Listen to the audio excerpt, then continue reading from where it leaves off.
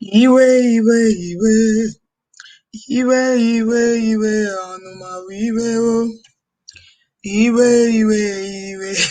Iwe, iwe, iwe. Anuma. Anurulu, wane. Onya, obaka, no. Jiluju. Akanke, mere ya. Akanlako, mere mu, were miwe. I just shared the link. Let us do what we do best. Let us do our hook up. What I go?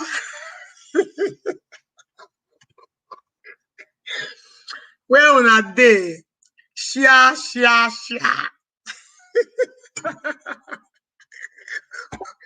Not today. Omo na today. Omo na today. Beg share. But I go to share ganaga. What I go? But I go to share ganaga shike. Yes, Michael. Amaka baby. Princess wanyoma. Ifeanyi wanyoma. Udo. Unu niile dị n'oyi.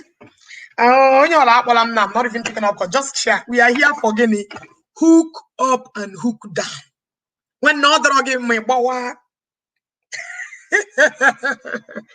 One is on our period, the courts. But I don't have from the offspring. I don't have children. We don't kill children. We nurture children. We don't abandon our kids. We nurture them. What I go? Share this program. Let me. Bia and Prince Victor. I will just delete your comment, but if I try am again, I'll block you permanently. We are not here for gossip. If you dare me one more time, up in your game. I will not repeat myself again. And what I'm a full face. And I know the rant. What I go? We don't rant. We believe in action. Action speak louder than voice. It's in like one day. One nigga permit to go account to go account. We are just starting, no. We are the talk and do's. We are the talk and do's. One day share this thing, and one day I say, Zizu, you know they pull and belate.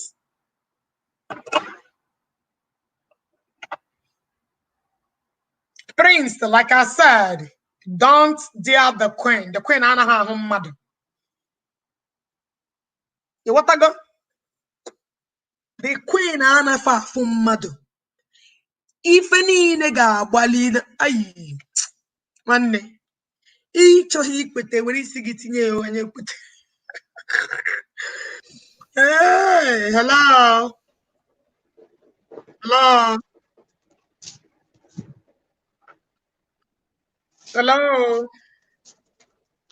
Hello. Hello. Yeah, why? Hello. There.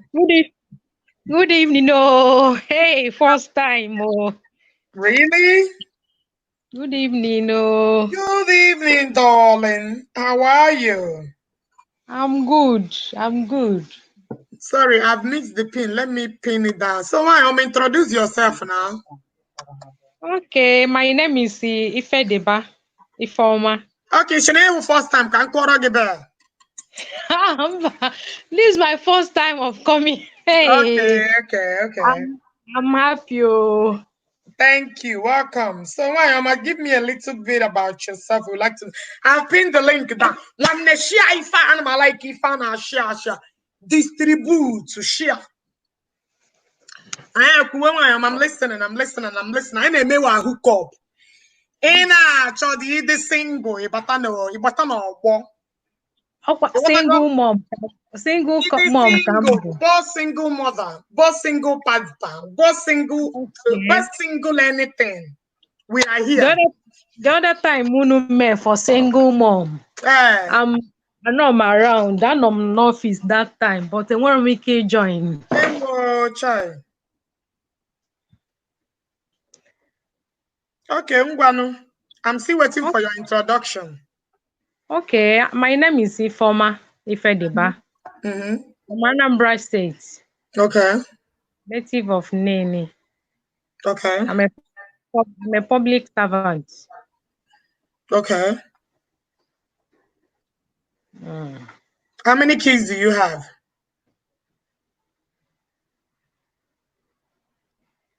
I'm a single mom. How many kids do you have? How many children do you have? One. Okay. Again. Yes. You was once married or just what? I was once married, but the marriage didn't last. Okay. Because of a child. So I left the marriage. Okay. But after like 2-3 years, I got my daughter. Okay. Yes. Oh, you left the marriage without, giving birth. You got your daughter, not under the marriage circumstances. My brother, because Unemek is noise now my platform. Please, you guys are disturbing this place. I beg. This place is not meant for kids. I beg. Because if Batalana my studio, you be serious and concentrate. Oh? Okay. Continue, my sister. Continue. So now I'm single. I'm a single mom.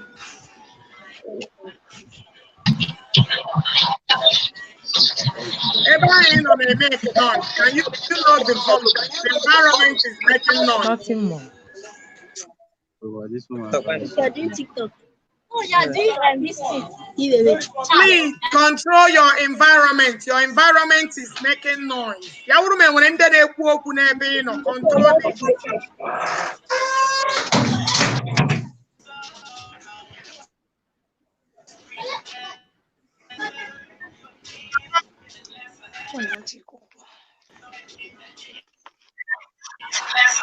My brother, in your background, are you playing music? Can you control your environment?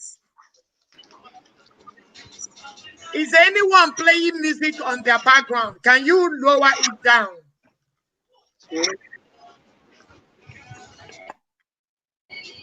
And we're only playing the music on the background.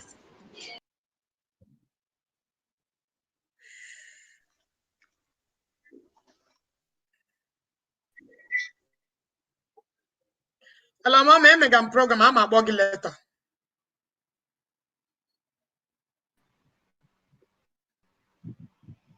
Audica network is not friendly today. I don't know what's going on.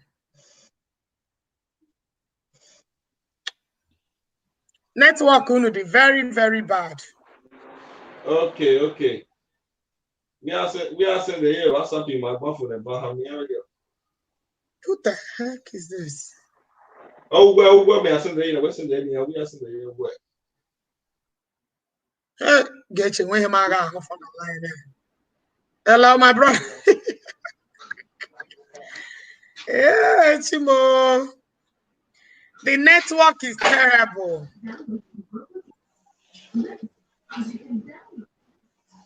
Hello. If you're joining my program, please sit up. Good evening. How are you? Good morning. And then, my brother, can you sit up, please, if you're joining the program?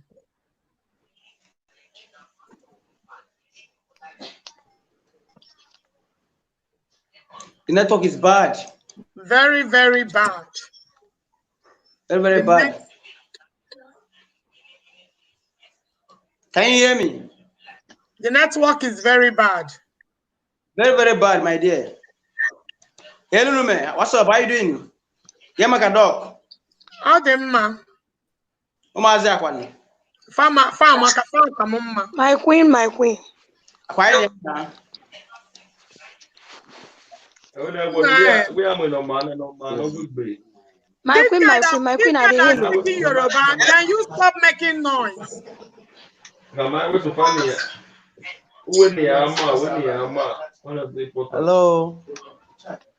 I will not welcome you again. Hello, my brother. How are you? Queen, get away. All the market, but the network would be very bad.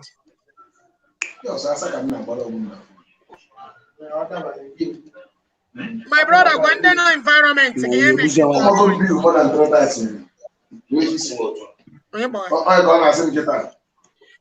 My brother, in environment, you can make it. Can they discuss here? And it's okay, too bad. I don't know. What's happening? Network is very, very bad. Hello. The network is very bad.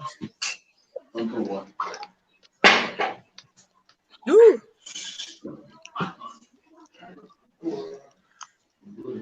I they tell you.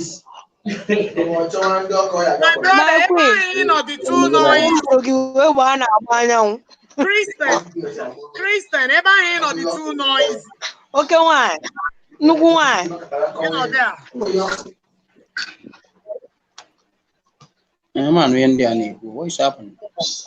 Network again. Hello, Queen, can you hear me? Network with the two bad. No, why? Oh, then only do why Kulo if I could dear. Network is very bad. Very bad. The network is not even allowing us to proceed. The network is very, very bad. I need to read in a phone marker. Even if anything up now, only see That there's not to see.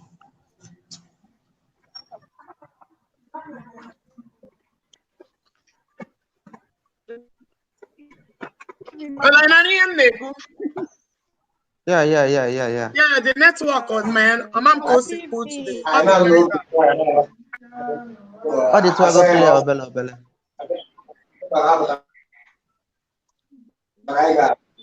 My brother, your environment in America.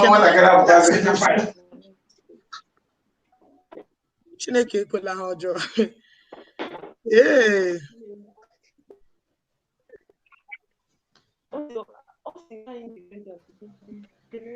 Hello. Hello.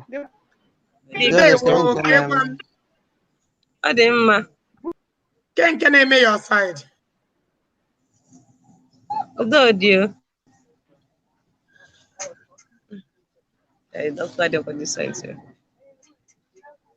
My brother Christian, in on a studio, I can't bring you back. About the too noisy.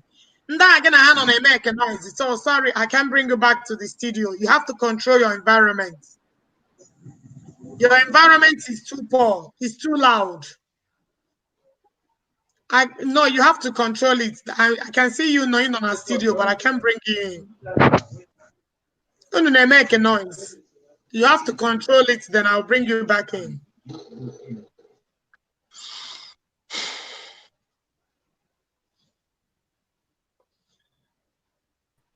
Hello? Hello? Christian, in the environment, the loud. Yeah, I'm living there. I'm going back. Now, I go to Asia. I'm going back. Okay, I'm living there. Network is too bad. Okay, so what? Yeah, my friends, yeah. Okay. Yeah, I'm make a noise. So you need to disturb the studio. And the network is very bad. But it's okay, no problem. I'm sorry for that. Oh yeah, no. Network is too bad. People may got a problem about joining. The thing is very, very low. No 2 days be on the make music too much. Oh, blood tonic. You see? School na ihe niile now. Ima school na ihe niile a na-agbagharị. Yeah, network nke a ebe o si abịa o. So can eme. What am I going to edit out though? Network is network is very, very bad. Now Queen, the Queen and network got too bad. No, hello, Kora for Chinyere. I can't see you. I don't know why. You need to bring out your lights. The network would be very good. Yeah, good evening. It's too dull. From outside and get goes the 8 or 9. That one outside the outside you know. Outside the moon. On our side the moon and happen at studio every minute. How can it be my style? Aye, let's talk. Huh? Hi. I can make a hookup. When you get the bad too much. Huh? You get the bad too much. Get it the bad. Now that I'm on my side in get close go side. Nah, network me go okay. Oh, what side? More side you know. Oh no, how can it be my side? How did you get sent? I pay him up all. I would just go network ever. But Nigeria corner. Oh, yeah, many need you not there. Because network will get it good okay. Because sometimes it's quite mess up. Na so.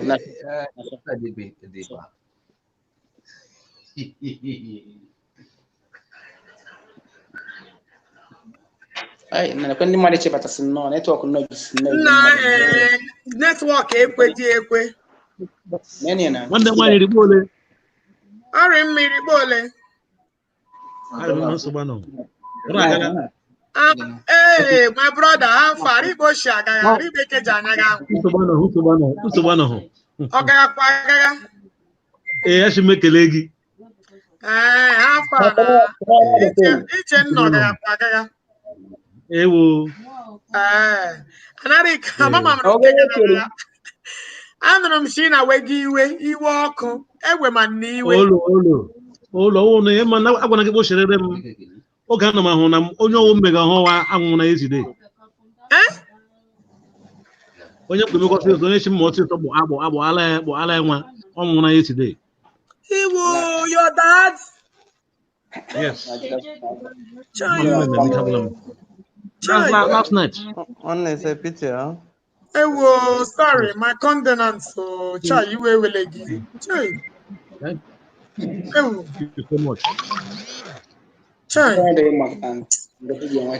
brother, each one to settle down. You waited for a long time. Chai. I want to say now. After coronavirus, Malala. Seriously.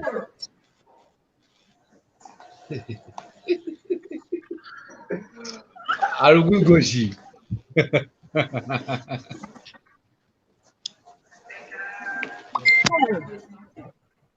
My brother, sorry, it's quite unfortunate. Chai.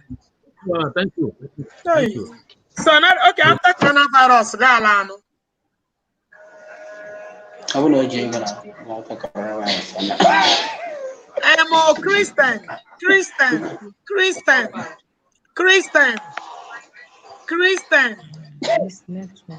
Okay, no Diego.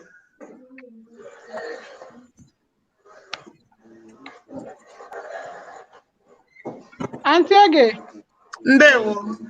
Good evening. Good evening. Oh, Christiana, you keep disturbing the studio. I don't think. Good evening, my sister. Okay, man. Juliet. Hey, nah, network okabula me. Nah. Network is so bad. It's too terrible. I'm here making coronavirus. Network. Don't knock on the day again for me to open door for you.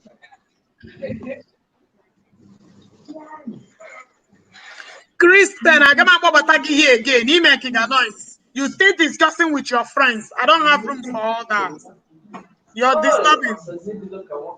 Because every time you go, you're interrupting us.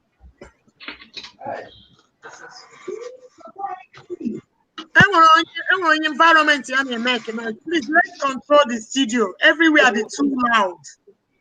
Everywhere they're too noisy. Please let's control the studio because when you look at the background, okay, can you tell them to slow down so we can continue?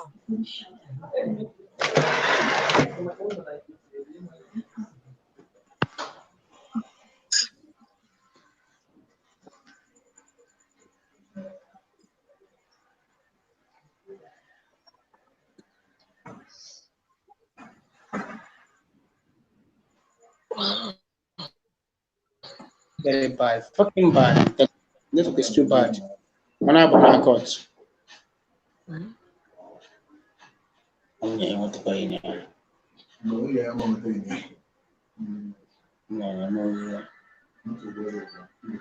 Kristen,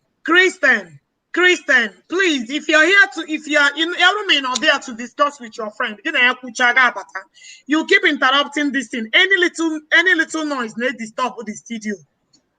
Because no, can be done to be here, my the thing. Network is disturbing, and some people are discussing our studio again. Eh? No, So what I know is enemy here. There's no people. I'm lonely. The problem is network. No, you are discussing with somebody. You are there with a friend and you're discussing with him. You are interacting. I'm sorry. I'm sorry for that. I'm sorry.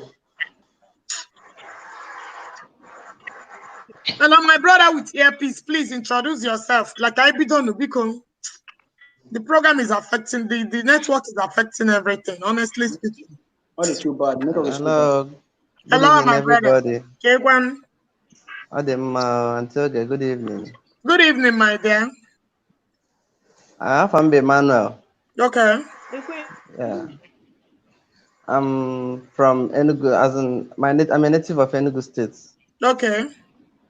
But I'm based in Dakar, Senegal. Okay. Yes. Okay, how old are you? I'm 29. Okay. So can you marry? Yeah, I've been watching your studio, and I decided to come in here and see if I can see someone, because here in Senegal, here in Dakar, we are not, I'm not that chanced. I have not seen someone I love, though I want to settle. I would like to settle down this year by December or January next year. Okay. But so, I've not seen someone to hook up. Any particular location you are looking for? Yeah, I'm looking for Enugu, Enugu State. If I can get Enugu State as well. But where are you from originally? I'm from Enugu State as well. Okay. Yeah. Your network is not clear. Your network keep disturbing. I mean, why?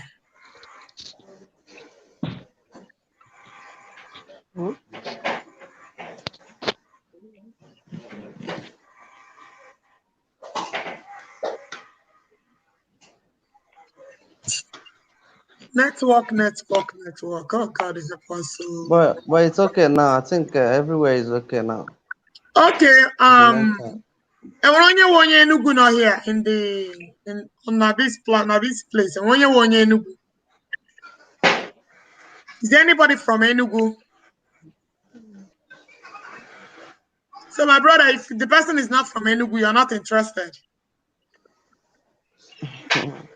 Basically, I actually needed Enugu person. No. Okay.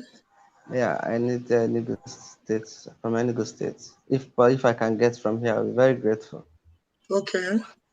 Yeah. You want to know Enugu not here?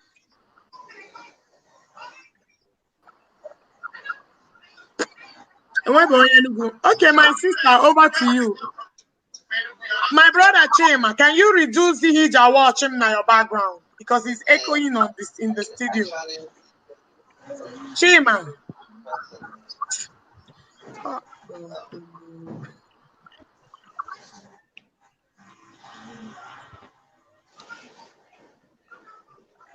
My sister, can you introduce yourself, please? Yamua. Okay. Good evening, my queen. Good evening, my dear. Take me. I'm fine. I'm from Bochie. Okay. I'm Imo State. Okay. Are you talking to me? I was married to a man, Anambra guy, but the marriage is not working. Guinea Mary, can you tell us a little bit? He's a woman beater. It's a woman beater right from the origin. How long have you guys been married? Seriously, this is 20 years in agony. It has not been easy at all. But for now, we've parted.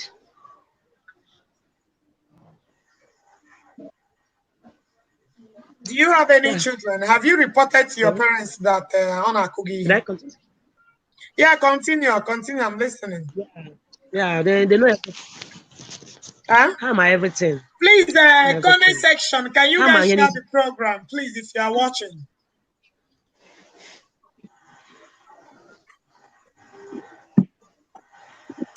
Hello? Yeah, Kwe. Now, mommy here make a network today. Continue. Not too bad. Hello? Continue. I'm listening. Okay. Okay. Oh, man, no can win.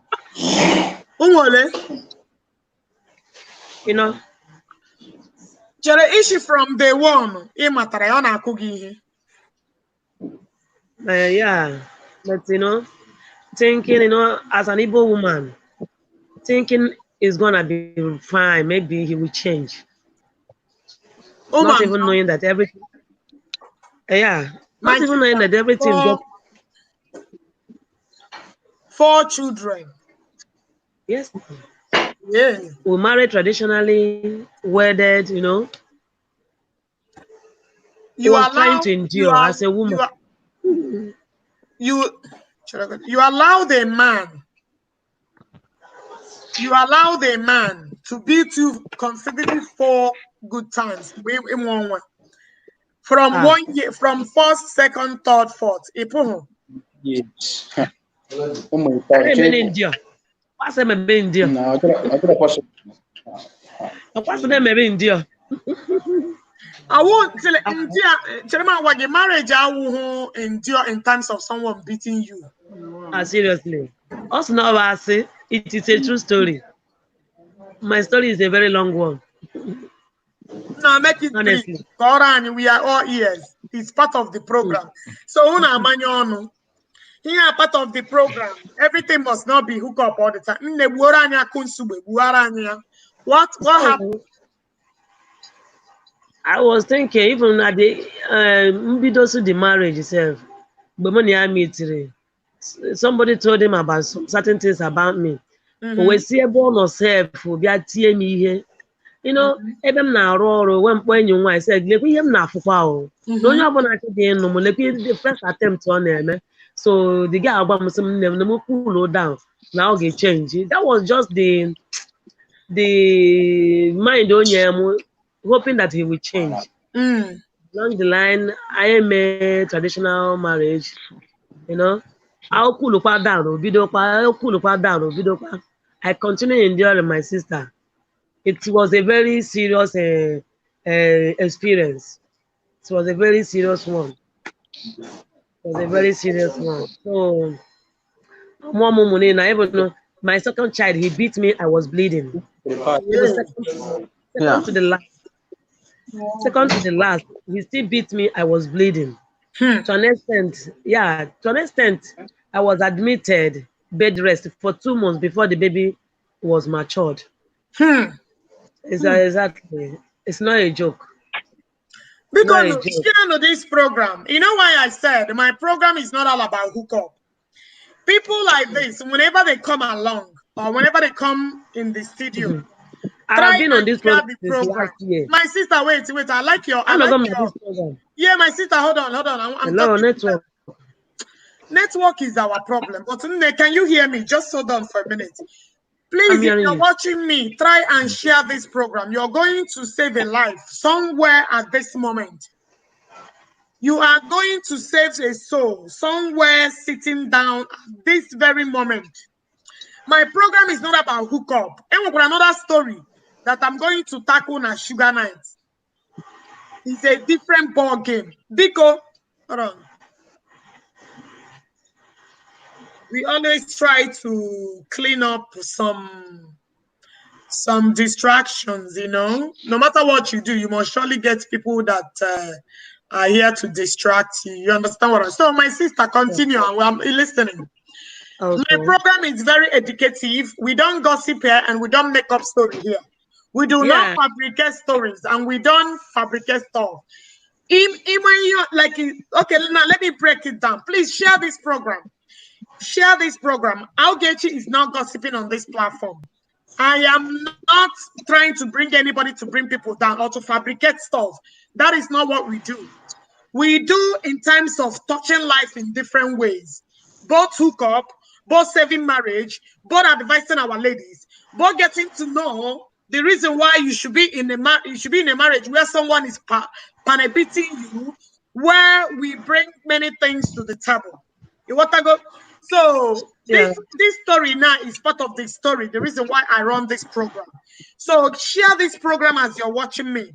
It's going to touch life in different ways.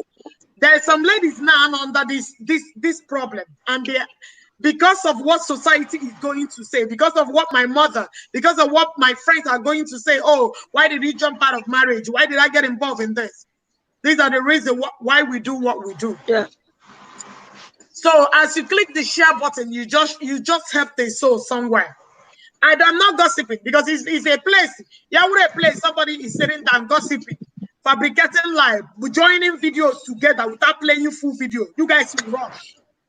You know how you compare video? You would think, you know the technology.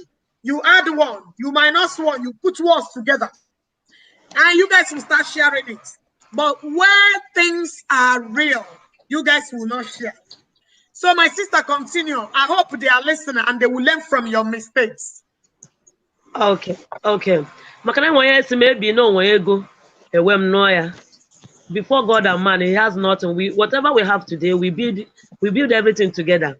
And I got makana m na-ekwu okwu ebe I'm a very so abụrụ m a lazy type. Maybe ana m achọ ebe ọ chara acha ewe m jebe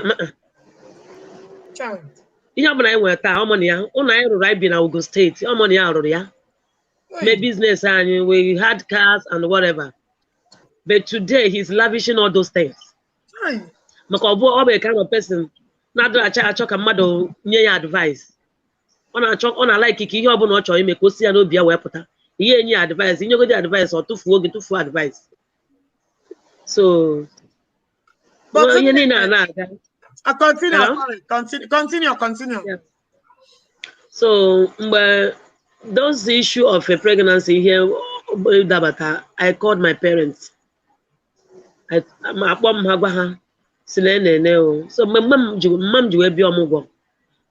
one of the brother, our sponsor on our wedding. So,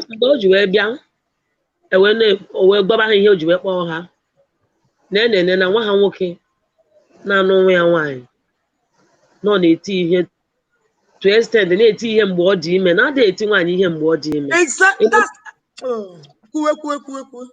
so ịmana iwe were ya na my mother kpọrọ such meeting o were size stool wee maa my mother. I'm telling you honestly, it's not a joke.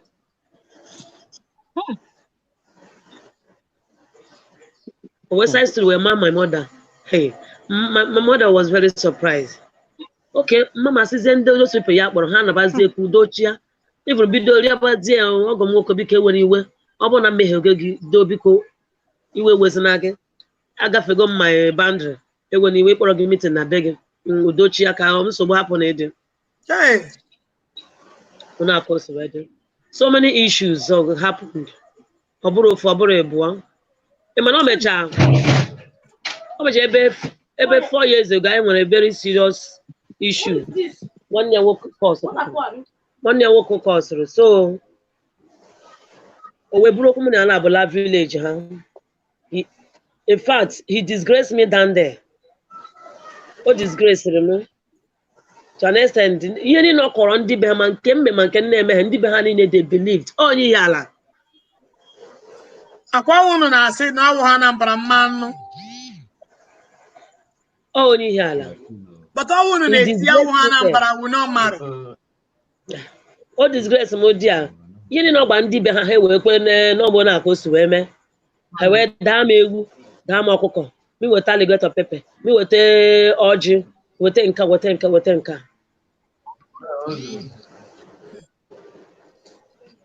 Mgbe ni na na-emekwa ihe a, ọ dịghịzi ekwezi weta ego nri ụmụazị na-eri o.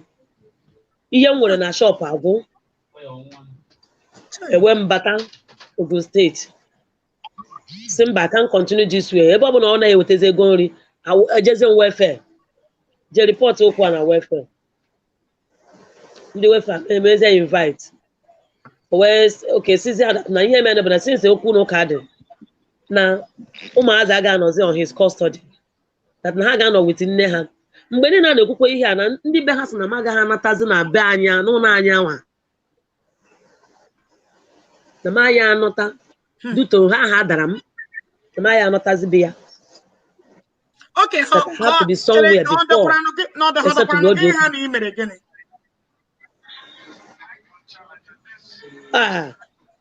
Also na ma adịghị esiri ya nri. Na mụ adịghị anọ na ya na no bụrụ 11 o'clock ka m ji abakwute na be anyị. Na ife atụ na chifu ihe m na-aga bụ pati. Mụ na adịghị apụ. Ka ifu ka m si megide ihe na-eme nzuzu. Emegidere m eje ana m eme business even on Sundays. Agwara m chance onwe m. Ana m eje business eje mbọsị Sunday. Adịghị m kwesị bụ mbọsị ma na-ezu ike. I don't abụrụ m that store. Ọsụkwa o megide m okwu ka ọtọ ụtọ. Ọ ya o ji wee na-eme ihe ndị a niile. Ọ ya ka ndị be ha ji wee daa mụ ha. So ewe mbatazi anyị kwuo okwu ndị welfare. From welfare o wee mee isi ike gwa ndị welfare na be ha bụ Anambra na nwaanyị ụmụazị adịghị anọ n'aka nwaanyị na nwoke nwe ha sị in welfare here. Children are under the custody of their mother. Then the father will be bringing money for the feeding. Osicha or that piro nana. Ndị welfare si okay no so bad run.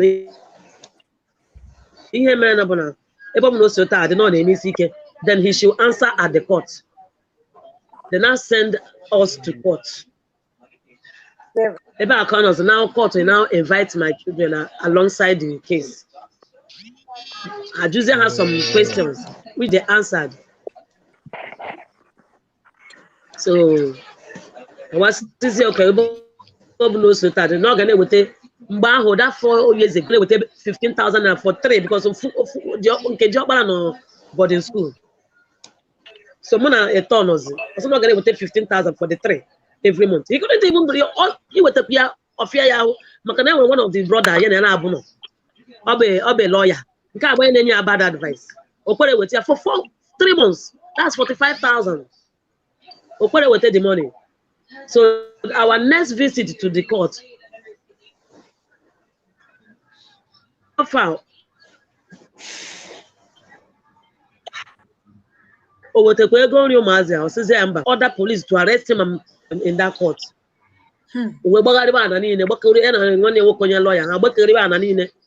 Now go and bring that 45,000.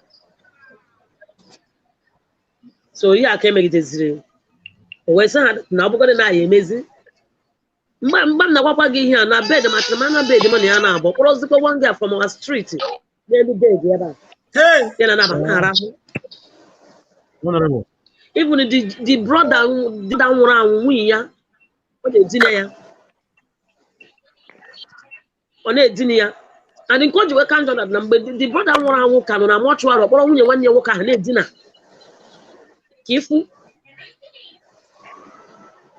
So all of them know how I may contribute to the problem.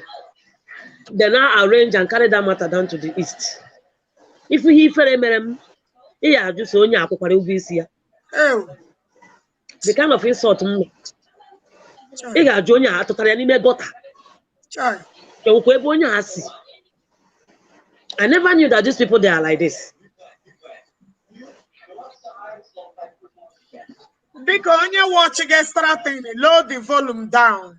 Because your environment and when you hear low it down. Please. So many things. Amam kam ge ku dey happy bia. Even to this extent. How can enye nsogbu? How can enye nsogbu?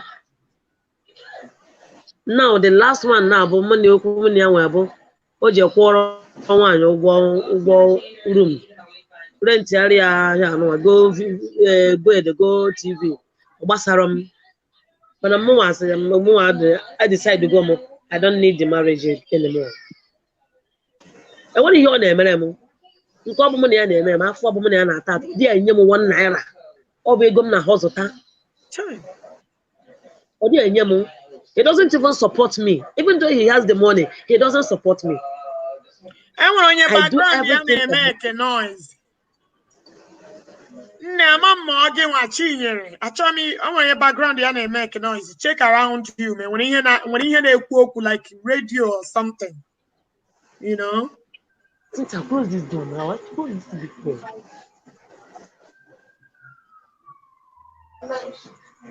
No. So, I'm kidding you. In fact, the matter the much because he doesn't just want peace. So I now decided to stay on my own. More, I decided to go to be on my own because I can't continue that way.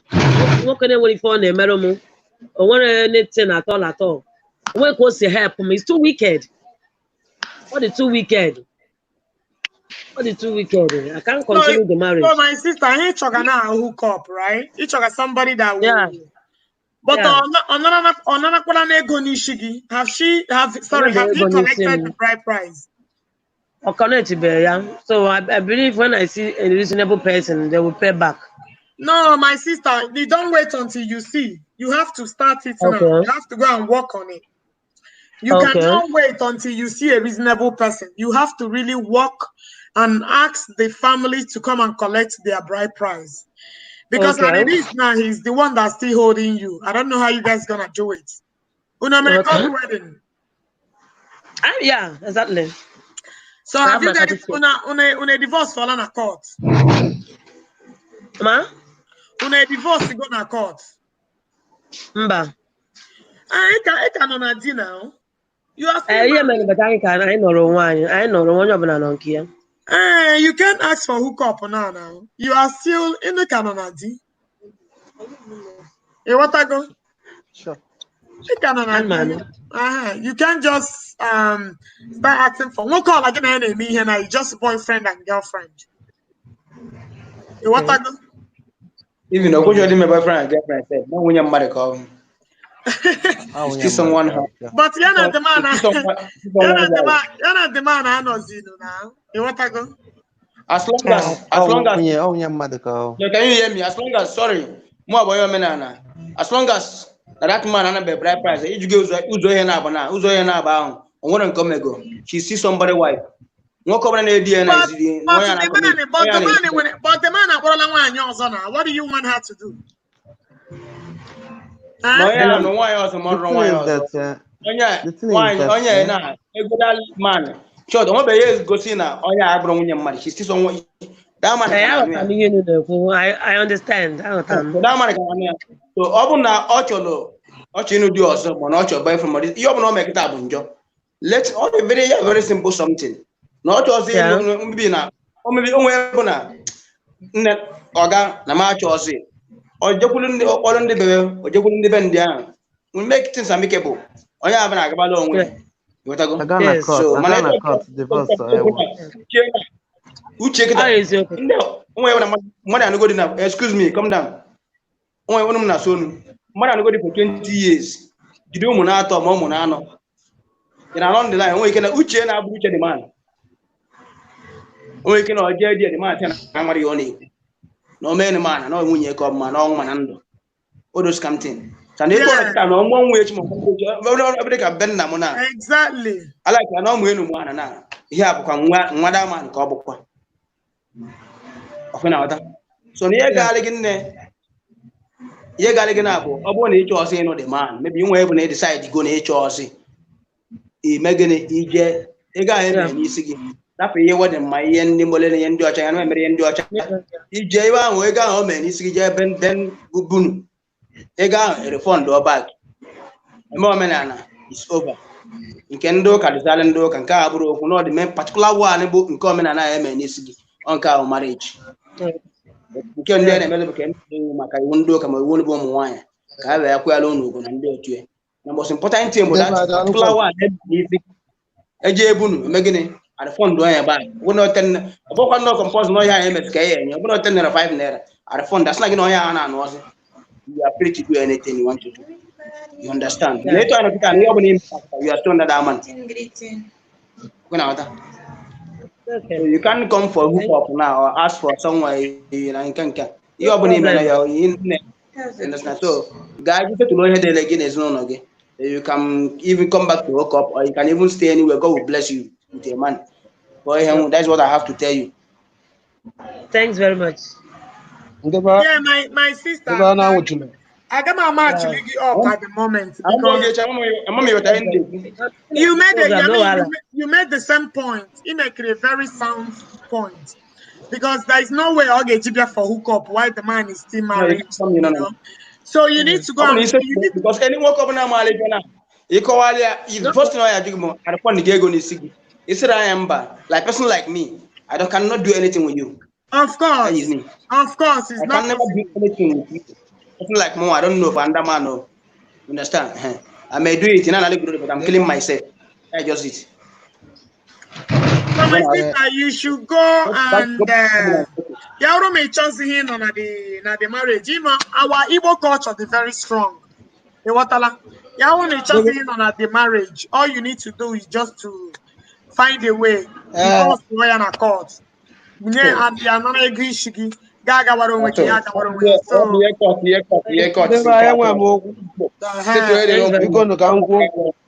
okay, cool. Ndeba dalukwan. Yeah. Yeah, God bless you. So, otego njafo doka ife hookup a. So nwanne m nwaanyị nọ n'elu onye nke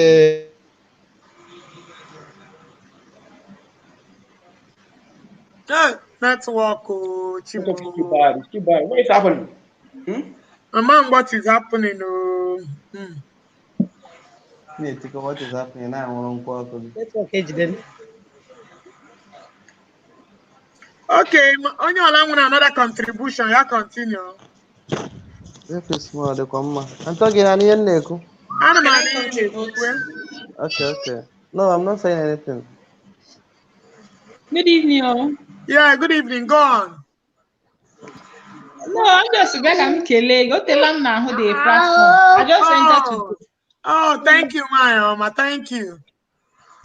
You are doing great work. Thank you so much. Thank you. Okay. Okay, bye. Okay, bye. Thank you. So my brother, network will disturb, bro. Yeah, continue. Yeah, I'll disturb, bro. Dalukwan home Dubai. Afam Buzubi brand, you know. So esim Germany now, boy, you know. So I'm for if Dubai the need discuss, so that's in this page.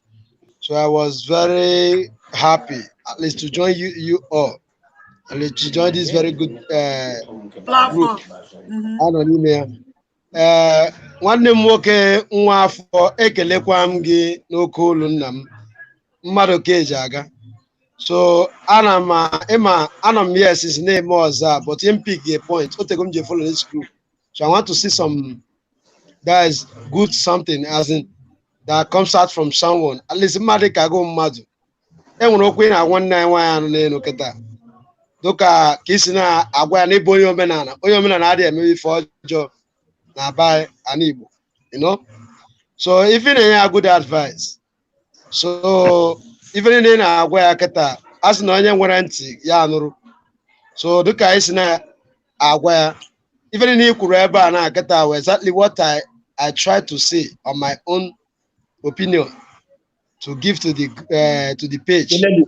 Yeah. So enwere m You said what everything that I want to say. You said it all.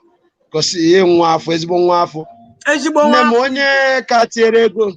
Yeah, onye katiere ego na isi mmadụ. This program, share this program, because for other ladies to learn from this. Share this program because ezigbo nwa afọ onye tiere ego n'isi nwa ya ọbụla anụrụ alụ even ma nke mmadụ no so as far as na nwoke ahụ anụrụ abịa ego n'isi gị enwebe pomata wọ nne na-agba azụ nnu na-agba na isi onwe nnu so ọ nara abịa ego isi gị inye achịba ego ọkwụ n'isi gị aspa na ọ kwụrụ ego n'isi gị nne ị ka gwana weti ya nwa ị na-aghọta enweghị ihe eme na ndị Igbo onye ọbụla ga-apụta mme gị hookup kịta onye ahụ onye apanị onye ahụ onye iberibe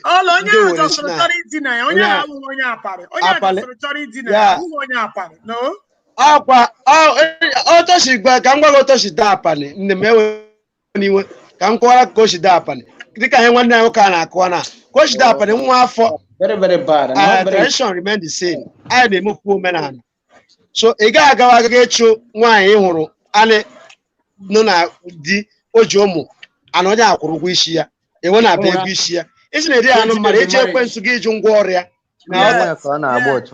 gị iju ekwensu gị ji yara ngwa ọrụ ya so ife m na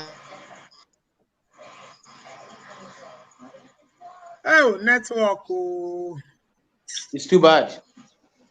Because when you also want something to contribute to this topic before we continue. Okay, continue, my sister. Go ahead. Go ahead. Okay.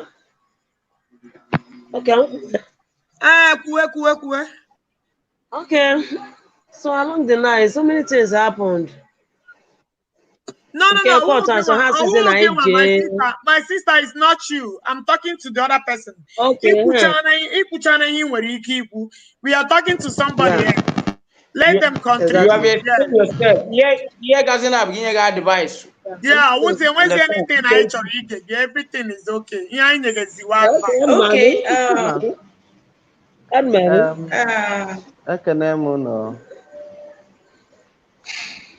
Okay, I'm sorry, I'm not too fluent in speaking Igbo, even if I'm an Igbo girl.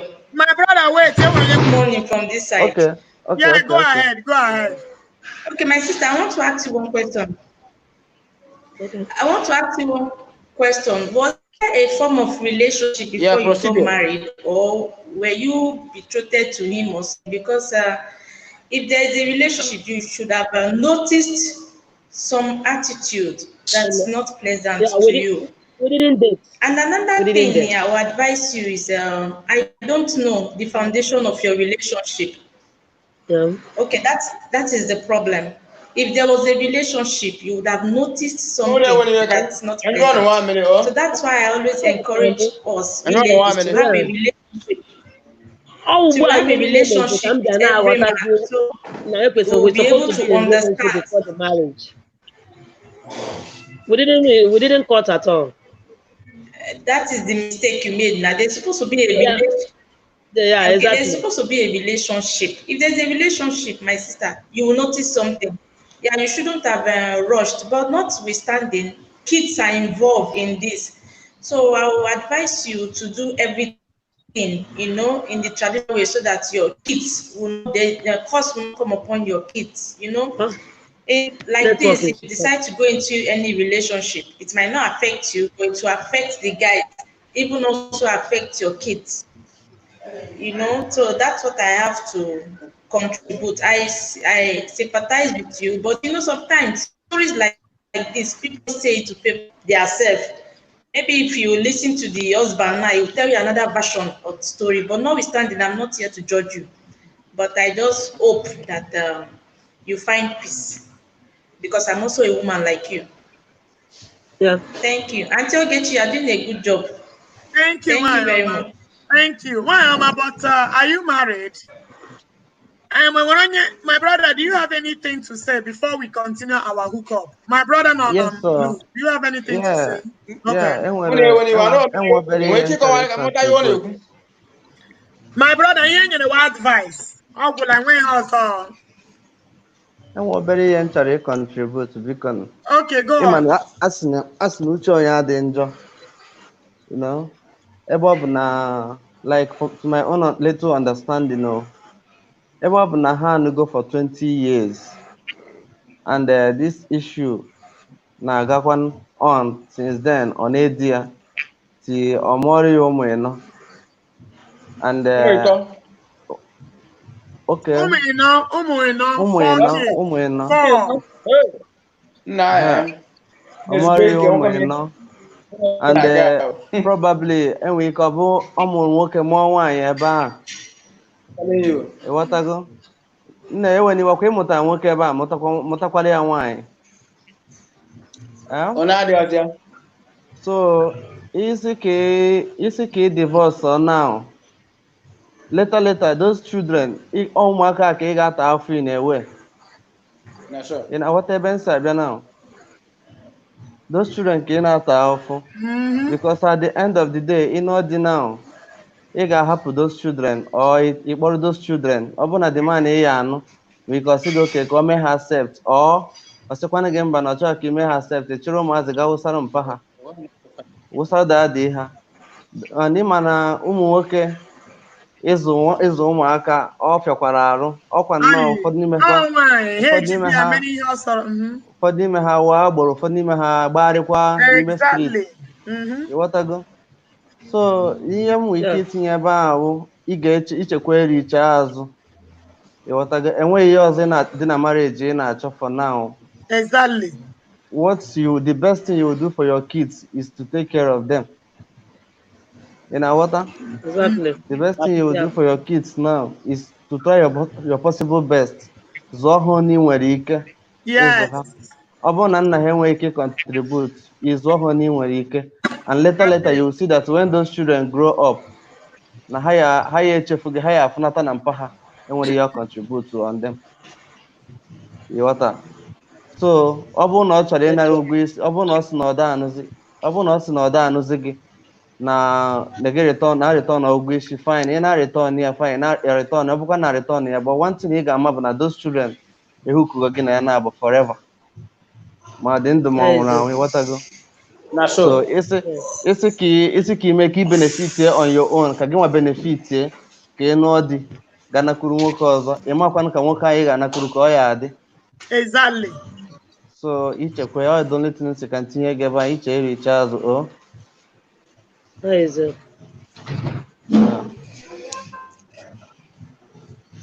Ọgụgụ ka ọra m n'ọnụ ndị be anyị. Okay, enwere onye si from Enugu, nweghị onye Enugu nọ here yet, ịghọtago. So my sister, so aga m ahapụ gị, gaa return all your bride price, then you come back. All right, bye bye. Program all the time. All right, thank you. So now let's continue with our hookup. Share this one. Let's go. Call and discuss. When we are there, we can fridge. When we are in a fridge, clear on table. Where I got no bullet table, if you change table down.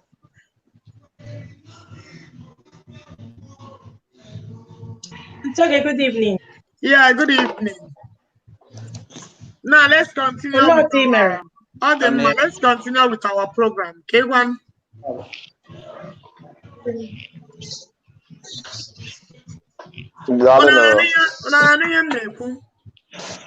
Yeah, I know. Okay.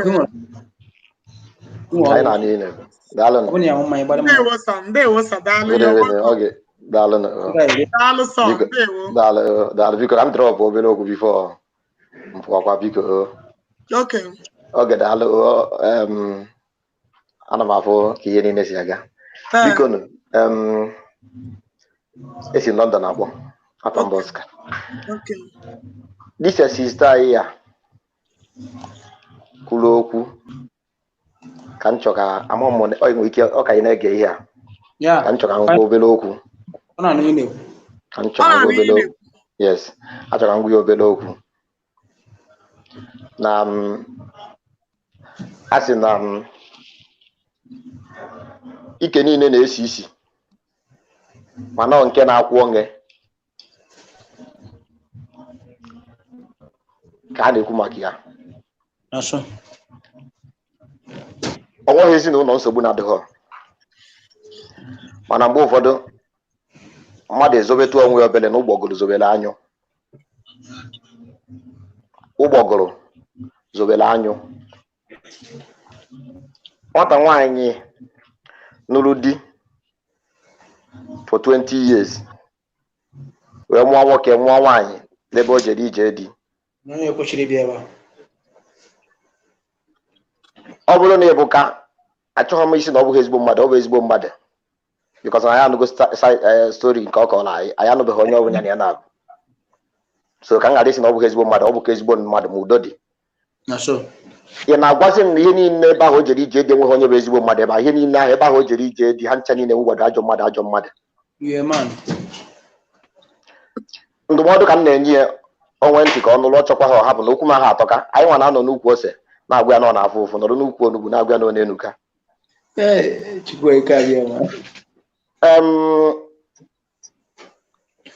Nwoke nwata nwaanyị jere ije dị for 20 years wee pụta iwu akwụkwọ wee buru nna ụmụgo wee wụọ n'ala, jikwara nwayọ na ụmụ nwoke na-akparị, jiri nwayọ.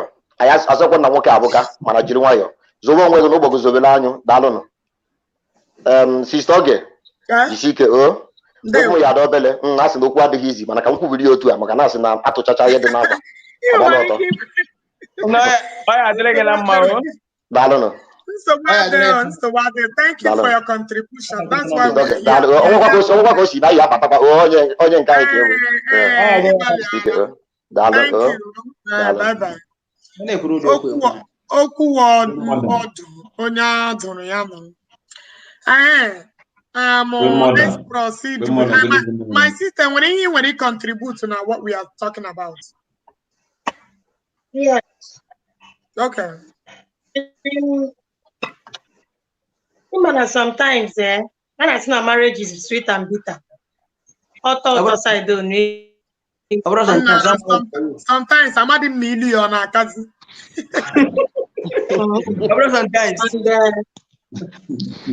Sometimes some people that money. Yeah. So I'm not here to judge her, but at least she should live for her children. Good. Yes, yeah, then focus on her children. When from morning till 20 years. When you was in our tray again, it didn't jugo. You go in and out. So I just believe that she should stick in her marriage and focus on her children. Her goals should be on how to train the children and bring them to become somebody in future. So that would be my take on this. Okay, my brother, you sing late. What? Over to you.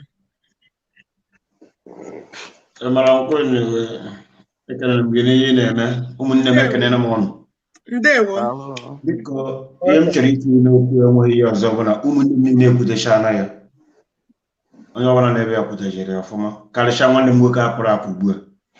Ka mụrụ ofu ihe m chọrọ ịgwa nyawa awa sista enweghị ihe ọzọ abụghị ya mata na ọ pụtagoro ebe a tudi ehugo ya ọpụ ndị ọ na-emegide ebe ụmụ ya maka na etekwuru ugbo etere ose echi ụmụazị nwoke ahụ ọ nwụrụ di ya bunite ha ga-achọ nne ya. Anaka mbụ omenala Igbo si ihe ọ ga-eme bụ ya jụrụ dịka nwanne m nwaanyị si ekwu focus ọsọ gbagodo ụmụazị nwoke sigodi ya si na biya pụọ nsogbu adịrọ agbacha ọsọ mgbe ụmụazị tolitere ha bịakwa kpọnata nne ya a na-ekwuri ya okwu then ihe ọzọ dị n'ime ya bụrụ ntị oge ihe okwu eji atọ m ụtọ n'abalị enweghị ihe ọzọ abụghị na ọ ga-akụziri anyị nwa bụ ọ ga-akụziri anyị nwa bụ ndị anụ ha anụ ma nwoke ma nwaanyị ọ ga-akụziri anyị ihe.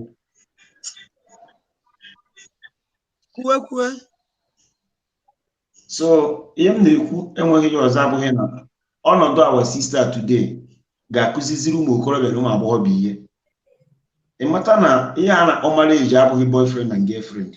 Ọ kwesị before gị ebido. Dịka I my sister no bụrụ na this program before nke si na ogbu onye Igbo. Na ajụ data my sister sị na ya na nwoke ọyikwara anyị. Before gaa na-eme ihe nwoke ọbụla ọ ga-adarị gị abụọ na-eru anya ọfụma yuzo ya nọmba 6. Mata na onye ga-abịa ịba ga n'ime ịba na ọ bụ ihe ga-abịa ịba ya echi ga-agbapụta.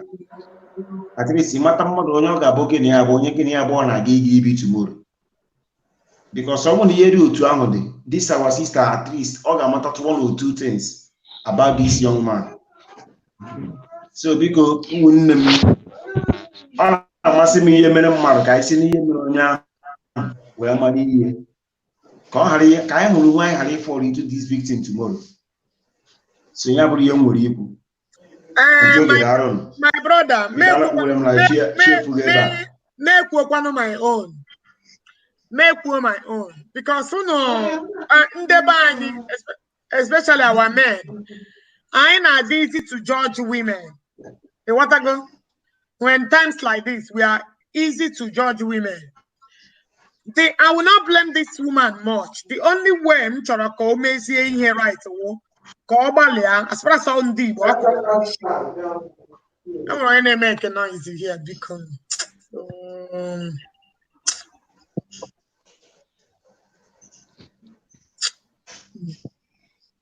Gawandi. And when ebem she blame guy wo kweshire ga settle the bride price. Then after that, then we discussed about settling down. The lady made a mistake. He made a mistake, the very first day. The man is a woman beater. You feel me? Any woman, let me repeat it again, that got married today, you find out the man is a mistake, whether real or fake, have to be honest. And you remain there and you keep claiming that everything will be all right. My dear, you are the most useless person on earth. No reasonable man with his right sense of reasoning will ever raise his filthy hands and beat a woman. It's not possible. If they beat you, okay, maybe you want to give it a try. They beat you the first time, beat you second time. You had your first child. The second time you had your first child, and you're still sitting there, and you're telling me that. Let's assume this man continued to beat you. At the long run, then something happened to you. You think the man will not remarry? You are even alive now, and the man is already dating people around you, bringing them in your matrimonial home. Talk more or less. Hold on, let me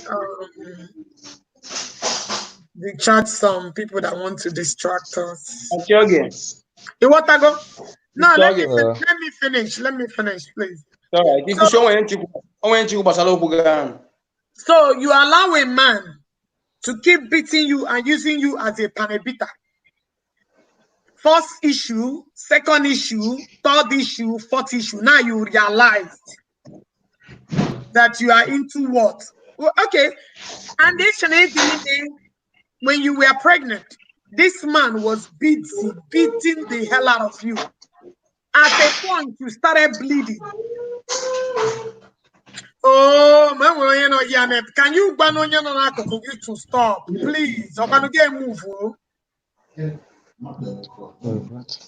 And you are busy there, allowing this man to use you as a whatever, a pouncing, whatever I may call it. My dear. Any man that raised his hands from the first day when they banana the book of record.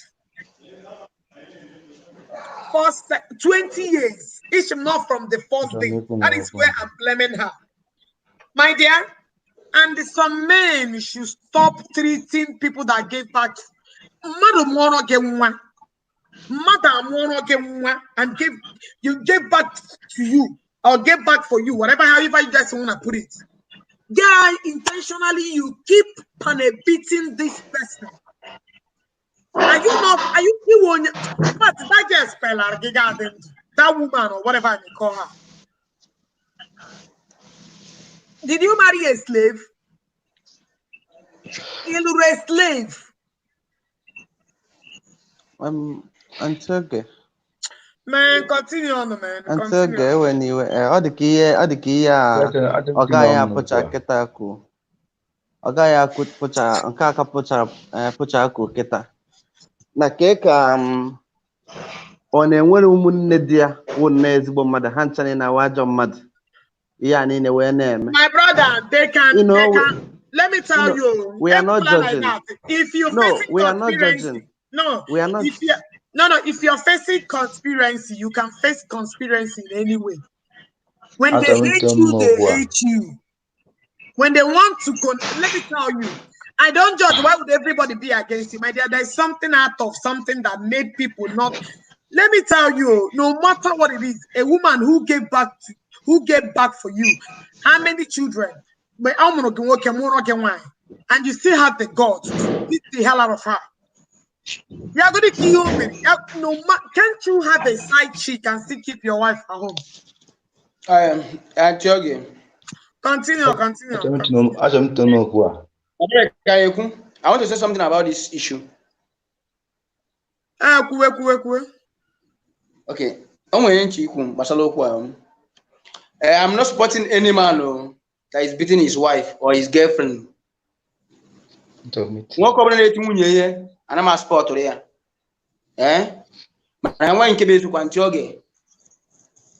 Some ladies they push work it here. And what? Tell me why you get pushed, you get Listen to me. Listen to me. You may not believe me. There is no excuse. Listen to me. Listen to me. Listen to me. Listen to me. Listen to me. Any atom of excuse. Do you know that your power is times up? And what would the no justification about that? There are many ways to deal with women. There are many. Do you know that we are so fragile? My brother, did you study biology in school? Sister, listen to me. Listen to me. Whether you believe me or not, I'm not supporting the man that is beating his wife. You understand? So, man, I want to tell you something. Whether you believe or not, I'm not telling you to believe me. Some ladies they push worker, they push men to the world. You have working and only that nan. Nice. No, some lady get make it give. You wouldn't know the time you lay your hand on that lady. Are you kidding? Whether you believe it or not. Did you just say what you just said? I'm not kidding you, but I'm telling you what I know and what I've seen and what I've experienced. You may not believe me, but I'm telling you exactly what is happening. Some ladies push it. My brother, but I'm telling you what I know and I'm telling you what I've seen. My brother, do you beat women? The queen. But I'm telling you what I know. I've seen about my queen. My brother, allow others to contribute. Continue, my brother. My queen, because this issue this night, Mem Kamar na this your program, Bu Helele. Thank God now this woman bata, and the way he tackled the woman, the way you ask the woman question, we give everybody thinking this program was a program just for Aja Aquasiri. Because of program or program you cannot go straight to the point. You understand me? You just go straight to so that one. Come just batana that place. That woman if able the problem. For me, what I find out abroad the beating with the problem, because abroad the beating at the beginning in a no one ịchọ ịnụ nwoke the first day nke na nwoke na-emetie otik ihe the second day tig ihe ị ka nọ till more 1 more 2 more 3 more 4 till 20 years ị ka nọ na that place ịgbara ọsọ ọkịta ka ịmụchazi ụmụ kịta ka ịmụcha ụmụ mụchasịa everywhere ka ịmazia na kịta ka bụ the beating na fụzi gị arụ so ọ bụrụ the beating bụ the point ọ dịka agwa anyị eziokwu ife bụ the point the problem ọ bụrụ the beating onye nwere onye bụ mmadụ ọ bụrụ the beating bụ the problem you understand me ọ bụrụ the beating at the beginning ka ọ ga-apụ na the marriage at the early stage ka ọ ga-apụ na the marriage so ọ bụrụ now after ụmụazị etoke 4 children 20 years of marriage kita ka ịmazi onye nọ ga ihe ụfọdụ na ka ọ bụzi jubilee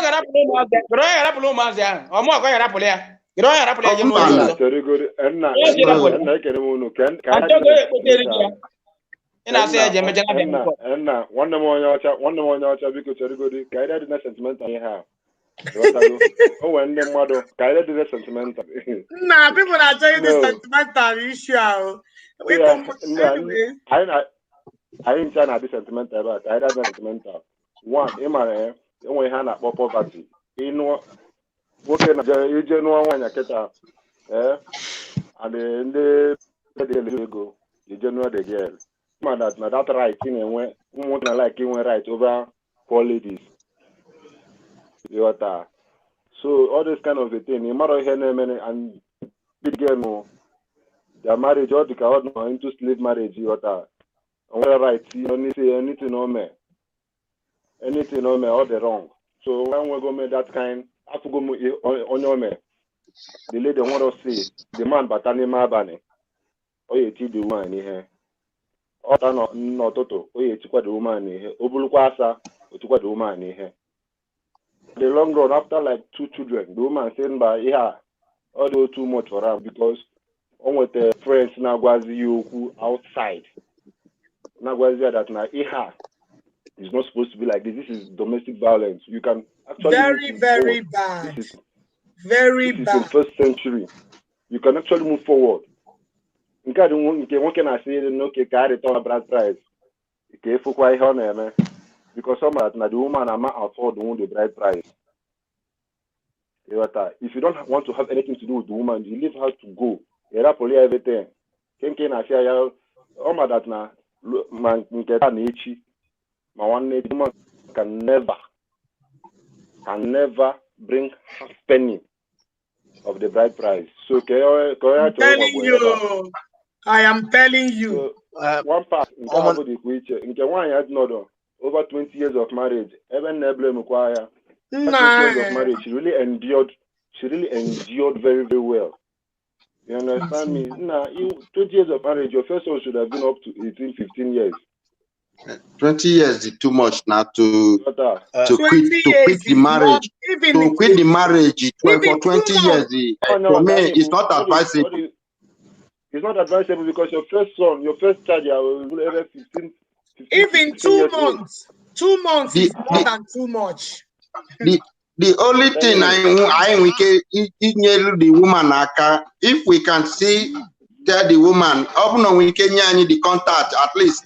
To talk to the husband, come na adietizi nwanyi ife na oge agafego ajeti nwanyi ife. You understand me? Nwoke ọbụla na-eti nwanyi ife ọ bụrụ nwoke. Ọ ihe nna m gwa anyị. Enu nwoke na-eti nwanyi ife ọ bụrụ nwoke. You understand me? Fata madi m reason nwoke ga-eji weli aka ya kwụọ nwanyi ihe. And ọ dịrọ mma. Somebody you don't know how to deal with women. Ọ bụ na nwoke na nwoke na-anụ ọgụ dị na afụkọ na the talkless of nwoke na-eti nwaanyị, you know? It's not advisable. Ndị nọ Madrid agwa gị otu nsogbu na-ebi ndụ dinner with my best friend. Ịchọ mma sef ya bịa see unu foto sef unu foto ịchọ ka njọ na unu maybe life ndị Hausa ba kwumi So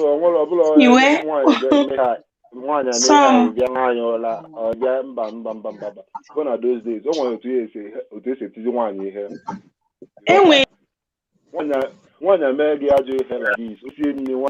Big boy. I go na big boy.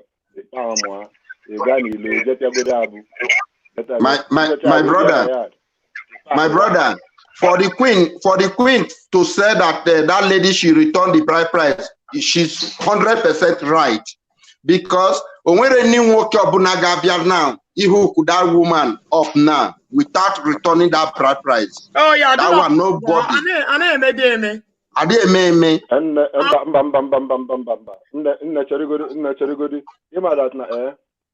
example, somebody like me, for example, isn't as example, isn't it?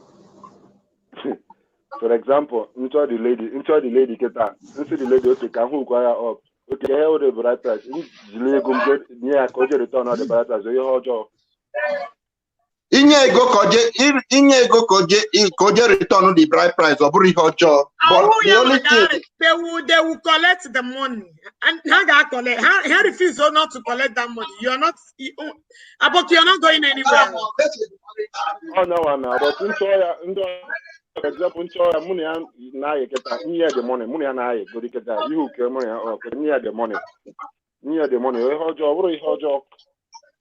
So listen, whether on the money no or on the money no, let her return the bride price. Exactly. That is all. And you tell him because he will tell the money. Nobody want to know because he will tell the money. You understand me? And the Abokia Mamning we came here because of him and in the bin to Yausa. But then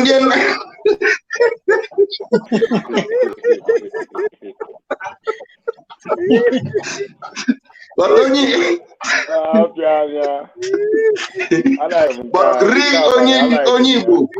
only got judge you. You understand me? Got judge you. Really confirm Igbo man got judge you. Like Dika Queen now, she do that lady judge Monugade or say yes, give me. You understand me? That is how real Igbo man or real Igbo woman judge you. Can I do one? Can I do one? Okay. Obroso one can I do wow.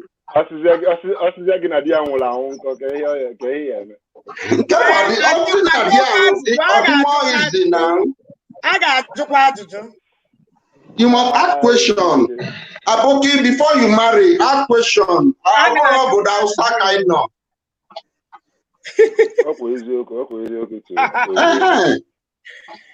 You ask Aboki. Marriage no matter what. When you will get for Chanel China one, I'll be that one no one you also keller and is a time. No money muga. No belong to the man because of tradition. What was he getting? So you need to ask questions. So I judge the Magana long. No, again, number 2 something is the way Potaquata, same Mapota letter, Mapota all the data. Oh, we're calling with based on a hospital. Yeah. I went calls from few of my friends in Mama, and few people in Namakwa.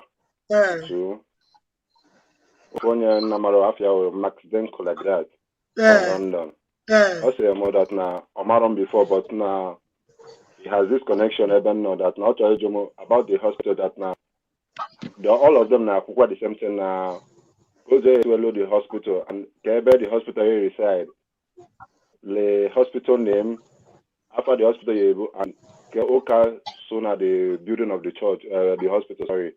Okay, how should I be drawing? That the drawing and the after the hospital you na Oka Hachaka Oka solo na the hospital. Okay, that's fine. The hospital. If they will help, we want everybody to contribution. Yeah. Oh, so the Ichoraka, the hospital Guru Church, right? Yeah. The hospital. I'm about that one, but if it's a good idea, you guys can bring it up. What do you guys think? I don't know. I don't know nothing about that one. Yawramoge Boo Church. Amam. Only one I will church. I will pastor.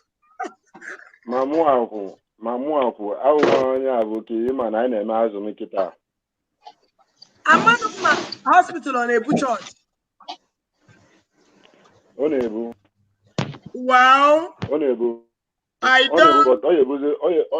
Oyebu the signatory of the church, then under the name of the NGOs in one day but the signatory under the church No, I don't think it's a good lawyer about it. Huh? Do any lawyer about it? When church in Naga, and when hospital, na the church. Annunciation. One problem. Yawramo na gana no church. There, no church. And one pastor, I volunteer. Who are the pastor? One pastor volunteer. All the hospital kaya. But under the judiciary of the church. The church. Okay, so I got the star church now. So this now get the star church under the organization, right? Yeah, under the church. For example, like Catholic Church, Anglican Church. Okay. Catholic. You must be Catholic. It can be Pentecostal as well. That is why Catholic, Anglican, and Pentecostal, yeah. Okay. So about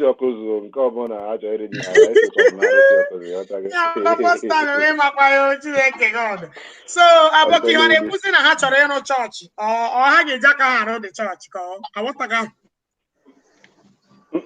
The hospital, the hospital, they will bring they are involved in the hospital building. Okay. And the equipment too. Okay. Yeah. They had to, but they want it to be under the name of a church. Okay. Any church of your choice. Okay, how many idea of any church? That is how the Catholic, Pentecostal, Anglican, anyone. Okay. Okay. We like them like that. At least we will think about it. That's a way to be praying for the sick. To be praying for them way, God. But I am with the genuine people because same as the one you must know the genuine these days. So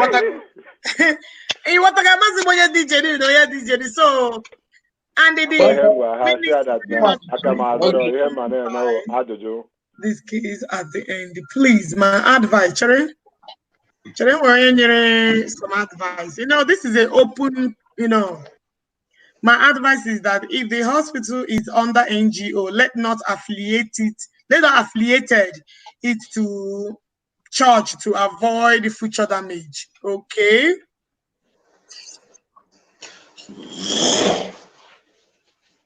But all the NGO register for another church. All the NGO register the church. Yeah, because if I say that like not only the church and the hospital, or like it will be a mix, like a partnership, or the partnership.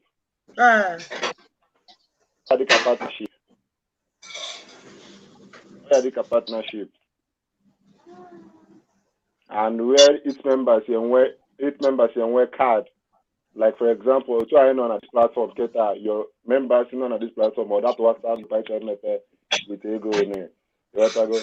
All those members and where their card for any medical checkup free of charge because of their monthly dues. The group or all those things.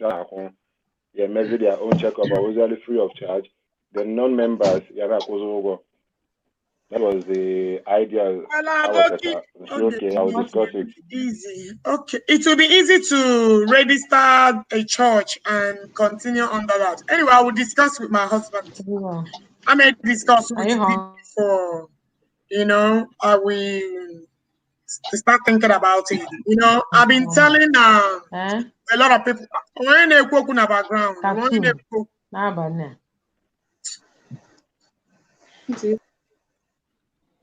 Vicky Batalana at the studio, try and curtail your environment.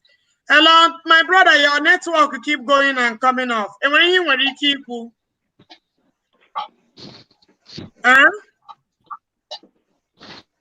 My brother, I'm a big move. Mba ekwuga m diọra nature. Okay. Ana m ege ntị na ọnwa nke Nature ịga netwọk gị pụọ ya bata ma m ga-echenji netwọk ma m ga-echenji environment. Ị na-anụ ihe m na-ekwu? Nature ị na-anụ ihe m na-ekwu? Nna m ị na-ekwu. Anyị ekwuwe gịnị ka ị nwere ike ikwu na ihe a na-ekwu? Ọ na kesi nke nwaanyị na kesi nke chọọchị. Nke ọbụla anyone ị chọrọ contribute. Okay. Kesi nke nwaanyị ebe nwa nwere ike ikwu nne ya bụ ebe m nke ụmụ fọ masị ka anụmadị ọbụla aga zụọ dị nwa mmụto akpadebe dị ya maka ọjọgọjọ n'ọdị ọzọ kịta na ụmụazị ahụ onwe ga-azụ ha onye bụ nneba onye mụ ụmụ fọ ke ọdọ ọkụkọ na-achọ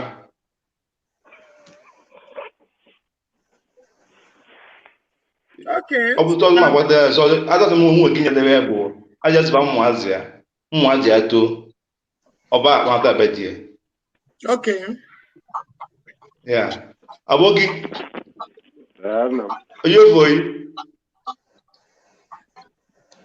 abụghị nna m ede ekwuzi okwu ekenekwa nge ana m ekwu ọ maka ka njabata ebe a ihe mmezi netwọk gị dị bad my brother serious very very bad very bad very very bad ihe ha bụ kimezi esi ọkwa m ike ka akwenu rapụkwa m bikokwa esi ọkwa m ike ka akwenu esi ọkwa m ike ka kwenu ana m ya gị nna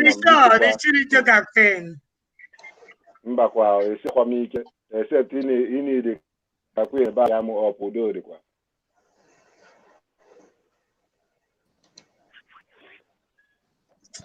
this is my brother my brother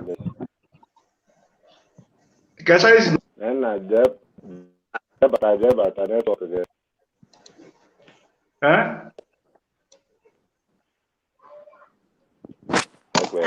Brother, network gị dị very bad. Man, upon network, what side goes? So naanị gị ka the thing na-eme affect or na-eme other people? Naanị ya. Ihe ọ na-eyuzu MTN. Ma this is eju ebe a. All the very poor. Until gay. This salad going to use it. This salad going to use. Salad. Abogi.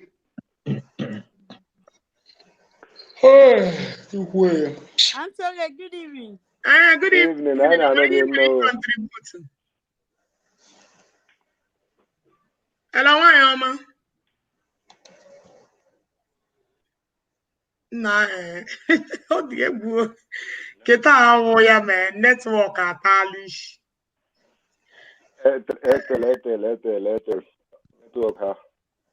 Hello. The Queen.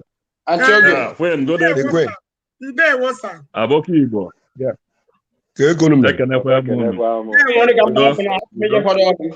Okay. Achọrọ m itinye ọnụ maka ịlụ hospital na ụlọ ụka ịdị inclusive. To me, ọ bụrụ a wise thing. Okay. Because the hospital is under your NGO and it is a personal project. Then ọ bụrụ na achọ ka ụka batania, ndị ụka nwere ike bịa na-ekpele ndị arụ adụka ekpele. Mana achọ ka eme ya ka ala ya asịa ụlọ ụka and the hospital. Ụlọ ụka nwere ike lụọ ụlọ ụka nke mepe hospital, but nke bụ under your NGO. So it is wise na ụlọ ọgwụ ị na-alụ ya dị based on your NGO. Because ibe a na-ekwu maka future occurrence. Ịghọta. And it is a wise thing for you to maintain your NGO. Then in the kachosi they can come to the hospital. So no if I am way careful. Okay.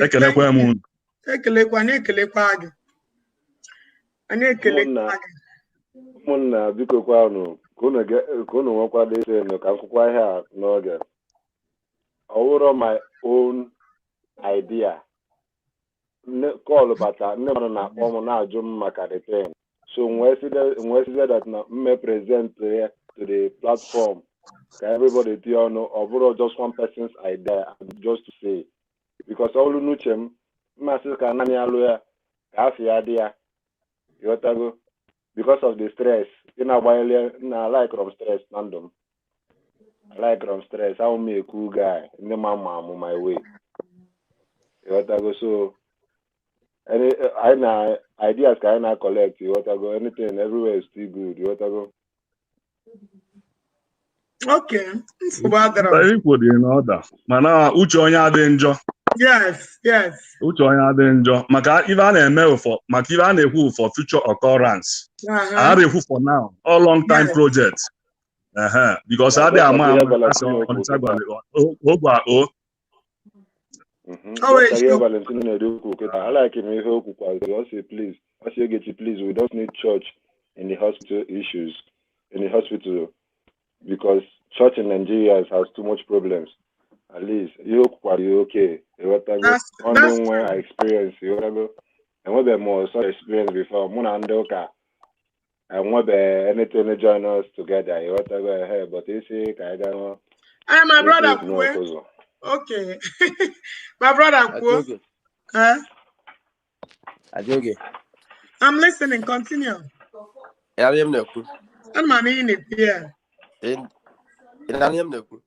We are listening. We can hear you. We are listening. In the share, where share? Can you card? Your number? Can you mother card? Didn't share? Where share? Okay. How she get share? Key with the number. You can get card. I'm share today. Let me tell you. Our people are like our people are like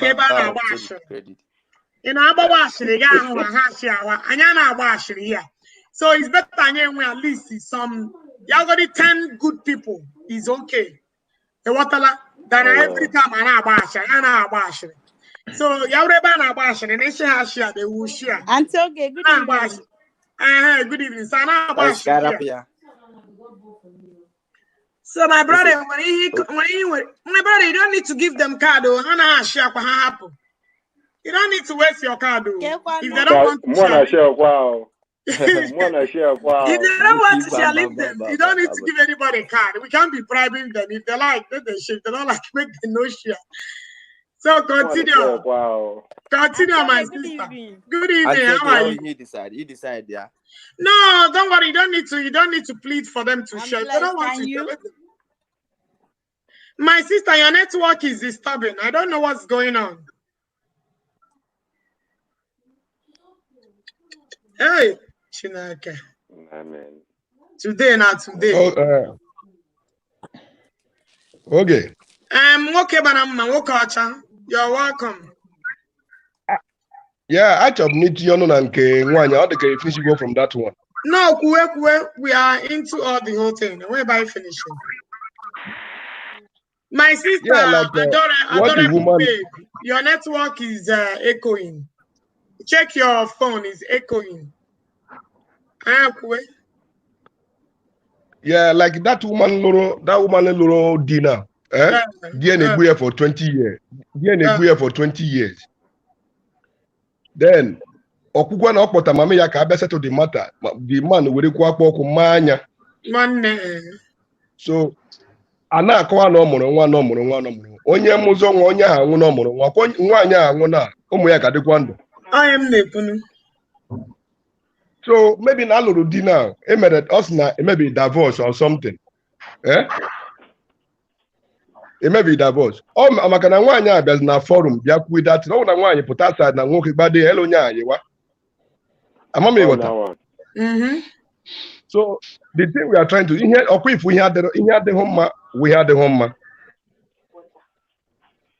You know what? Yes. So, but the thing is that we cannot believe 100% all the woman said. Eh? And we should not support the man by bride price for 100%. Because that the man put the man went to somebody outside, mother material no the thing. So, but what I tend to say is that I want mother to see the woman, you one other person, or you another person. Oh yeah, me here the but for me, for more, ihe ga-agwa ya now, but like imagine your matter, like okugina na di iche, echi na no oge, but why na di for another person. Exactly. That is people gekwu ya na ọ ga-adị ha na oge kpọrọ nwaanyị mmadụ si ya ya lụọ another person. I formulate all the time. Even to an extent, they with a video, I join the eye together. Yeah, they could look at the video she made. You want to go? Yeah. Yeah, but Ima no nwere mgba boki na actually cool that thing. People name me like that. So Ima like obodo yibo ebe na mmadụ lụọ nwaanyị lụọ di. In no separation, on no not separate, is automatically 2 years in mono divorce. Yes. So in none of that 2 years, after or if you are under separation, you can do whatever pleases you. Exactly. Because the man now, la long one di and king around an hospital. On go the woman. Yes. Why in a street here? Because here in American Africa, I'm a man. Why now a slave? This is two people in question. You balance it. Question. That's true.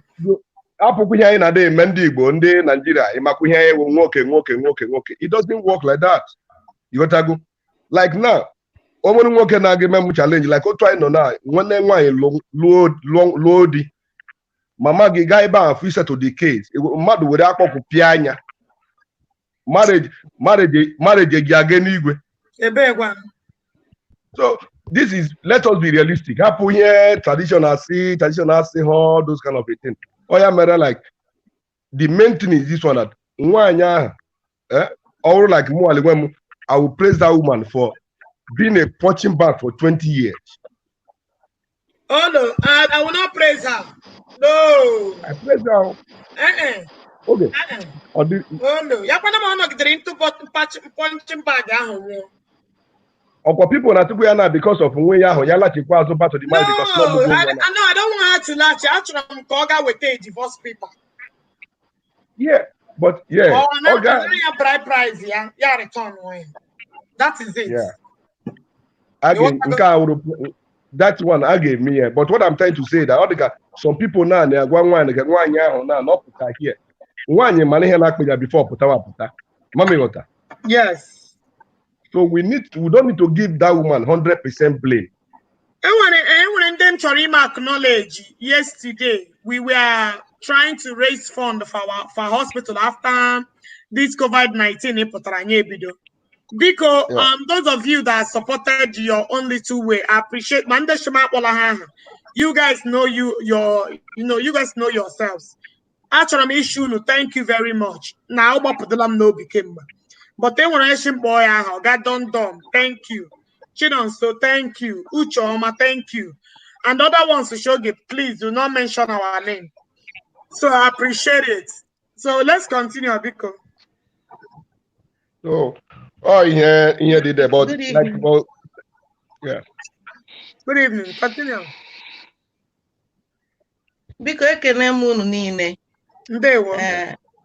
Thank you. My brother just to Kuchapu, God will bless you. All men like you that correct ills in the society. Aham Buchiwendo Okorigwe. I'm originally from Imo State, but I live in Paris. In fact, the kind of burden in Bunobi when I called in, that I started hearing you, I was calm. In my wife, the burden. Because anytime there is a problem in any marriage, the woman is always to be blamed. Yes. It's like all our men are angels and the women are evil.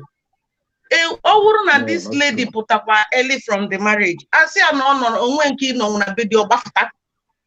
Go 20 years. I say why you no na 20 years.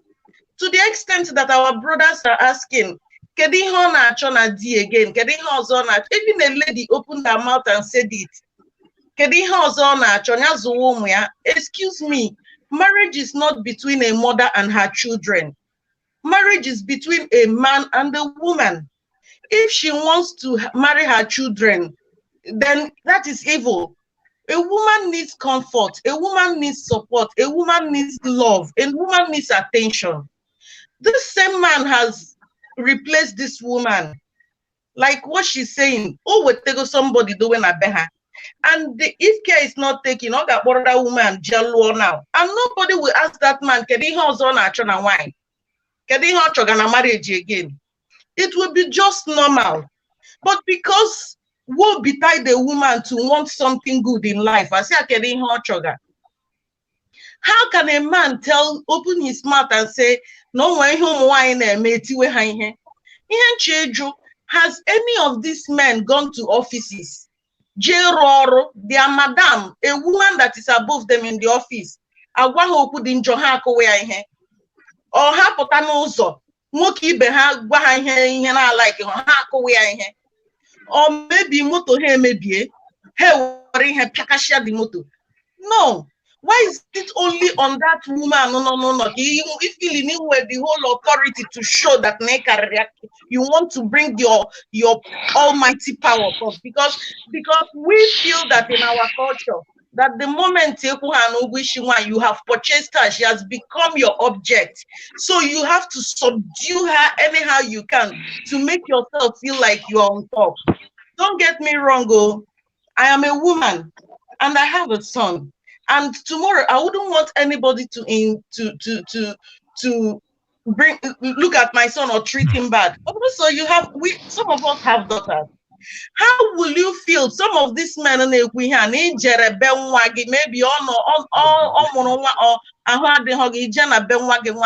day tinkam. Will you open your mouth and tell her to go back there? Why is it that I behind culture support where there was a time our culture were I said no that culture stopped. This culture of that once you pay a dowry on a woman, she has become a property. Treat her, subdue her, do this. She doesn't have to say anything. And they reach make this in that marriage, she is a damaged goods. That is why some women stay in that marriage till they die. We shouldn't.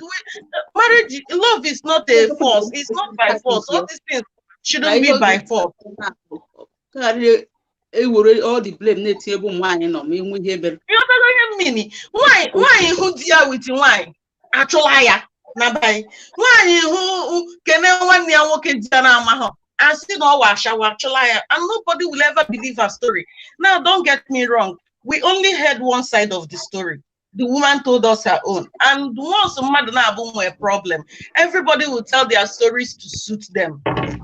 We haven't heard the man's side. But for us to start passing the judgment on this woman, even from even her own side, that shows you how our society is. Am I asking Andochan? I am a meka Andochan. Andochan when I make a where are they? Where are we? We are still how many years behind? They are moving forward. Onye puto general wine do we no. My girlfriend ever new no. My girlfriend ever cause new no. Do we be new no. The money that he's supposed to use and concentrate on his family or not share everywhere. Then the society may expect that the woman should care for him. It is for better, for worse. When it was better, he was sharing it with everybody. All this year was to everybody, the weight that fall on the woman. And the woman must have been witness to all these kind of things. The man because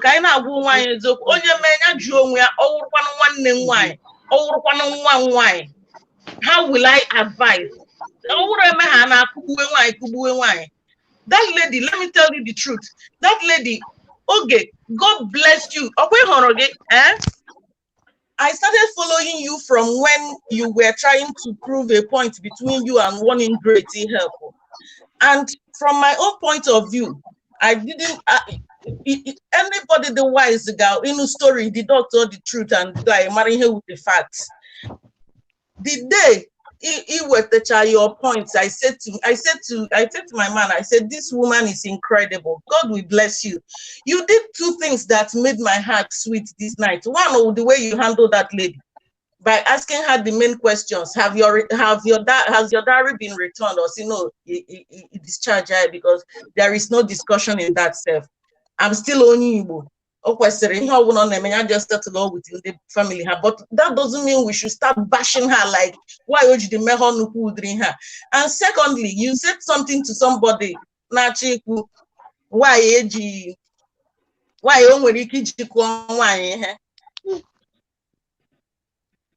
hello? Yeah, I'm listening. So what I'm trying to say is this, please. Our men, please, I'm begging you people. No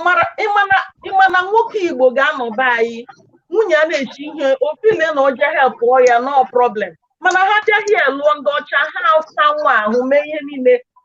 Everything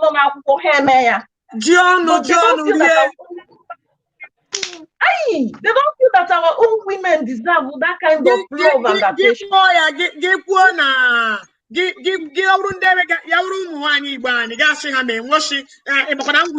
But if it's my green card, I was the chief. It's my green card, I get she's the title. That is how they are. Even some relationship, when in times of making love with a woman, they will just penetrate without even allowing the woman to feel the same sexual activity. They will just say, as soon as they satisfy, they are done. Very selfish. Very selfish. And even they will not kiss, they will not romance. How will they KY they penetrate. Hana child release the hair last. Very bad. Not everybody. Majority of them, that is how they grew up, and they don't want to change. They just want to something that will please them alone and their own selfish interest. Because I enter thank you. Yeah, Come to your belly, come for because of okay. Eventually on side because they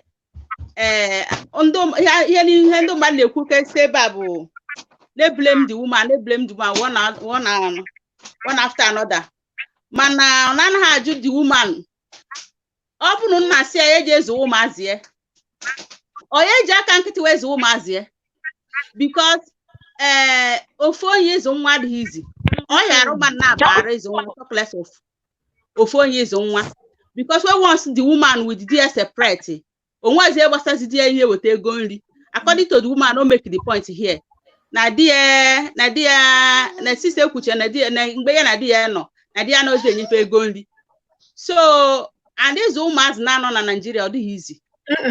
So, here not cheating on the Bible, now blame where the woman now made mistake or you not rebedi 20 years before we walk with you. Nuna tia to no, can you get you an asshole myself? Because he had now the woman do not show again now because of Congo Yagane Eriaka. At least all good now, no didn't keep brown now. O sheba only with a small thing, no get you na aso mazie. So obviously kuna omega he handed for my own notice. Fed woman you went running bedi for that 20 years. Kama ya de and again onanya no maza o she ha na ya hapụ no maza na ya ma ka ha ge feel. O we no lose that 20 years out. So if I to go the woman on now, o mazi for game me. O ye ko ji we size ka ya separate. Mana yabali aga divorce so. So because now and the woman too much. No blame us more. Now marriage is not easy. On what about this? I think at all. So on the decade, I know the work jorolaro. ndidi nwaanyị ji wee na-anọ n'ibe ndidi agemene ni nwaanyị jiri ime second term keji anọ n'ibe di o nwere some people ya alụ disef from January to December nwoke ga-enye ya shishi 1 naira nwaanyị ahụ ga-ahụ ọkụ pure water nwaanyị ahụ ga-ahụ ọkụ many things ka ọ bụ na ụmụazị na-eri nri because of the ndidi with love o nwere n'ebe ụmụazị ahụ nọ. Exactly. So na-ekwu okwu na-blame the woman na-blame Chasina like that biko nuwo sonse ka nchọ ka ntinyekwu ọnụ abịa na nke queen anyị ebe queen anyị na-arụ hospital. Yes. Mụnwa na onwe m ebe ozekwa amụrụ m nwa ọfụma na Chineke obere ego nwa m too na anọ m jami nwa mbido school m ga-etinyekwe m ga-awụnye queen anyị aka small. Thank you. My own opinion ebe gbasatale na-aga arụ church n'ebe ahụ ịma na hospital need ebe do quiet. O need ebe do quiet. Abịa arụ church under that place na a na-eme noise. O nwere onye enwe high PP. Ọ na-emezi noise, ABP ya rie more. So I think I'm put side down sis because Caro is separate. Ghara itinye church that place. Thank you. My until they make it at your biko. Okay. Now watch. Dalu nuwo. Oh, dalu so. Give what pogen akon. Good evening. Until good evening, ma. Oh, Chinwendo from Paris also. Mama, Chinwe baby. I know you. Good evening, ma. Ndị mmadụ enweghị onye blame the woman si na olekpa ndị all the whole family ga-eje hate ya, understand? Ịma si onye ọbụla aka ya dịtụ mma na family, ihe ọbụla na-ekwu ka ha na-respect ya. Understand? Any family nwe onye dị okay. Onye ha push onye agot a, ọbụla push ndị family ha. So everybody na-respect ya because of onye nwa dịtụ okay na the family. So do man attach all the things no when they go show when they go like that. But ụmụ nwoke ka na-ekwu because ha ụmụ nwaanyị ọgbanye nwa ha na-ahụ n'aka ụmụ nwoke ọgbanye nwa na-ebu afọ mụọ nwa ọgbanye nwa na n'ụlọ. Understand? So many men ahụhụ ha dịghị ndị mma sef ịhụ ha sef gị kelee ha sị ụmụ nwoke si good morning sir ihe ha na-eme ụmụ nwaanyị n'ụlọ. Understand? I'm telling you. Again, so but the woman only did move forward. Oga hand no kwana because ụmụ ya ha lụsa kwa di ndị ha ga alụkwa di only to somebody ị na-aga nọkwa at least ha na-ekwana ha ịmagolo ụmụ nwaanyị ekwu okwu because ụmụaka lụcha dị lụcha nwaanyị sọsọ ga nọ na. Understand? Ọ ga-aka nọ nka na only to somebody ọ na the man move way forward ga lụọ nwaanyị ịchọkwa onye nke ya. Understand? Ọ ga-eji nke na-enyere ya aka ya na ya ga nọkwa nwaanyị okay self nega n'ụlọ self ọ bụgodo onye ngwọrọ self ọ ka maka ọ nega n'ụlọ ma afọgodo self nobody ọ dịghị easy nwaanyị zụọ ụmụ ọ dịghị ọnwụ the same thing with ụmụ nga nwoke na nwaanyị zụrụ ụmụ ọnwụ the same thing ụmụaka ga-adị ka ahụ different ga nọ there as a single mother mmasị onye single mother azụrụ ị ga-ahụ different ga nọ there but with both family at least nwoke ụmụaka mekwere ihe like nwa m na enwe m nwa nwoke ọ na-enye nsogbu ebe ha nsị ya mkpọghala mpa like this ị na-agba. Understand? But nwa na-akpọ ya na-asị chukwu ebuka chi ga pụọ na-ele m like this mkpọghala mpa like this ị na-agba so ya nwa onweghị ka nga nwoke nọ but nwoke na-ega n'ụlọ ya dị ka nga nwoke na ọka mma ka ọ bụ apụ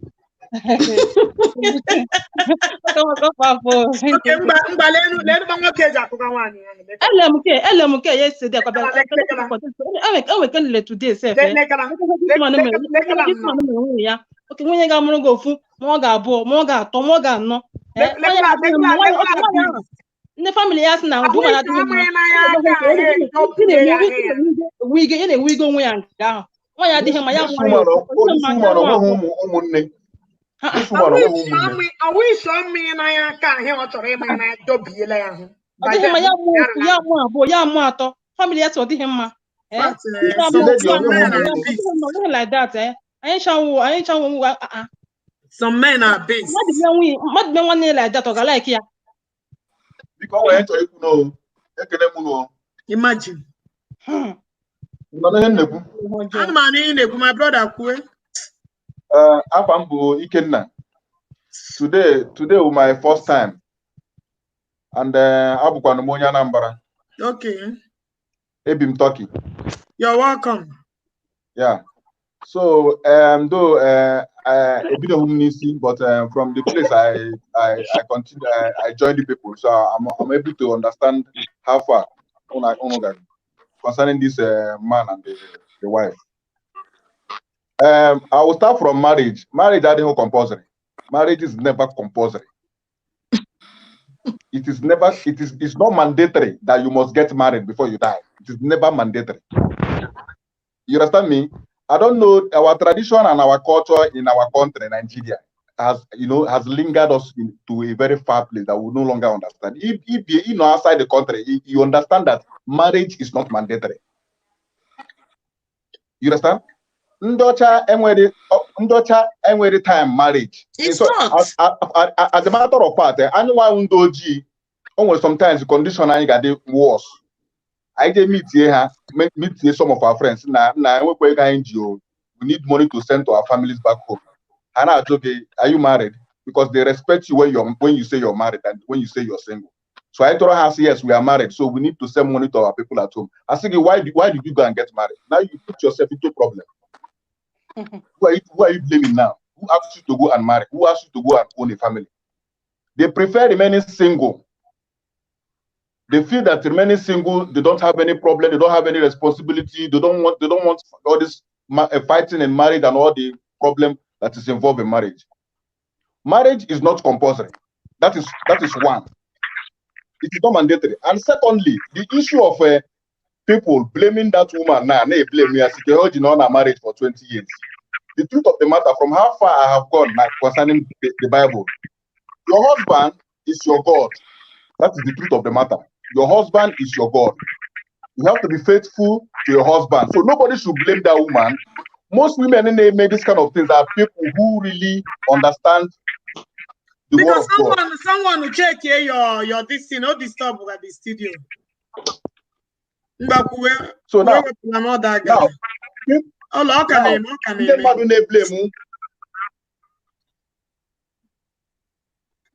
they blame this woman now. See that on a marriage for 20 years.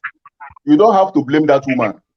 Because if you follow the Bible, you will discover that the Bible said it, you should be humble, to be faithful to your husband, whether you or die. When your husband beats you, you should be faithful. I am also against because of those who are blaming the woman. Because of the woman. You understand me? You don't have to blame that woman. The woman is just doing what she's supposed to do. But here, on a woman is that this woman now, because if it were to be my sister, it's not because my sister. Then for that reason, he would say my sister may punch him back for 20 years. I cannot even take it for 2 years or for 20 years. I can't allow you to stay in that house for just 2 years. He punched my sister for 20 years.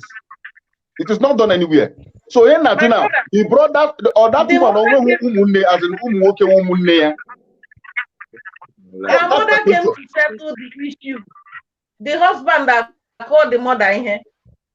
The husband that called the mother. Then the woman, the wife, or who brought us, or who as a okay. Oh, I think that woman been the whole background. What did the woman background that is so poor? Apart from being coming from poor background. So if the lady were okay and they kept quiet, allow their sister to be a punching bag to that. Those guys are fools. I'm telling you honestly. It's not about poverty. It's not about being wealthy or being connected. You understand me? You allow your sister to be in a marriage for 20 years and you know. You know that your sister is into this thing and they turn your sister into punching back for 20 years. It's now. 2 years, I'll break that marriage into two. The Bible says, do not put asunder. You understand? More I get here asunder. I cannot bear it. I cannot bear it. You understand me? So nobody should blame that woman. There are people, there are women, there are good women, as in they can tolerate anything in marriage. There are some women like that, they can tolerate anything. So that Asikwa, or you don't blame such women. My But sister, adorable. Phone is fix here. Adorable D. Marriage and relationship. Fix it to your phone. Oh my God, so I can bring you down.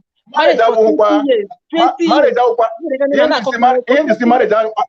Marriage is not mandatory. Marriage school. Marriage is not something that it's not an institution. That's you graduate day project that is not marriage. Marriage is for lifetime. Till death do you part. Then I call my sister, 20 years, 30 years, marriage is for better for worse. I'm gonna make a noise, my sister. Oh no, also son at that marriage, like oh my sound. Like 19 years now, or 20 years now.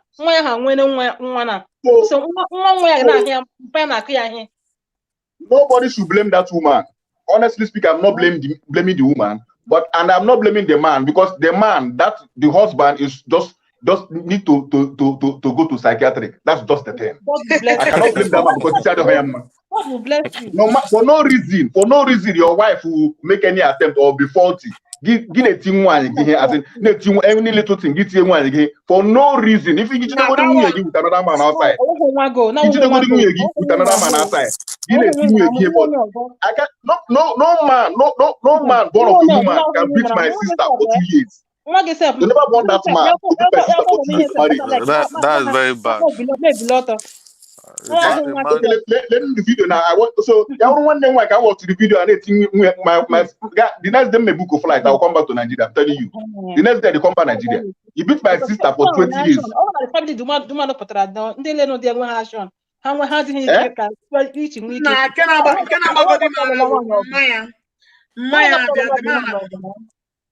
Can you imagine? And when some family government like this, that I come na street, I've never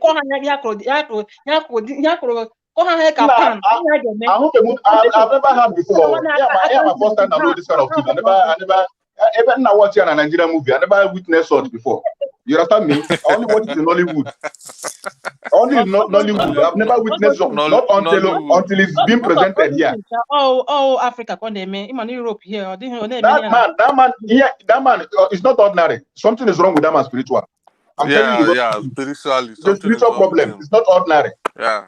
That man needs deliverance. For someone to beat a woman for 20 years is very bad, man. Your wife, that you make love with her. You make love with her. You have the mind to beat her. He's possessed. Don't blame the man. The man is possessed. Very big. You may believe in your one the same way you want here in France here. So don't blame the woman. Every man here in France here. Every man you want here in France here. The woman. Oh, Joe Marcato here. Often in Nigeria there. It's according to she. Matter here, but according to she. What can come on man no?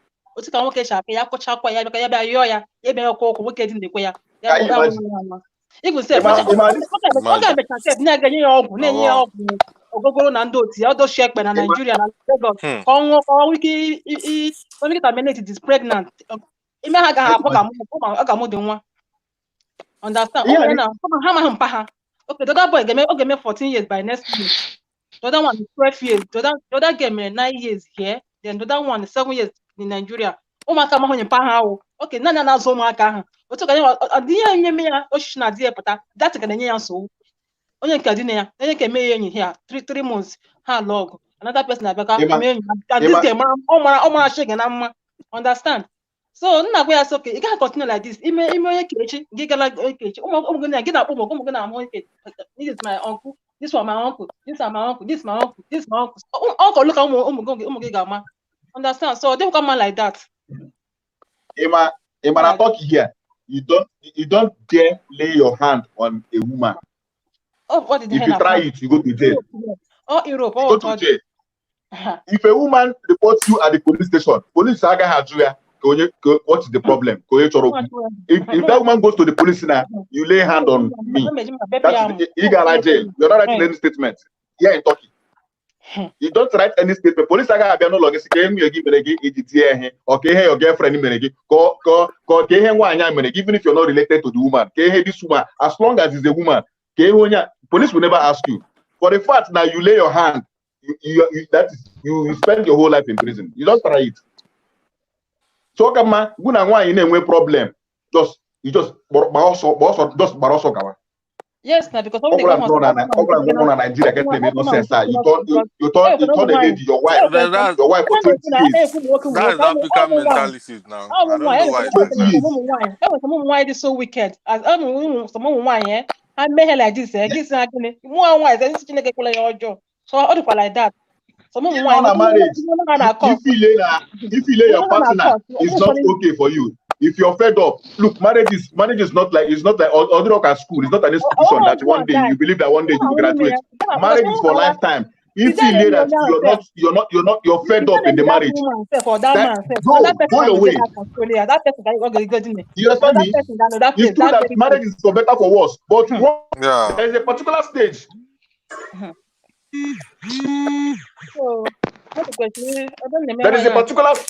There is a particular stage you get rule in marriage. You feel that you are fed up. You just that's how white people do. They will just sit down peacefully. I'm no longer interested. They will even celebrate it. It's all in their own way. My doctor. You can just say my sister. For this video that I just in fact, you just say my sister now long say now marriage. It's here for 20. You mad? I will come back to Nigeria. You don't fit try it. We just said no like this. You can't try it. See an order over. When he issue 5 children can have the Martinique. But how resident of France here? Man just spoil the money. Can anyone hear me? Finish. Yeah, we can hear you. We can hear you. We can hear you. Good evening, sister. Good evening, my sister. I no go. Network Sorry, our connection is disturbing. Network very positive. Yeah, network because of this COVID-19. Everybody online, so yeah, the network. Some people are now going small, but at least Nature, can you now understand that you are the problem of your own self? You keep coming in, you keep your network is messed up. I don't know. Next time if you're subscribing, subscribe the better one. Every time I using Wi-Fi. Network gonna mega one. What I go? I using Wi-Fi. I don't use network. My brother, you have black.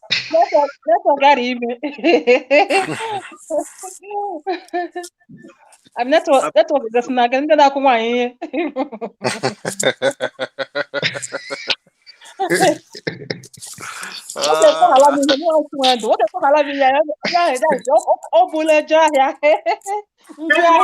Very bad. Hey, I got to go now. Mom said, I hope the house will want to get out. Pam na mom. I hope the house will want to get out. I mean, yeah. That is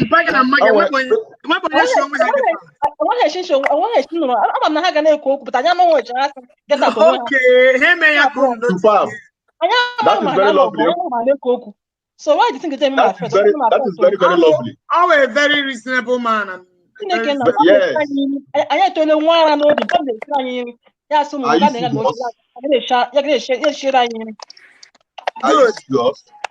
Pam na mam kata dog. I'm a main road. Main road, street, highway. I park moto. I park moto now long with a course go slow. Oh, another thing.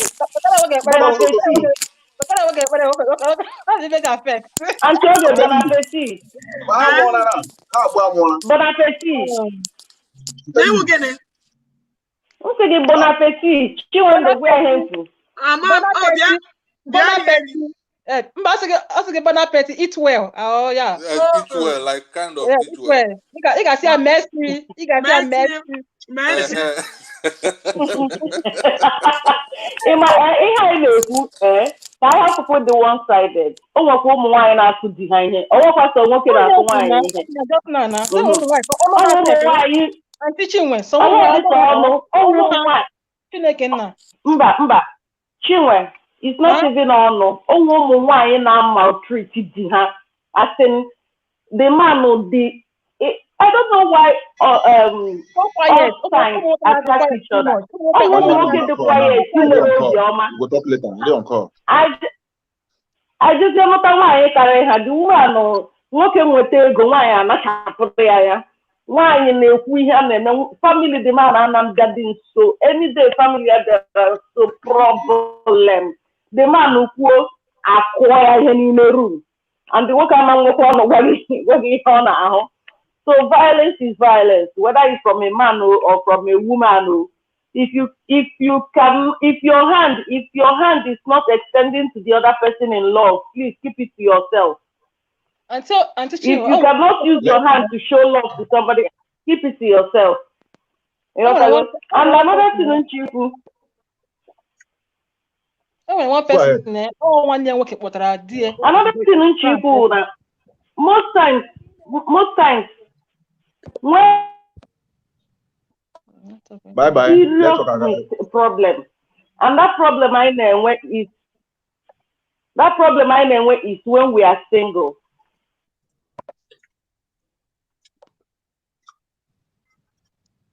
Hello. The network again up and up. Hello. Macron is the network, yeah. Macron don't see the network. Antioge. Mba, anọ m ebe a na-ege ihe onye ọbụla na-ekwu kemgbe. Ihe onye ọbụla na-ekwukwa n'igwe opinion ya. And then na o si wee dịkwanụ na-eji ofu ọnụ onye ebi okpe. Mụ a na-ekwukwanụ na nwoke ti nwunye ihe dị mma. But abịakwanụ elekwanụ ike nyụrụ ahịrị ka isi ọkpọ enwere onye na-emewu n'ime ya. Abịakwanụ na George Odostins ala George ala echi ekikwanụ ihe megidere nwoke alụọ nwaanyị ọzọ. Ọ bụkwa na obere ife. And ihe dị abele blame nwaanyị chọrọ divorce under 2 years. O nwere ike the woman abịala nwogide ndidi ntuo moro by that stage until nwoke alụọ nwaanyị. And my brother, enwe ihe mere n'ụwa nwaanyị na-aba na n'ụlọ ha na-aba dị peace. Onye ọbụla na-atịgịlị ala nwaanyị na-abụla nọ n'ụlọ datin o siri ike. Of course. Nwaanyị na-abịa n'ụlọ. And enwere ike na nwoke ahụ abịala lụọ nwaanyị. The woman decide ka ya nwa pụọ under 20 years ya. If ele blame nwaanyị, my sister, phone gather on money disturb the studio. Go and fix it. So egele blame nkwanye nke nwaanyị. Because ihe megidere nwoke abụọ nwaanyị ọzọ nwunye ha na nwunye ya biri 20 years. My brother ọ bụkwa obere ka nwaanyị ahụ mere. My brother sịrị ya nọ Turkey. Still ọ bụrụ nne nwaanyị. You can't try it. My brother ọ bụkwa dị gị ihe eme gị. My brother enwekwa ihe ị ga-eme. My brother, more. 20 years is too much. 2 years, also 2 years, my divorce that marriage. 2 years, my divorce here. Of course, now 2 years. You beat my sister. You tell my sister here for complete 12 months. You here for another 12 months. What kind of marriage is that? I get certificate. Award. Ngwa nwaanyị ahụ anọ na ngwa ngedokwa ntị o nwaanyị ahụ anọ na-eyi ọ complain no 2 years ọ complain ọ chekwala ọ ga-ada 3 years ọ chetakwa ya nọgide nọ nke 15 years sef ọ cheta ya oru nke 20. I am not blaming that woman in any way. I'm telling you that woman is a wife material. Yes, well. If that woman, that woman is a complete wife material. You can never see such a woman. You understand me? Because that woman understands marriage. Marriage is for better for worse. Make her endure. But for that woman to have taken her final decision not to rape, she's at the point of death. The woman who did well, she divorced 20 years marriage. Yes, Uruguay and a climax. No, even I say climax. Uruguay and a climax. Move on. Uruguay and a climax. So she cannot on off that Uruguay and a climax. She cannot stay anymore. Even when something Uruguay at a particular point, You know, you can't take it anymore. Orugo woman at climax, so she had to leave. And God will never punish that woman for leaving. My brother, God will never punish that woman for leaving. You understand me? Like how many times now can he get beg you with money here? See, everybody abroad the same. No, Nigerian women, 20% of Nigerian women cannot tolerate that nonsense that woman tolerated. 20% cannot. Okay. Now, if it is, let me say 5% of Nigerian women can tolerate that nonsense, and that woman is among those 5%. Nigerian women can never tolerate. I know about this kind of story before. Nigerian women can never tolerate that kind of nonsense. All few. All Nigerian women not tolerate. Yeah, all Nigerian women. You know why? Onye ọbụla na-ebe a since na-eblem nke nwoke na-eblem nke nwoke ya na-eblem nwoke nwaanyị kwana ajụjụ m nwaanyị too I blame nwaanyị too when I nwoke look, listen, women are weaker vessels. You understand me? Yes. Women are weaker vessels. The truth of the matter is that we as men, I am a woman, that their power lies on their mouth. Oh yeah. Oh yeah, my brother. Oh yeah. Their power lies on their mouth. I'm not going to have a blue bottle. Their power lies on their mouth. So in no reason should you exchange blow, punch. My brother, I don't understand though. For no reason. You understand me? From morning in any form. From morning till night. My brother, if you cannot enjoy it, go outside. Go to club, go and drink and smoke. If you don't know how to drink and smoke, go and drink and smoke. Leave that woman in the house.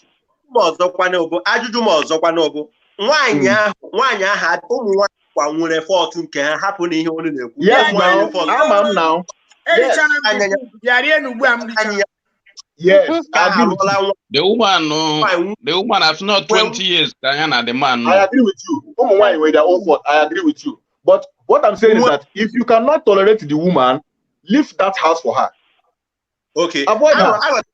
I got a maybe Niku. Nwanyi kwanu nwanyi no nwe onye fukwara ni nwanyi nke aha alụla ala.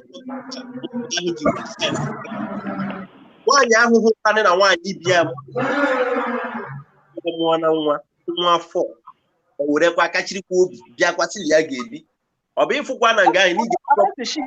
Osina the woman no nwunye the man nwanne the man nwara anwụ. According to the woman. So at least the woman a little good digger na so but this man the woman in question. The man and the woman ke be hasi. Ndị ga-emekari ha ndị Imo State. Ndị Imo State ndị ga-emekari ha. Okay, the man ke ebe osi. This man. Wala, ndị benno.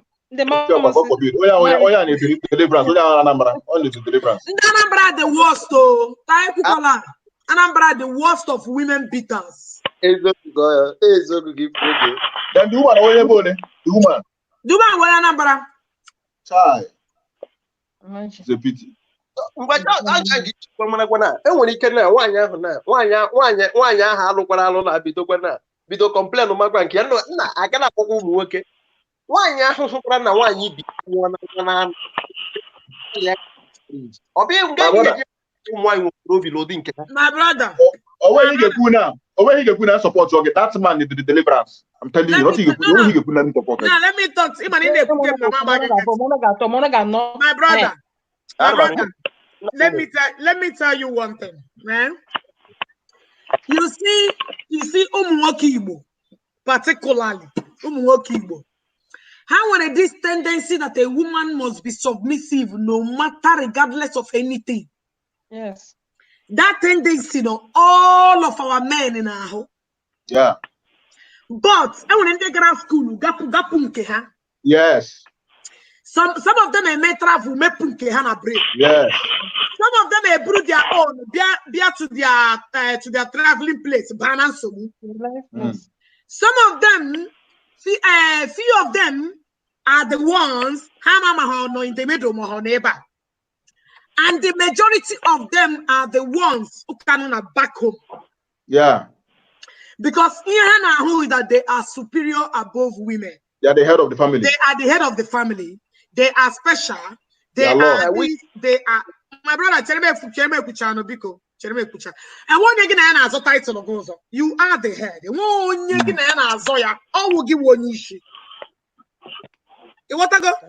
But at the same time, my brother, Andy, Nigeria, especially our Igbo brothers.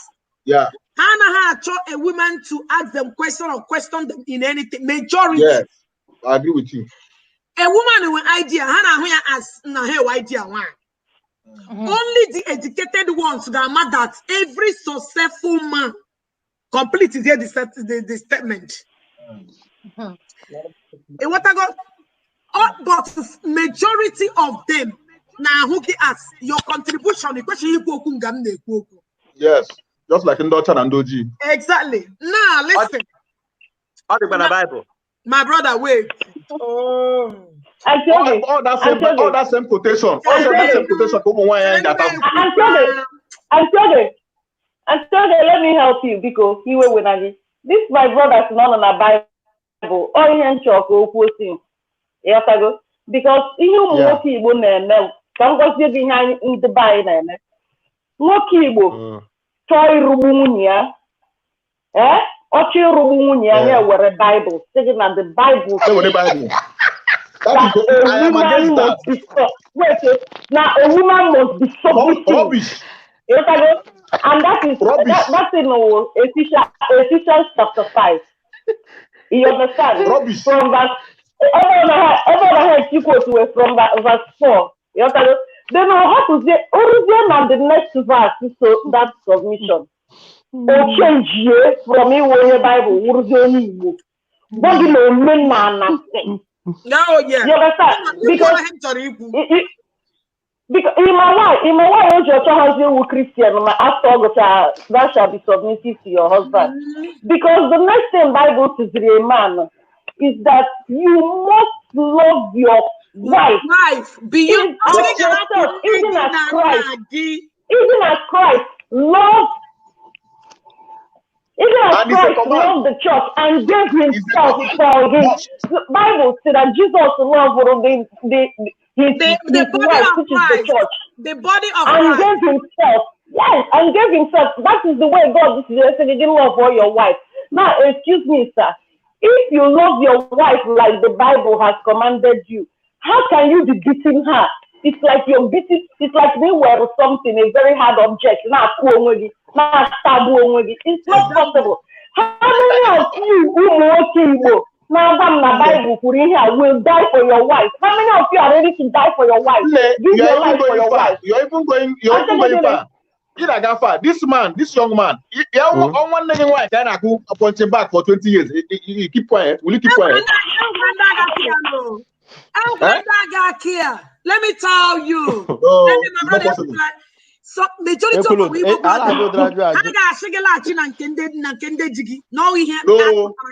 it's not possible. It's not possible. It's not possible. Until when he posted the other day. Oh, when he posted the other day, a man in Imo State, because now wine.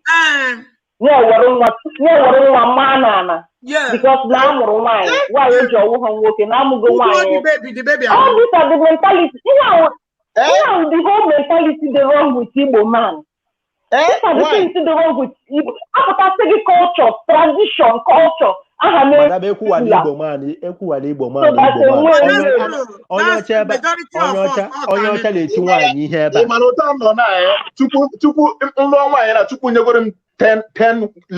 girls, they happy. 10.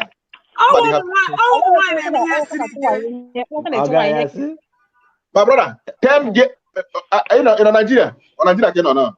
I'm Nigeria. Give me on Nigeria. I'm Nigeria. Okay, no wonder. Why in Nigeria? No, I'm Switzerland. My brother, 10 girls, You don't know the value of women. You don't know.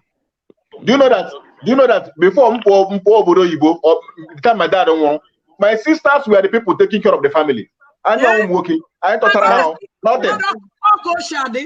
My sisters trained me in school, did everything for me. Trained everybody in the house. Those 2 sisters, 4 boys, 4 young men. This topic is not young men. At the age of 30, I was at the age of 30. My sister was taking care of me. My sister was 20. Me 30 was taking care of me, paying my bills. I know I'm okay. I know I ain't. My brother, you don't know what to say. Then my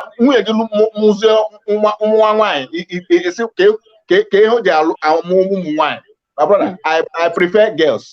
And my women are more important than men in every household. I am telling you. I have experience. Do you know why AJ only get represented? That is it. That's all. That's all. Don't represent the name. Nothing.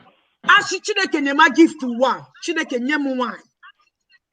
Why? Your sister will go and hustle outside and come and take care of you. Who will help you? I'm a friend. When I was in Nigeria, it's nothing but the truth. 3 girls before her 4 boys. Those 3 girls had to try those boys. Along the process,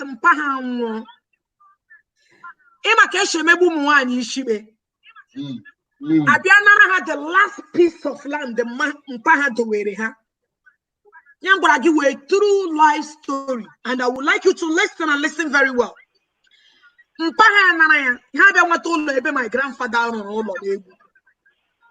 My sister phone again and echo. Phone again and echo. Yeah, they went to everybody. Honey, now, 1 bedroom. Oh, yeah, my sister. On your phone, blue. So, how they put at that place? And this woman, every morning, by 6 o'clock, this woman a book she chama my put. And those boys with a brain carry on wine. How would they brain? They are very smart. Yana Kuna school will not fair. So the mother couldn't afford their baby. My those girls many. That's so now. That's so. 3 of them, I'm not telling you. We should get 3 of them are pulls show to train those boys. That's so. That's so. That's true. How about the show? Train my medical doctor, my engineer, my lawyer.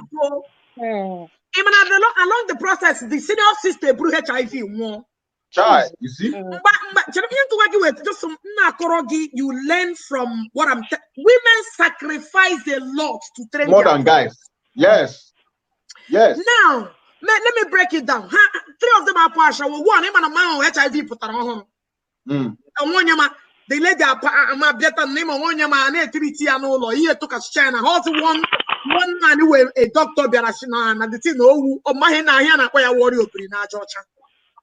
The girl are now the 2 sisters didn't give up. They are still into the prostitution. So go maja. As I'm talking to you now, those sisters are loladi. Those brothers now have war like man should go. Have a zebra poor bodo you go. Emananda de let them maha. For her sacrifice. He let the woman. The same 2 remaining girls. Why forget to? And when I one them gaga street of Chicago, I came across this. She no here, she no here. I'm sure gauge. Nam lay life history and I bring our compound. Don't you again away nurse. Now that she's a nurse, always meet with like Yana or midwifery in Nigeria, she's in a good position. Or talk what you can struggle with that on your channel when your child is trying at school. But the problem I know, so she still regrets and sacrificing in all many. She cannot conceive as them. Now with the other one, and that one now not Germany. That one, this one on here on Maya in America. This woman is good. But you don't she has no chance. So the kind of sacrifice lay in their family. Yes, in their I agree with you. Women cannot do that for their sisters. Do they even have opportunity to do that? nwoke just believe. Just believe. Just believe. No, listen, with their family. Yeah. The whole family. The whole family put at the house. The whole family. Sugar the other time. Sugar, but all work for where which you work. You will do whatever it takes. Get your punde can work and they can dear to move at Andeke. I got to punde can dear room nedia. Find their photo to train their own. It's true. Antiogo. It's true. Imagine my sister Lord wine. My sister Lord. Sonso ya ka mmanya amụrụ, sonso ya nwoke mmanya amụrụ. Maka sọ mụ ga na ya chinye mmanya ego, ọgwụ chinye mmanya ihe ka 5 naira, mụ ga sị mba no. 5 naira dị too small, nye ya 10 naira. Because I'm nwanyị. Understand? Sonso ya nwa nwe ihe ọma. Ya nwoke nwe ihe ọma kpọtelete mmanya anya. Ọmụ na asị mba, ike nye magi 5 naira dị ntakịrị. Ọ gaghị ezuru ya, nye ya 10 naira, wee ga nye 5 naira. Ọtọ ọnwụ na ọ nwere ụmụnne nwanyị. Ọhụ ga na-ete mmanya anya. Because someone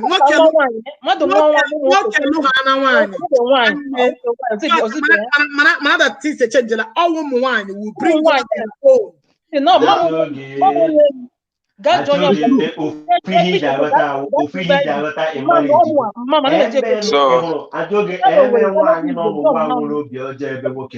Mama, I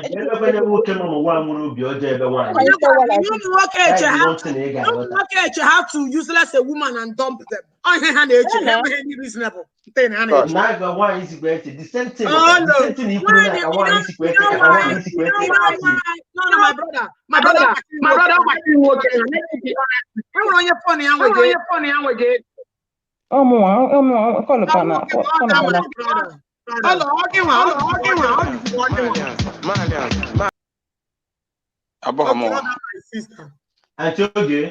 Now let me tell you.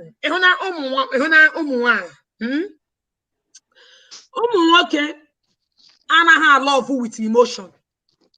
Anna with emotion. Majority of them.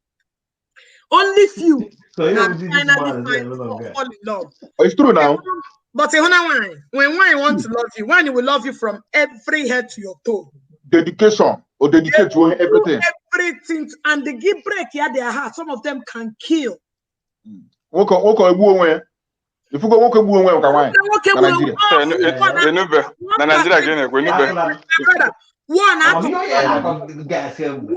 out of one. No, wait, but all one out of 1 million. I don't know, my brother. One girl like that. I know Melbourne press. I from Melbourne press. Even anyway. I talk it. And when you have the other day that I'm telling you. In fact, Biko, let me not suffer. My brother, can you see your guy? I am telling you the truth. My sister carried why not inudi?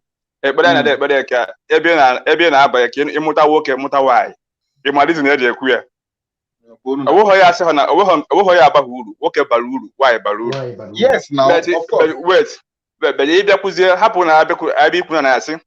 according to Western religion. In a Western religion, you are not from Western. If you are Western religion, you call your own religion. Omena ni Igbo, when I walk a BC. Even Bible say it, but I am going to Bible. My Bible make up the Bible. Who are you? Because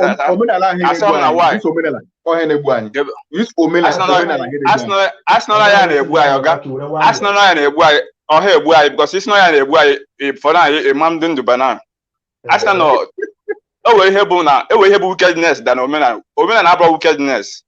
Oh, the wicked, why not the wicked? Happy Omena. Yeah. But Omena and this wickedness, this. Now, my brother, some of our men are to destroy women and humiliate them.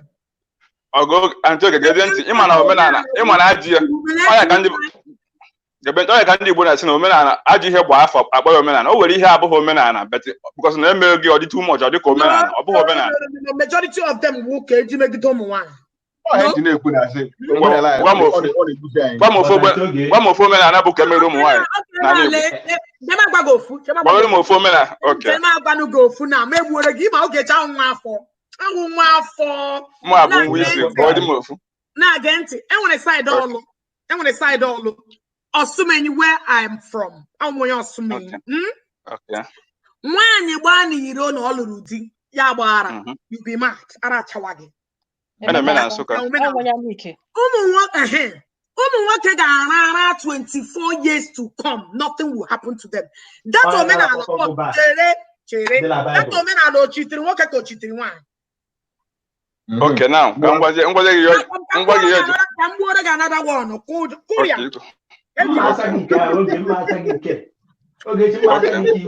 Akuriam, gente. Chere ka okwu nke bụ, ọ ka na-ekwu nke bụ. Mma asapụ ya. Omenala anyị mma asịghị ga-ebi nwaanyị ugwu. Chere, no, chere. Akwụkwọ circumcision is very bad. Ebe ụmụ nwaanyị nọ.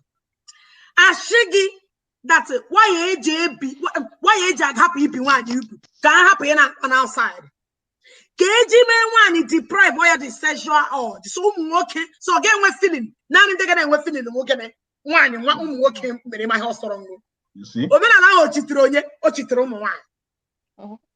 Okay, ikwuchara. Okay, mba kwuo enwere m a lot. Okay, kwuo you're making point. I'm learning something. Go carry on. Enwere m a lot m jump and back. Kwuo na talk I'm here. Okay.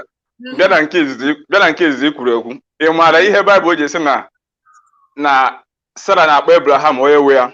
Ị ma ihe onye we mean, my Lord, mean your no way were gị. Let me tell you, a man is the head of the house. Nobody is disputing that. Okay, maka ihe ndị ekwu ana m ekwu maka ọga ya n'ebe niile asị na na-ekwu okwu maka. Yes, but don't take it for granted. Ewolo mgbe ndị take ụmụ nwaanyị on granted. So I think na ha bara uru onye na bara uru but you man not do that asị. The same thing that the husband is the lord of the family. I said the same thing. But don't take it for granted. My brother, nwoke na nwoke zo ga-ekwu all right marriage. We all know that kwuru by nke nwoke gbaniro nwoke isi na nwoke na-agbaniro nwaanyị gbaliro ya. Omenala Igbo, even the Bible anyị na-agụ omenala Igbo, even the Jewish tradition, nwoke were nwaanyị na-abụ ọkpịtọ ọ bụghị ajị ihe, never even the sight of God ọ bụghị ajị ihe. Abịa Bible na-agwa gị, New Testament gwa gị ọ bụghị ajị ihe. Bible gwara anyị, but the Bible na-amara example. Nwoke were nwaanyị na-abụ Bible enweghị mgbe condemn na ajị ihe. Because na Solomon nụrụ nwaanyị n'ọnụ, Bible asịghị na the man mere ajị ihe. David nụrụ nwaanyị, Bible ekwuru na o mere ajị ihe na ọma ji maka efu ọma. You're not even close to my question. You're not even close. I'm a general question you drew. I'm a general question. Chere ka nsa ya ewekwala iwe. Antoge enwe ihe o jiri dị gị ka omenala ahụ emegidere nwaanyị. O megide nwaanyị but ọ na-adị mma ịdị mma. Because nwaanyị nọ be nne ya, ọ nwoke wepụtara obi ya, je kpọrọ nwaanyị a debebe ya, wee sị na nwaanyị a na ị ga-abụ nke m, na ị ga-abụ onye nke m. Nwanakwa na mgbe ahụ ihe a na-eme ka m na-agba gị onda ọdịnala. Mgbe marakwa na mgbe ahụ elu ahụkwa ya alala afụ ya, mebi nwoke agbabebekwala iro, nwaanyị agbabebekwala iro mgbe ahụ.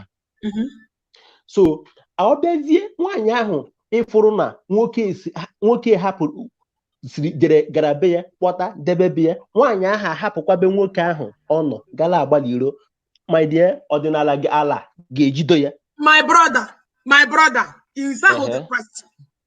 Oge jụrụ oge si na omenala nke a megidere ụmụ nwaanyị na o kwesịrị oge si na o megidere ụmụ nwaanyị na nwaanyị o ji megide ụmụ nwaanyị o kwesịrị imede ụmụ nwoke gbaa n'iro nwaanyị gbakwara n'iro ụgwọ ya.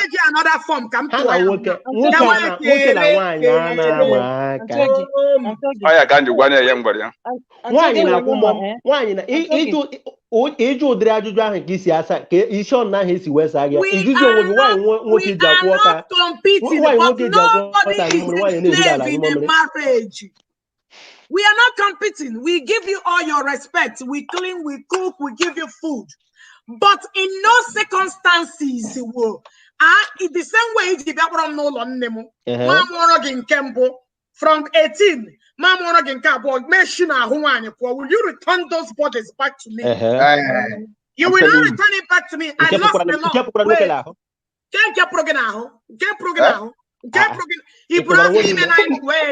You are just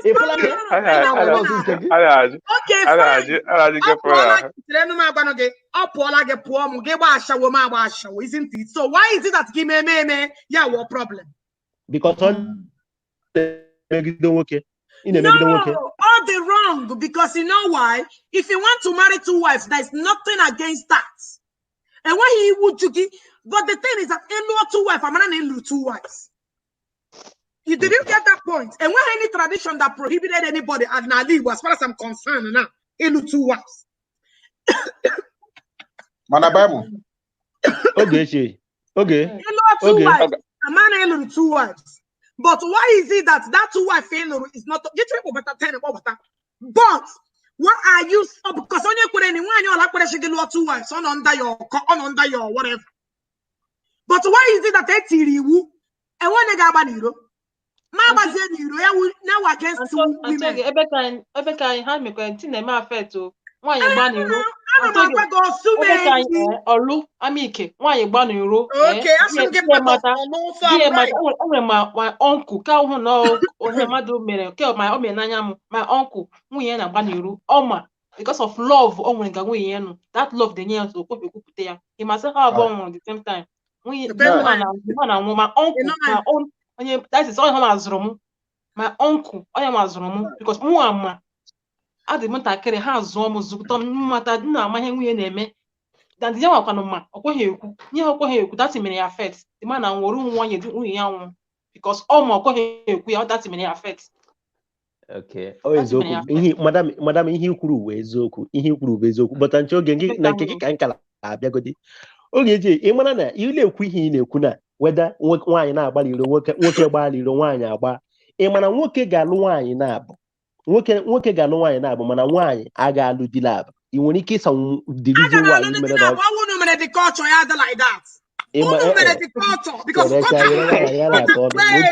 achọ m chere ma asa ga ajụjụ ahụ ndị ga-aghọta ya. Who said that? Thank you for bringing it out. I can marry more than 1 husband. I can marry 3 if it's possible. Yes, I can be bully. Okay, wait. Go ask any. Okay, go ask any. Wait. Yeah, okay, ya no why na abo. Ya na hebi no phone. Ma go ya no work na abo. Gina hebi no phone. Ika ye go. Iyo ye nka tat. Eti yo ye go. If one na other possible. Imane enwere ebe ono na Africa. I forgotten that particular area. Imane enwere ebe all that. A woman. I want that program na BBC or somewhere. Where 2 men, 1 woman in area. Yes. But only can with time only can wait time yes, Africa country. It's one African country. Yes, live.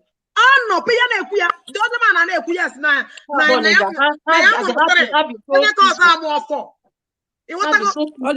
Take care of this woman. They are living in the same house. Even every time I do the woman she get this more active. Yes, she that only got the more active, only got the more caring, only got you see the two. The woman is balancing 2 of them. Oh, Uganda. Part of them. Uganda. When they culture and when anything maybe against it, but all won't deal. I'm not getting no one. Piano pere. You get cook when a man is talking. I'm telling you this. Okay. Oyana, no. I'm telling you. Okay, bike when you. Oyana, no have call how and here. Camera. I do. I'm not about the Wait, but the point is that the I woman not get the is home one. handling Okay. the 2 men. Okay, I not get the home one. Imane ewelebe omenani Igbo yere ụmụ nwaanyị chance. Ime gịnị? Ọ bụla eziokwu. Oge Imane ewelebe omenani Igbo yere ụmụ nwaanyị chance. Ịnụ Gini, phone network is breaking. Come back. Restart it and come back. It's breaking. I can't hear you. Achọghị. My sister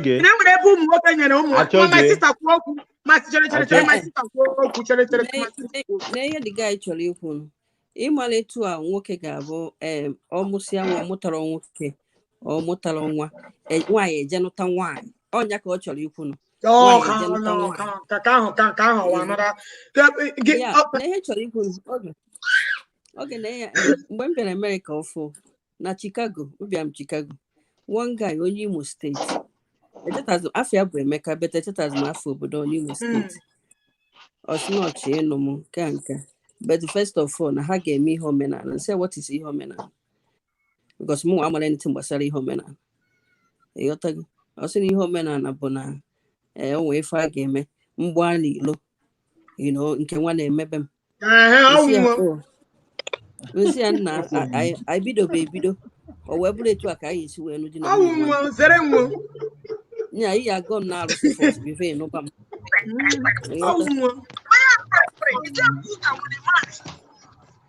nne ya gbasịalụ m ọsọ gafusi ihe niile nji amụ aghọtala ụdị a onye na-eche ka ọ bata that man. Yeah, I'm echekwa because I give him a lot of points to fire him. How could you tell me? Okay, for onye nwụsị ya nwa mụtara nwa ọdọrị ya na-eme asị nwaanyị mara enwe nwaanyị ha etere nwaanyị ibi ya emekwana nwoke ha etere nwoke ibi ya and enwe nwaanyị nọ n'ụwa ha etere nwaanyị ibe ya onye nwa akịrị owede na ọnwa akịrị owede I know. Always small boy. Alụgo nwaanyị alụọla nwaanyị Don't worry. Alụọla nwaanyị na-abịa ịghọtago mgbe ị ka alụ nka ka ị ga-aghọta ije ịghọta ihe nna kwekwa gị ọ batago hello network go dịkwa mma my brother ị na-anụ ihe anyị na-ekwu nnekwu okwu anti sigini. No, I'm about the guy. My brother, thank you for coming back. Bad network on yeah. Of man. Ibatago, welcome back, sir. Hello, sir. Welcome back. Oh. In a new sir. Bad network. Yeah, I didn't know. Because actually, me ofu ajụjụ. Ana m even na Okay, thank you. Because onye isi achọrọ m iji ofu ajụjụ. Ana m even ekwu ọfụma ọfụma. Ajụjụ m chọrọ ịjụ gị sir bụ this. Why is it na nwoke Igbo kwuwe ha na maka omenala? Ọ chọ ha na-egwa gị maka omenala Igbo. Piam ọgbaba na Bible. He mere ya this night. Excuse me, sir. He mere ya this night. And that's why anyị na-asụzi Igbo kita anyị na-agwa onwe anyị eziokwu. He mere ya this night. I kwuru okwu sị na abịa na omenala Igbo. Even na Sarah na-akpọ Abraham di onye nwe m. Ịkọtakwa maka Solomon. Biko, ị chọrọ ikwu maka omenala Igbo. Because ka gwazie gị eziokwu ebe nsogbu si bata n'ala Igbo unu megidezie unu amaghị the difference between okpukpe ndị ọcha wetara anyị and ihe wu omenala anyị anyị enwezi omenala gị na onye ebe ọzọ na-ekwu okwu gwa gị ihe wu omenala be ha ịgwa ha na onye Igbo aka n'ọnụ kpam obunye Baịbụl anyị amaghị agụ anyị amaghị onye dere ka mgbaje gị ofu ihe njukwuo ya mba chara o nwere ihe ijikwuo ya because ị na-achọ ikwu that na nwoke is the head of the family is the Lord. Abụghị number one priority njikwa ya. Abụghị ya bụ number one thing njikwa ya. E nwere ihe njikwa ya. Ihe njikwa ya bụ na mba na ihe njikwa ya bụ na ọ gaghị anọ n'elu si na maka ekwugide achọ ekwube okwu omenala Igbo ọdịnala Igbo. Ihe ọzọ ya ekwu bụ ihe afọ maka anyị na-ekwu na-ekwu ebe ka m ga na-echek ma kọmentị ndị mmadụ na-ede ebe ọ na-adị very important for mwa. Na-ekwu okwu ndị mmadụ asị na ibe na western world ekwubezi okwu na ibe na abroad ịhapụ ihe anyị na-ekwu na omenala Igbo jebe na abroad na ọ bụ na abroad na ahịa eme na nwoke ahịa eme nwaanyị nke dị na nwaanyị ahịa eti nwoke ịhapụ gị ihe na-ekwu mapụ abroad western world so ịhapụ gị omenala anyị so nchọzi ikpe gị ikpe ahụ mbidokwa na abroad na western world religion ahụ ibute. Sir, Israel is still abroad. Israel, which is the land of Abraham, is still abroad. Onye nke ahụ jewere abroad ma today gụnwekwa otu Israel chere ka m gwa gị eziokwu ọkwa ịhụrụ ndị ihe Bible anyị na-agụ the people who she from there are here. They are here. They are still alive here. Jewish people are here and they have their tradition and they do that their tradition. Onwe one day nagoro by 5 a.m. Ngafete na ebe Jewish person because imana ha na anọkọ and they don't play with business. Ebe ha mepere supermarket. That supermarket they close for some time where ọrụ n'ime ya. They want to open it again. That day na agafe by 5 a.m. ka m pụta fụ na rabbi kwu n'ihu that shop with some other people. Hey, were ihe tụọ n'ana weta obere ebe ha since m bịara obodo ahụ n'ebe m ọkụkọ dị ndụ ebe ha si wee weta nwa mkpịsị ọkụkọ that is obere ọkụkọ tụpịa ya onu mee ihe niile ha mee were ihe nwa mee ọkwa ndị edere anyị na ndị ji their tradition dere anyị Bible. You understand?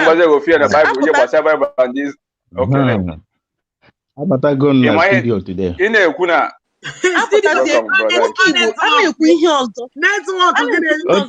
anyị na-akọ Bible and we don't understand even the ngwa ka m gwazie ya ntị anyị gwa na-ekwu okwu ibidogo na gwa na-ekwu okwu Jewish gwa na-ekwu okwu Jewish gwa na-ekwu okwu Jewish tradition and the Bible akwụrụ ma na Jewish man aha agụ New Testament o nwere ihe gbasara New Testament. Hello? Why? New Testament. Can we New Testament from Jewish? Or ha always a Christian name, Christian and Israel Christian be na New Testament. Why? Jewish have Bible na go kana. Excuse me, sir. Why do they not read it? Why na that? How would it? No. Why they don't read it is that excuse me, sir. When you hear something, I say you draw why. Yeah, you find out. Okay. No, sir. The reason why Jewish people don't read New Testament is because New Testament. Hello, sir. Can I answer you? New Testament was written 50 years after Jesus died and left the world. That is when New Testament was written. So they believe that the story. New Testament is according to European tradition, not Jewish tradition. Or we have New Testament Jewish. No. They believe that sir, I cannot be quoting what I feel in my head. I am telling you what is fact. The facts are there. You can always read it up everywhere. The Jewish don't believe the New Testament because it came 50 years after Jesus came and left. They believe that the stories that were there are not accurate. That there is no way you can tell somebody today, 50 years later, or exactly that they do not believe it just because of that, or because no American culture or because of any other culture. But that is another story for another day. We have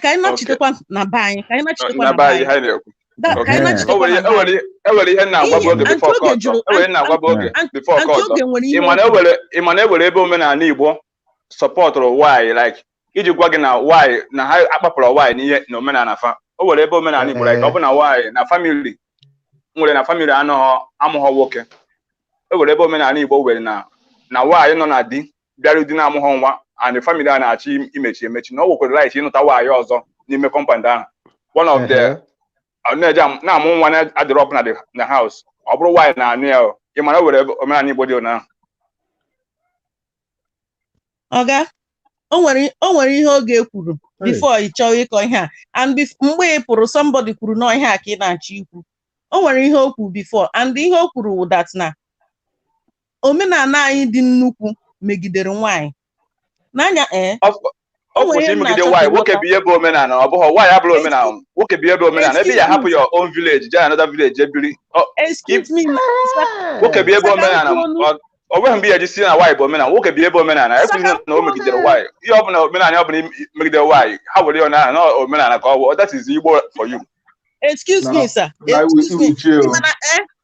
Ihe anyị na-emekwa n'ụrụ brainstorm ikwutukwe n'iche ka onye ọzọ kwutu at least ọ wụrụ that na anyị na-akpa nkata each one of us can learn something. Ịghọtago ọ wụrụ that na m kwuru something na-enweghị ya doesn't mean na ọwụghị eziokwu and na m kwuru something na-awụghị eziokwu mean that you must take it but we can still gist. You understand? Ihe m na-ekwu na omenala anyị from a woman's perspective. You're not a woman. You have never been a woman. Anyị nwa ụmụ nwaanyị ga-agwa gị the way our life is in our culture. Ịghọtago omenala anyị dị otu a ka m hafụ ikwu na o megidere nwaanyị ka m kwuo na ọ consider her nwaanyị too much because na ndị kwere omenala ebe emere ya nwaanyị agafeghị dị ebe ahụ nwaanyị anọghị mgbe a na-ekwu ihe niile a so onweghị onye ga-asị biko ka m kwutu ka ọ ga-esi dịrị anyị mma ụmụ nwoke mere omenala mee ya ka ọ ga-esi garụ nwoke adị njọ nwoke mee ihe niile o mere n'ụwa ọ naghị adị njọ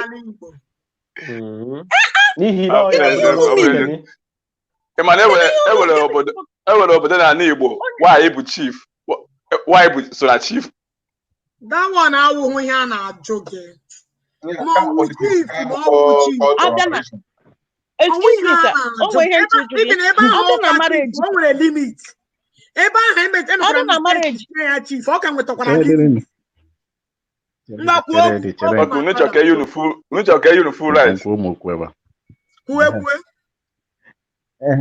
udo dịrị unu niile nnọọ. Udo dịrị unu. Ife mee bụ na ụmụ nwaanyị na-azọ ihe niile na-azọ ihe niile a ga-eme ka enye ha akwụkwọ ka ha dede anyị.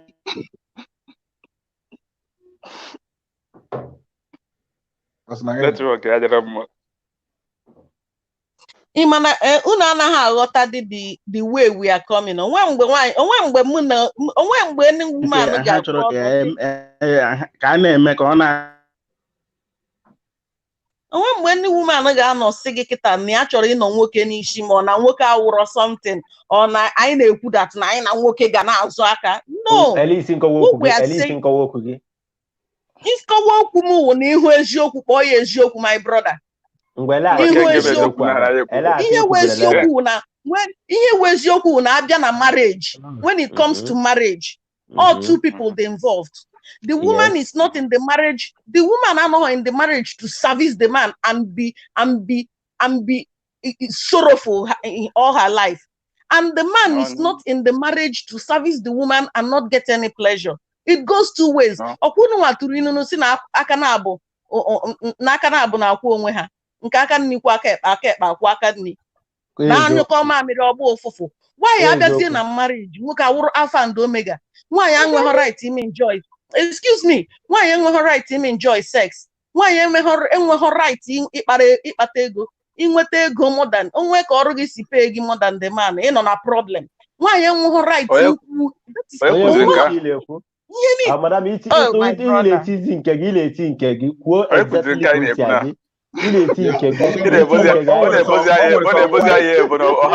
some women na sponsor the family, you know, so always some women that sponsor the family. Why you got madam yes, now all the family before the woman ever hear them in France. Emene enwe nwaanyị nwere obi ọjọọ ebe nwoke nọ and eme nwoke nwere obi ọjọọ ebe nwaanyị nọ. Akọzila ihe na-akọ. N'ebe Ebe. Enwe nwaanyị nwere obi ọjọọ ebe nwoke nọ. Eme nwoke nwere obi ọjọọ ebe nwaanyị nọ. Nwere obi ọjọọ ebe majority of ụmụ nwaanyị anyị nọ. Asị ka ọ bụ asị. Asị ka ọ bụ.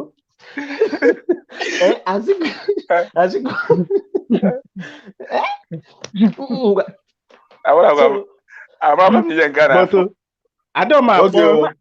My brother, can you go the question? My brother is singlet white. I know with you. Get the reason you Achomiku General, you get the reason why you will get married. What do you think is the purpose of marriage? Benefit. Because of like can we put on can we everybody see on can meji ya okay okay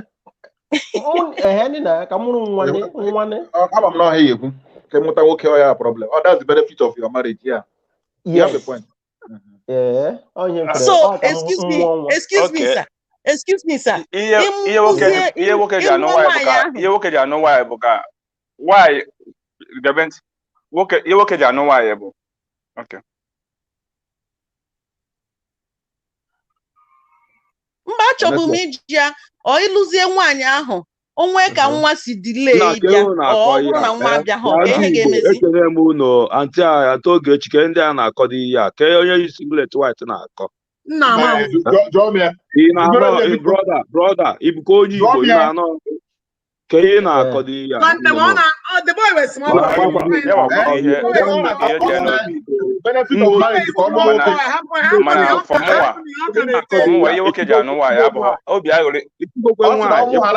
Benefit of marriage. Ịgba asa ịma na nwa bụ ngozi dị na marriage, nwa bụ nwaanyị ga-ete ka akụrụba gị ọ dara okwu na nke akụrụba ịpụtara Europe gbaa hiti wee na-aba anyị ga meke ego ịnụọ nwaanyị ị ga-ana akịka inweta nwaanyị ga-ete care of akụrụba gị guy ịmakwa Holland ya ifuru Holland. My brother no Holland ọ nọ prison nwaanyị ọ nọ duplex na Lagos nwaanyị ga-akpọrọ onye brekiri ya mee disvechin onye brekiri ya kpọrọ ya wee debe n'ụlọ onye a na-echi ya ọkwa nwaanyị emere wedding emere everything ka ị na-akọdo ya my brother ịgbagokwa asa ịgba asa hapụgodi nwa ka ebu nwa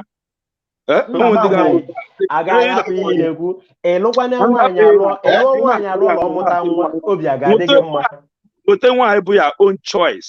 Nwaanyị ga-asị yes oge take care of akụrụba gị afọ ịta na Europe na oge take care of akụrụba gị. Benefit of marriage akwụkwa ịmụ nwoke o. That is not the benefit of marriage. Ịmụ nwa ka m na-agwa gị. Nwanne ka ị na-asị akwụkwa ịmụ nwoke o. Nwaanyị abụọ ya own choice ma na onwe ike kpọrọ dị nwa ọ na onwe ike ime gị anything na-asị nwa ịmụta nwa. Nwanne ya na m ege ntị otogo na-follow the program nwanne ihe na-akọ a na-ege ntị na-asị na my brother na-akọ my brother is singlet white na ihe ọ na-akọgodi ịmụ nwa oke ịmụzie nwa nwunye gị hapụzie ya n'ụsọ ngado ntị ọ bụrụ na ị gere ntị ofuma ajụjụ ka ọ jụrụ m sị m ka ihe m jiri chọ ịlụ nwaanyị nsị ya na ihe m kpere chọ ịlụ nwaanyị bụ ka m wee mụọ nwa. Onye ọbụla nwere different reason.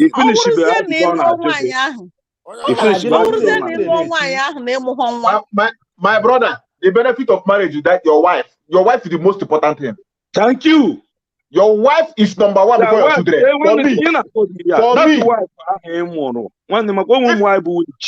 If one person must go down, it will be my children, not my wife. My wife is my number one that will stay with me. Anybody can go down, but my wife what I say?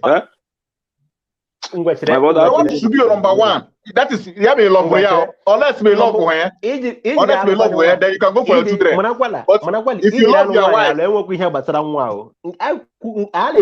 uru nwaanyị bara uru nwaanyị ihe ọ jụrụ mbụ ihe mkpere chi elu nwaanyị ya bụ na elu ni alụ nsị gị na ihe mkpere chi elu nwaanyị bụ ịmụ nwa benefit na marriage because you can get married to somebody whom you love or they barren for the rest of her life or they barren you still stay with her. Some men, their wife cannot bear children. They stay in the marriage for life. No adoption, no nothing. They remain like that. That is true love. Oh, ihe nchiju. Oh, wait. Ihe nchiju. Elu nwaanyị na ịmụta nwa dị happy. Wait. So, wow. It's over nwaanyị ọzọ Chukwu debe gị this man batara oga. So, one, and your wife did barren. You chase her away. Will you chase her away? Also. Also. Everybody with their own mentality. My brother, tomorrow. God, they my brother. And on the process. Ebe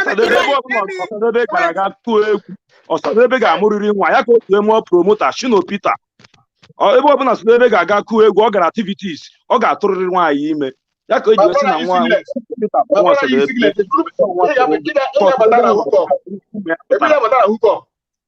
ụmụ nwaanyị niile n'ọsọ ngo na-egecha ihe na-ekwu emecha bịa na hụkọzi oge biko achọrọ m ịlụ nwaanyị nke si na Anambra steeti esi ha nọ na kọmentị ịhụnanya nwoke na-enwe na nwaanyị dị iche. Ihe ebumnobi nwoke lụọ ile nọ n'ụwa bụ ka ọ lụọ nwaanyị mụọ nwa. Take it or you leave it. Ihe this guy is singlet na-agwa gị eziokwu dị n'ime ma iche ịghọta ihe eziokwu ọ na-ekwu ị na-agbaje one side. My brother, ịghọta happy family na ezinụlọ bụ nwa gị ịchọ ka peace dị na be gị nwa ya adịrọ ya ntaka ahụ ya adị na ya. Oh, my brother, like I said, the family issue. Ndị Igbo na-akpọ ya isi na ana o. My brother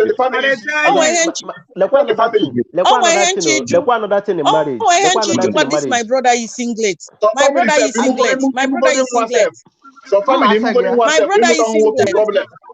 Madam. Oh, one native doctor no this.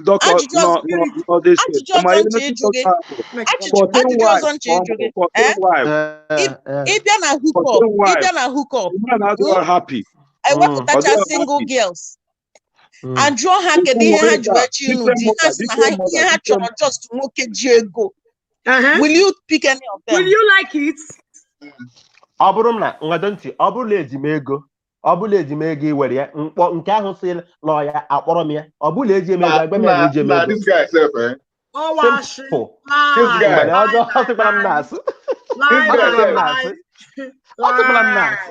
This guy self, eh?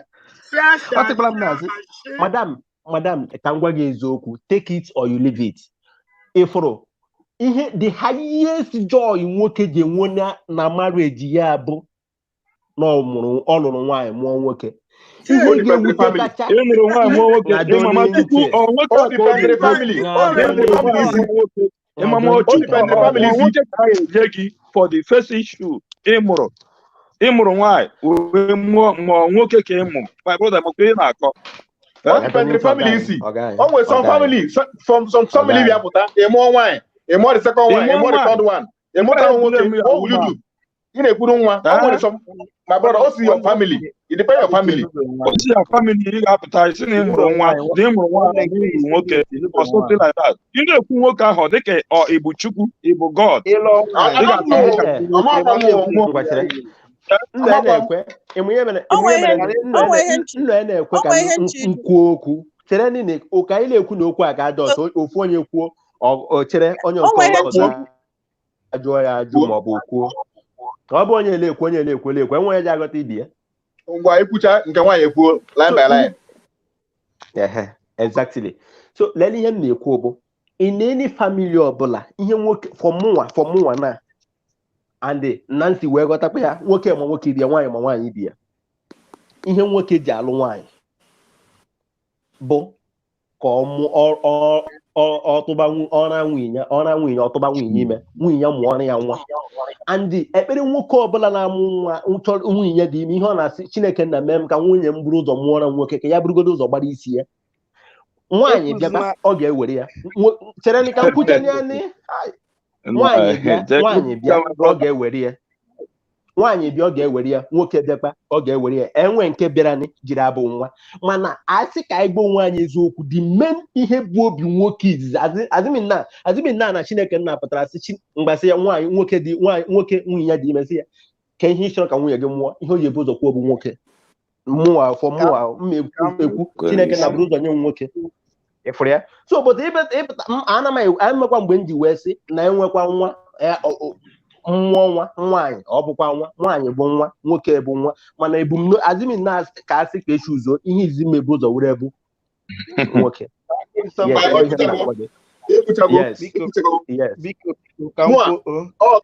ọtọnụ a na-aga line by line. My brother, nlụọ nwaanyị echi. One thing is that I thank God for the family agency. Family agency. I anaghị competition. Me mụtara nwaanyị o, me mụtara nwoke o, mụtara nwoke o. We don't care. And family agency, they cannot tell you, anukwana nwaanyị from this village, anukwana nwaanyị from this place. We don't do our place. We don't anyhow you like, you freestyle. You understand me? So, nlụọ nwaanyị echi, Chineke si na nwunye m ga-amụ 7 women. My brother, I will not say because 7 women, then they bring okay, then I will say go away. You understand me? Okay. I will live with that. Even if God say, okay, those 7 ladies that he will take them, my brother, except there is no love. If I love that woman, my brother, my wife will stay with me. I want to hear my wife will stay with me. I'm telling you, I don't know from your own opinion. So all depends on the family you see. My own family don't care if you have a male child or not. My family don't care where you marry from. My family don't care. You understand? So if for adventure I marry tomorrow and my wife decide, okay, first one, wine, second one, wine, third one, my brother, my wife is not God. My wife is not God. My brother, that is why you can go and adopt. If I don't have money to adopt, I stay with my wife. See, that's God. Yeah, but so that is my own opinion. So depend on the family ABC. Can I say? So marriage, benefit of marriage is not getting a child, but it's just a benefit. It's just a bonus. It's a bonus, but it's not the benefit of getting married. Ajụjụ nchọrọ ịjụ gị bụ ihe anyị na-ekwu isiokwu anyị ebe a bụ ihe nchọrọ iji alụ nwaanyị. The reason nchọrọ iji alụ nwaanyị, let me see somebody who will stay with me, somebody who will accompany me. That is my main. Okay, Oga Ichiku konko. What of ọ bụ na nwoke bụ ya potent nko. From ọ ga-ekwu ịkabata kịta from ihe niile unu kwuru unu alụbe nwaanyị ihe ị na-eche ka m na-eche before m nụọ nwaanyị ịghọtago nwa does not even bring happiness, the complete happiness, or from outside world. Nwaanyị ka iche nwa bụ the whole happiness. Oh my brother, thank you. God bless you. Ihe na-enye happiness na marriage bụ companionship. Thank you. Thank you. Thank you. Ị hụrụ m chọrọ ịmụ nwa m ga-amụta atalụ ha nwaanyị. Yes. Ịghọtago? Nwa has nothing to do with marriage. Ihe na-ekwu bụ in marriage ngadonte. Ngadonte. Ihe anyị na-ekwu okwu bụ in marriage ka anyị na-ekwu outside marriage.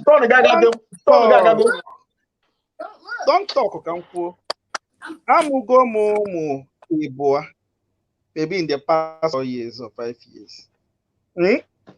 Mana ọ bụ na gị na nwunye gị ama nsogbu pụọ apụ. Gịnị ama ndị happy n'ime ụlọ, there is no marriage. Na so. Nwa ahụ amaghị obi aṅụrị. Ịnwụkwa n'ike. That's one. Ọ mataghị ma nwoke ma nwaanyị. Just nothing. Absolute nothing. Ihe na-atọ gị ụtọ na marriage bụ ịchọrọ ije nwa nwa kịta nọ na amụ gị na-akwụ about you go and get a child. Yes. Ihe na-atọ ụtọ iji kpọ ya marriage ka gị na mmadụ bi nwa bụ onye ị ga-ebinite n'ụra everyday ka like ya the person. Yes. Onye gị na ya ga-esi apụ ị ka like kwa the person. Yes. Ọ bụrụ na ị like ihe onye ọtụtụ ya mụọrụ gị 1 million children, you will not be happy. Also ya mụọrọ gị ụmụ nwoke si Nigeria, you will not find happiness. Happiness is different from nwa na-amụ amụ. Nwa onye ọbụla ga-amụ nwa, marriage or no marriage. Nwa bụ a different game. That is one. So I'm a friend. I have a friend. Si na ọ chọrọ ịnụ nwaanyị mana ọ chọghị ịmụ nwa. Ahụgo m ya. There are some artists, you know, for Flavor, so many people mụrụ they happy, but they don't have wife. Timaya them, they all have children. They don't have wife. But wife is a different ball game because nwunye gị ga-abụ na ị ga-eji ogologo ndụ. Nwunye gị ga-abụ na ị ga-anwụkwa n'ọsịsọ. Number one. Ọ bụghị nwa bụ na ị ga-eji ogologo ndụ. Ọ bụkwanụ nwa bụ na ị ga-anwụ ọsịsọ. Ọ nwunye gị. Ọ bụrụ na gị na nwunye gị ama nsogbu pụọ ibilite n'ụtụtụ ma ọ na-aka gị nka n'anya ọ dị ọzọ ka ị laikere. My dear, you are finished. Oh, the love, okay, my brother. Okay, my brothers. Go ahead. Now. And the henchinyage, especially my brother is singlet. Henchinyage fat. And then like after this whole thing, I want you to go and research what I have said to you. If find they out, because whenever you come out here, call me out on it. Number one, one fact, number one, can I have a sentiment? It said that the reason why you want to marry is to procreate, to have children, especially male boys. That is what you want. I'm not going to blame you for it. We all want what we want. You understand? What I want may be different from what you want. I can't blame you for what you want. But what I want practicable, I will not accept, Auntie. When you practice, you will know if it is possible or not. It's not. Excuse me, sir. Excuse me, I'm coming, sir. What I don't want you to do, is to step away from your own right of wanting what you want and start intimidating another human being. You know why? Number one, it is not guaranteed. It is not anywhere written that niwu na spam obuna egbafuru ga-eme nwa. Ụmụ nwoke ga spam a week. Yes, sure. Because ajụrụ m gị before say gị na ọ bụrụ na nwunye gị amụghọ nwa, isi na ị ga-alụrụ onye ọzọ. Ịlụrụ the second wife, ọ mụghọ nwa. Now, before you tell me na that na here anaghị m, o me na my own family. My mother's elder brother, all lụrụ nwanyị, the first one, you ebie for how many years? Atụgide ya n'anya je lụọ nwanyị, ọ lụọ nwanyị ọzọ. The same thing and or the third one. The third one na wure a sharp girl. Who na ihe onye a na-achọ nwa shiri na-ezu mụbata ụmụ bịa bunye anyị. You're meaning. So, but that's another story. Number two, one fact in Chokwa excuse me. Wait, one fact in Chokwa Mara now. Unsigi je research ya. Okwe hono sex of children. Ihe a na-amụta ma nwoke ma nwanyị has nothing to do with a woman. It's a man that decides it. Yes. Or your biology as a man that will decide ma ihe gbanyere na ahụ nwunye gị ọ ga-apụta nwoke ka ọ ga-apụta nwanyị. A woman has nothing to do with it. Now, mgbe ị tụwara nwaanyị ahụ ime ọ mụọ nwaanyị iwe were iwe. Isi na ihe iji pụta ụwa ka ịmụchi onwe gị. Ibido maltreat with the woman when exactly what you're giving her is what she's giving you. My brother, is that not wickedness? So now, if you think that the only reason or the main reason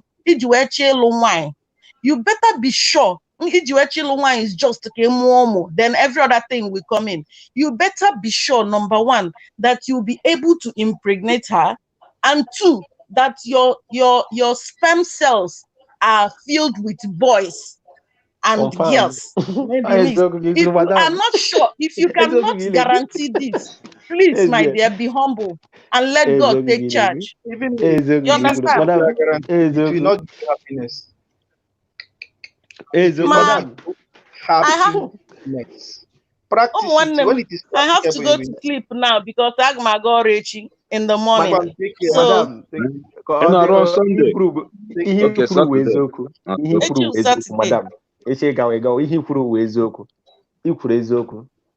you. I love you.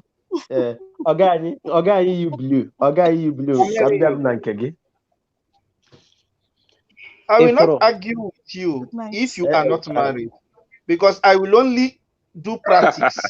If you are not married, don't need to tell me, because I will argue with you. Gina nwanyị biribe no 10 years. No phone or hotete. Itetekwa ifu onye ahụ ọkama dị mma n'anya. So why will I argue with you? Okay. You understand? Ọ bụrụ ihe a na-ekwu out of marriage. Mụ na gị na-ekwu ofu okwu mgbe m nọkwa ka gị. The same thing ị na-ekwu ka nche nọ ihe ọ bụ. Oge ahụ m pụtara nsị after all m na-achụ nwaanyị mụ na nwaanyị anọ na school taa na the same thing na ịnụ nwaanyị bụkwa na gịnị. I never believed that there are two different ball games. There are two different maturity altogether. Two different understanding altogether. From any one, you cannot dictate marriage. If you are talking about happiness, and brother, if you are talking about happiness, if you are talking about marriage, talk about happiness. And when you are talking about happiness, talk about love. When love comes, it can supersede anything. Then let your children come. It is. You don't need to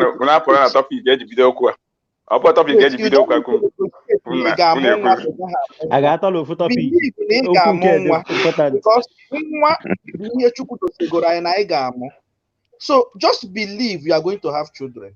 You don't need to put it as no reason. It's a normal thing. It is your right. So believe. So you need each other's able. Kedonye gini aga no we na manwu n'oge. Kedonye gini aga no we binite. Obi adi age mma. Kedonye gini aga no occasion bata.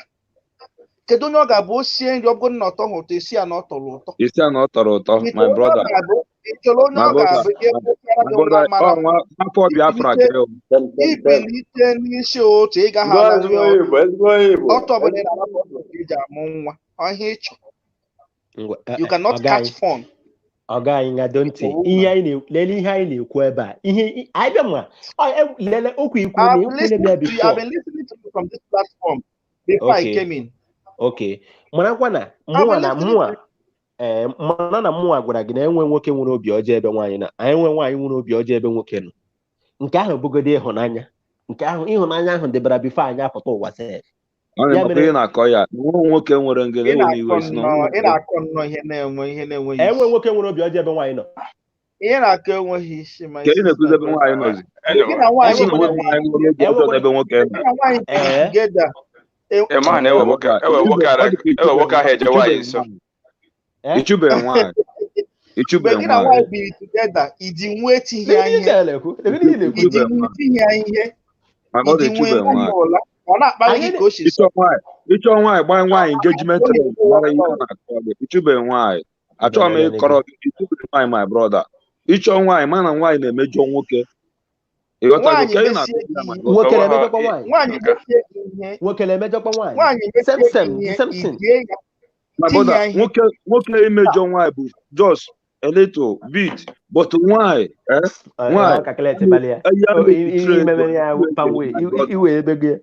Brother, nwaanyị ga-emesi gị good morning, good afternoon, good evening. Because of love. Na nke onye onwezi exam dị anyị ana m ekele unu agwazie m nkịtị otu ndị Igbo isi emezi okay Atrice ama m n'ukwu ekwu n'ọnụ Atrice ekwenụ mmadụ ya ọtago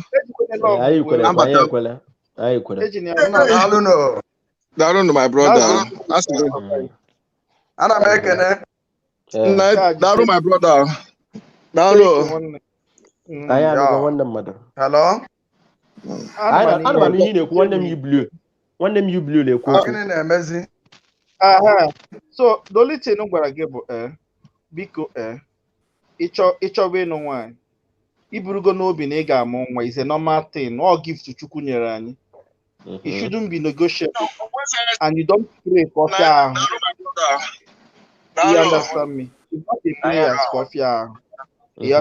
So he ga na-achọzi bụ go start ọ ga-abịa. So he ga na-achọzi bụ kedu onye gị na ya ga-anọnwụ. Ọ ya nwabụ ị ga-achọ. Because ịmụgodi nwa kịta gị na nwaanyị ahụ anọnwụ na-separate kwa. Ịchọkwara ịmụ nwa without anọ nwaanyị ị ka ga-amụkwa nwa. One na Hello. that woman no jura ejua. Hello. That woman jura eje ekusigo okwu a. Ugwo na direction ọ na-aga. Onye skubos na onye o mere amara. O nwere ndị lalụ nwanyị based on na ha chọrọ nwa. But then ihe a onye isi ngred na-akwa gị mmadụ alụgo nwaanyị ya na the woman ebiri ọmụtara ya nwa the woman na-asị ya oke kama ka alụọ nwanne ya nwaanyị maka ọmago na nwa ahụ bụ ihe ya wetara happiness between them.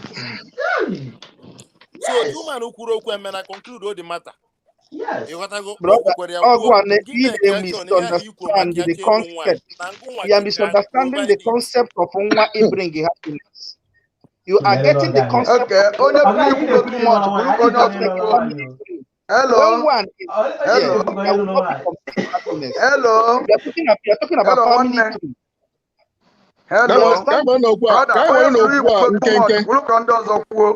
Hello.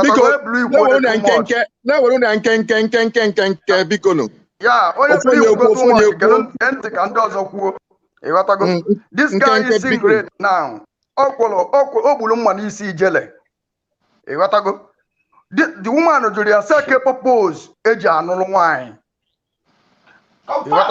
Osi ani ihe da anụrụ nwanyị bụ ka amụta nwa, and the whole kwuru bụ life and the direct, and that is the main purpose of creation. Oh maka ka Chineke zi wee kee ụwa, multiplication. Onye ọbụla sị gị na ihe eji anụ nwanyị abụrụ ka amụta nwa bụ ya nke. Ihe na-akọ nkwuweri. Ịghọtago? This guy now you blue now. O gbolu unu n'isi ijele. Ịghọtago? Gị nwa bụ nwoke now. Ọ bụ na ịchọbere ihe a na-ebu ụzọ ajọ bụ nwa. Ịnụ nwaanyị without amụta nwa. Obi agara adịghị nwa mma. Atọlụ. Even that woman ahụ ị na-anụ, obi ama ndị kwu ya mma. The other one si na family ya chọrọ excuse. The other guy si na family ya bụ ma amụta nwoke ma ọ bụgodi na amụtara nwaanyị. Ke the purpose papa ji wee mụọ ya. Ọ bụ na that family mụọ sọsọ nwaanyị. A ga-enwezikwa onye ga-anọchi the compound. Forget you not in the way maybe agbala ọfụ wee na-etinye n'ihe dị kịta. Ịghọtago? So unu kwuo ka okenye.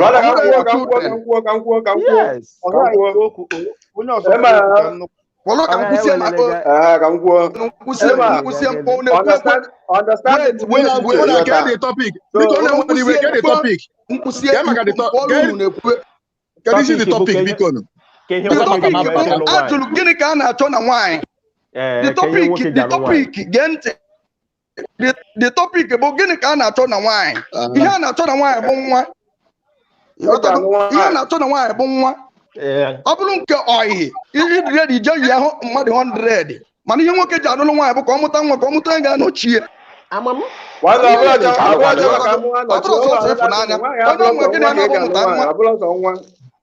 point of correction nwa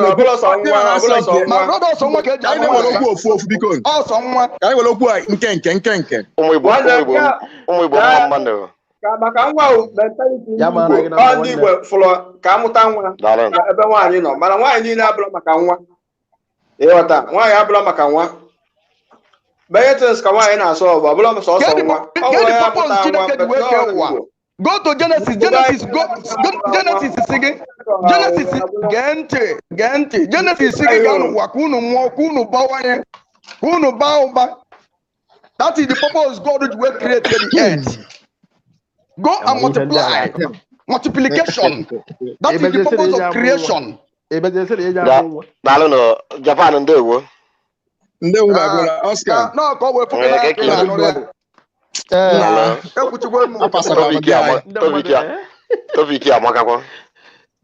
topic.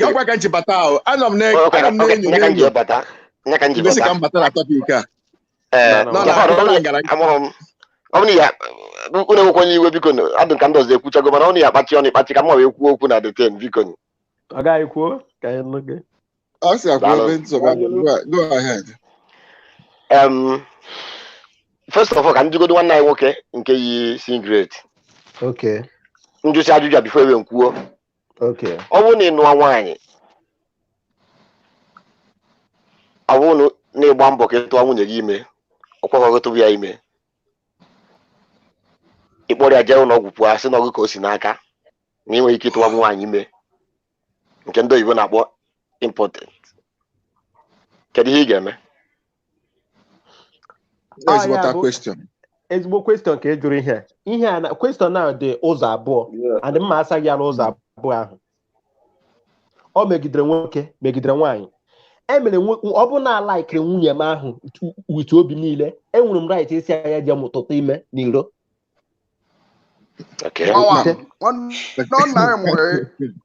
Ịghọtago? Chukwu gozie gị. Anyị ebirikwala udo. Ebe a na ka ọga anyị ajiri ekwu okwu love ị na-akọnfam ihe wụ love. Ịmana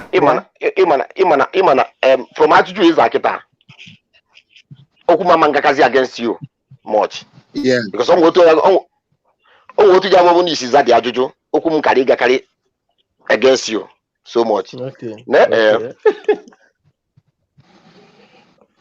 Ihe eji anụ nwaanyị ahụ sọsọ ka bịa mụta nwa mana nwa dị very very very important na marriage. Okay. Take it or leave it. Mana o mebere ma chi ekwe na onye ụta tania ọ bụ na nwanne anyị nwoke a nwee ike ikwu na ọ bụ na nwunye ya atụrụ ime nya fụ n'ọnya ka o si n'aka nya gwa ya je tụta ime n'ezi ọka ọmụarịa nwa nya na-abụ ebili ọ nwekwa right ikwu that na ọ bụ na nwunye ya amụrụ nwa je nụta onye ọzọ ikpe ọmụma adịghị ọrịa. Now ka ịgwa nwa ya eziokwu the only place we can disagree with you mbụ nke isi na nwoke ọbụla nwunye dị ime na ịjụ anya ya sị ka nwunye buru ụzọ mụọ nwa nwoke. Mụa personally mgbe nwunye dị ime ihe nchọrọ m nwa nwaanyị mana ọ mụrụ nwoke because na mụnwa personally amago that na ụmụ nwoke majority ụmụ ha ndị nwaanyị na-abụkarị enyi ha da nwoke. In fact nwoke ya eji anya na-eke onwe property nwe na-eke o were anya na-eke mgbe ka nọ ndụ sef ka ọ mara ndị nke ya arụ nke ya. So ọ nwanne ahụ ka ọ bụ so gịnị ya na-amụ aka a na-achọ onye ya ndị mamụ ya ime mamụ ya tipụ ha anya otu ọmago na onweghị ọghọtago ime isiri rute nye nso ụwa ga-agba because ịma na ụmụazị nwoke ji ndị ha egwu egwu ghọtago oke nwaanyị ihe aga ma ụmụ ya dị macha mgbe ụfọdụ ọsịa mọm jikwara ya nwaanyị ebe ahụ na dadị na-etekizi shit n'ụlọ atụ much so go jiri nwaanyị anyway back to ihe anyị na-ekwu nwa dị mkpa too much na marriage. Nwa anwụrụ onye nsị ya ji egbuo nwunye ya ma ya chụna nwunye ya dutara nwunye ya amụghị ọrịa nwa mana ọkwa ifu ịbata na marriage nwa na nọghọ di na nwunye bi n'ụlọ wee bie for the first 10 years 20 years nwa batakwa na that marriage ndị agwa gị ihe ha na-aga through in life meele ha ebele ịnyụpụ nsị si nwoke ahụ rie ya ka nwa bịa bata na that family ọ lie ya ozugbo lachaa efele. The same thing with nwaanyị. Afụgo m so many people afụgo m ya mgbe ụfọdụ so many things na-eme agwaghị ije ụmụ nwaanyị na-eje n'ụkwụ n'ụwa maka nwa agwaghị ije nwoke na-eje n'ụkwụ n'ụwa maka nwa. In fact nwoke nwa ka dị mkpa ịkpata ego sef ọkụ mbụ nwoke na-agba ka ya kpata ego the energy eji agba mbọ ka enwee nwa n'ezinụlọ ma ọ na nwa batara na family karịa energy eji atụ ego. Ka anyị hapụ na sentiment ka anyị wepụ sentiment n'okwu a kama na ofu okwu na-agwa onye ọbụla data o mebere ma chi ekwe na onye ụta ata na ya mana onye Igbo ịpụta ebe a kịta na-asị m na family ha achọrọ ịma ma mụ nwoke ma mụ nwaanyị adịghị na-asụrụ m Igbo na-agwa m na family onye sị m mụtara Igbo amụta ka anyị gwa nwaanyị eziokwu. Okay. Yeah, brother. Maybe enwere a little misconception from any na na-ekwu. Enwe onye si na nwa adịghị mkpa or family tree. You understand? Ya na-ekwu maka the importance of nwa. Nwa bụ na family adị complete. Ihe anyị na-ekwu bụ kedu the reason for marriage. Reason for marriage. Ka m kwuche. When I work that, I can go and get children even without marriage. Because now one be necessity. Yeah, tell na work now. Open in the when cause procreation. Procreation is a product of sex. It's an end product of sex. Any sex ever. I can have sex with anybody more. What procreation? Yeah, in a may specify about marriage. The reason why I engage on 100 years no. That is marriage. You are not saying Oburo Makamwa engage on 100 years with a woman. Man, open a family 3 years here, Obia man do no ma. Sure. Family 3 years here, you will get not one also. Sure, even me. But that is not the reason when I want engage a bimu. Makana mother na mocha nwa, ya na nwunye sekwa. Obuna nwa bụ the highest happiness, kina nwunye ga manse. But when there is companionship and love, you obuna nwanya mmeri ga-edi ya. You obuna nwanya mmeri ga nwa bụ a pure necessity. So I want to tell you something. I said that I'm not negotiating children. I'm not negotiating among we negotiate. Afro me as my right. Mgbe nje were ịnụ nwaanyị aja m sị Chineke nne ya maka ma ga-amata nwa. No. And since so I'm atụrụbe nwaanyị ime. I never told nwaanyị must not to kwado ime oji aje wopi amenity. Mana nụ nwaanyị ozugbo kpa mmụọ nwa o ejima. Mana try ni be me because amadị m no necessity, amadị m no negotiate na no be no nwere ike hapụ emu afọ me in that direction. But what I am asking is ma ọ bụ maka nwa ahụ ka njije kpọrọ nwaanyị ka mụ na ya bi. Whereas na nna yo all my time at school, I can have children, I can have anything. Nwa is a necessity of its own. But the product of the reason why you have to live with a woman, you will not beat her to kill her. You keep quiet. Is what? That's what I want to understand. Yes. Yeah. Okay. Back to I like Majuji Jolum. Nwa were 70% hold marriage. Yes. Ganti chela. Uzo bụ na nwa dị na uzo mmiri na uzo nkụ ọ dị echechi. Listen. O nwere sister ikwu okwu before mgbe mbata oge mbatacha nọ na kitchen. Ngwa ya nsị ya jiri nwayọ n'okwu na-ekwu. Na onye na-ekwu maka ihe a na ya na ya mụrụ ụmụ. Ya jiri nwayọ. Ndụmọdụ ka m nyere ya anọteghị maka just n'obele oge pụkwa. So anọ na bed na ekwukata ihe akịta nchelu shet wụsa na ahụ m wee sị ka nkinye etinye ọnụ n'okwu a. Nwanne onweghọ ọkwịma nwa bụ simenti na-ejikọ aja na okwute ọnụ na marriage. Take it or leave it. Listen, anyị ma na-enwe ya na love, but thank God n'ime ihe experience. And thank God, and that's what I'm going experience. Because if we end up one I got through in life, one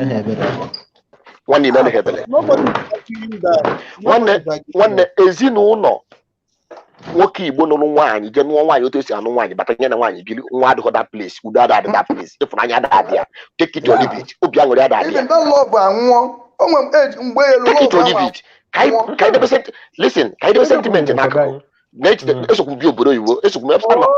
I don't think you understand. Can finish. I said, okay. A necessity. It must come. It's not negotiable. It's not must. Swaibo is not a must. Okay,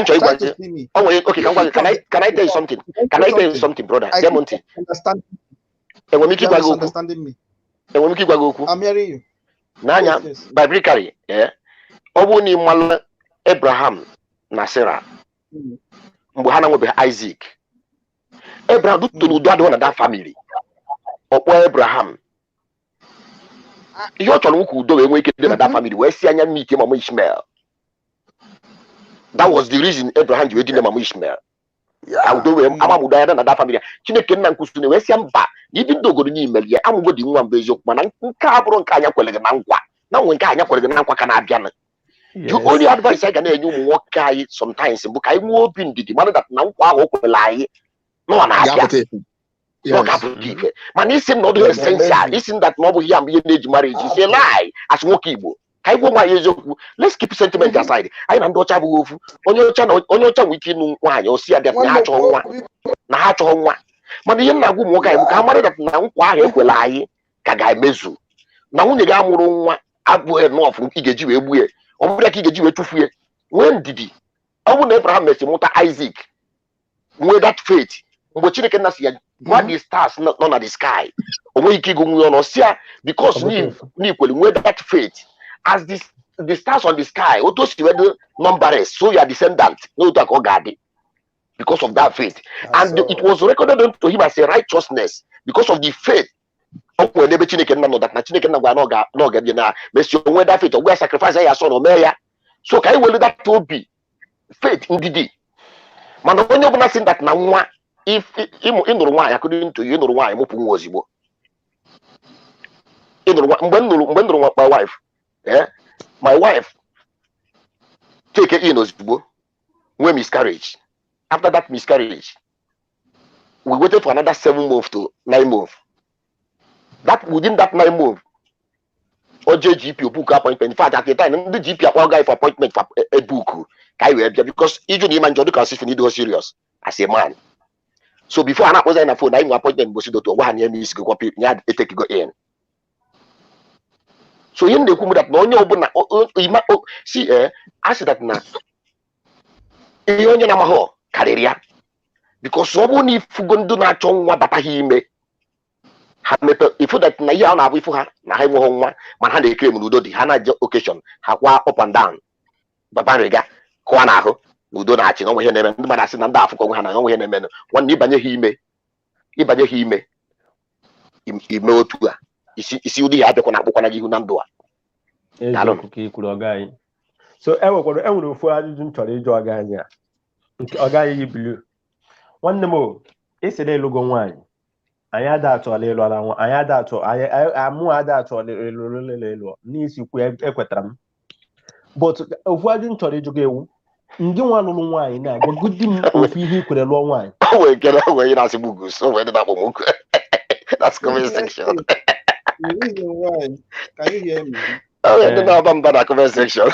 Oh, Diego, no, sorry. The level of being responsible. The level whereby I need to have family, someone I will live with who will coordinate whatever I get.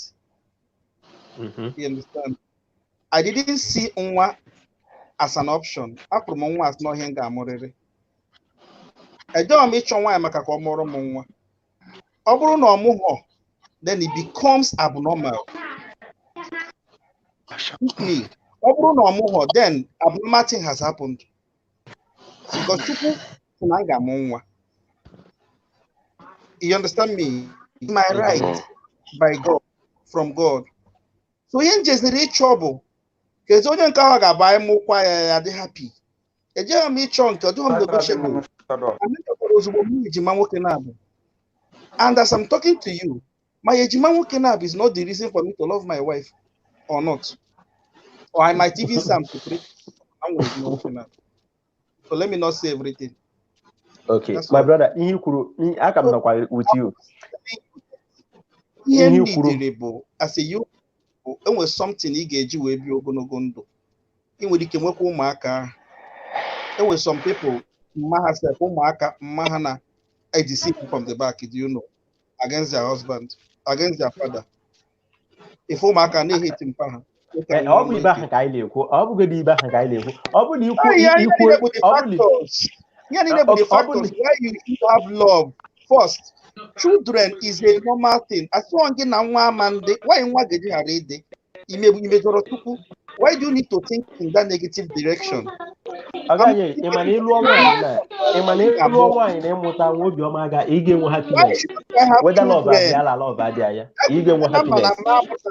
Why shouldn't I?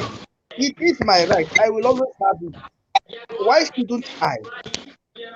My brother, you blue. In a quabre hajo. In a quabre hajo. It's near to one apple. It's going to have your apple. My brother. My brother, my brother Hebrew. My brother. Na-ekwu okwu ka asị na-ebode nwoke zugoluto n'ọnwaanyị asụ eji nwaanyị forget ihe ị na-ekwu outside anyị nọ outside ị nọ kịta anyị ncha nọkwa outside ya ịghọtago mụnwa ebe nnọkwa kịta anọ m Brazil ịghọtago nke si ị na-ewo nke ndị mebi nke ndị ọcha wee na-ekwu nke amaghị iche ịghọtago ihe nwoke ọbụla ji anụ nwaanyị bụ ka ọ mụta nwa take it or leave it ka ị wee nweta onye ga-anọchi gị ịghọtago and that is the purpose God ji wee create this earth. The purpose of creation is to multiply. Multiplication has to do with sex and not even one. That is sex.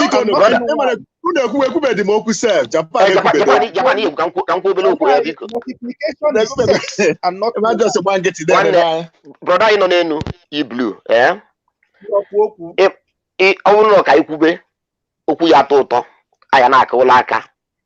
Agara akụ aka dị na section anyị ekwubi ọtọ bụ ụtọ mana eziokwu ka anyị na-ekwu listen okwu m mụda na nna nọ n'ukwu onugbu na-agwa ya na ọ na-atọ ụtọ nọ n'enu nọdụ n'ukwu onye na-agwa ya na ọ na-atọ ụtọ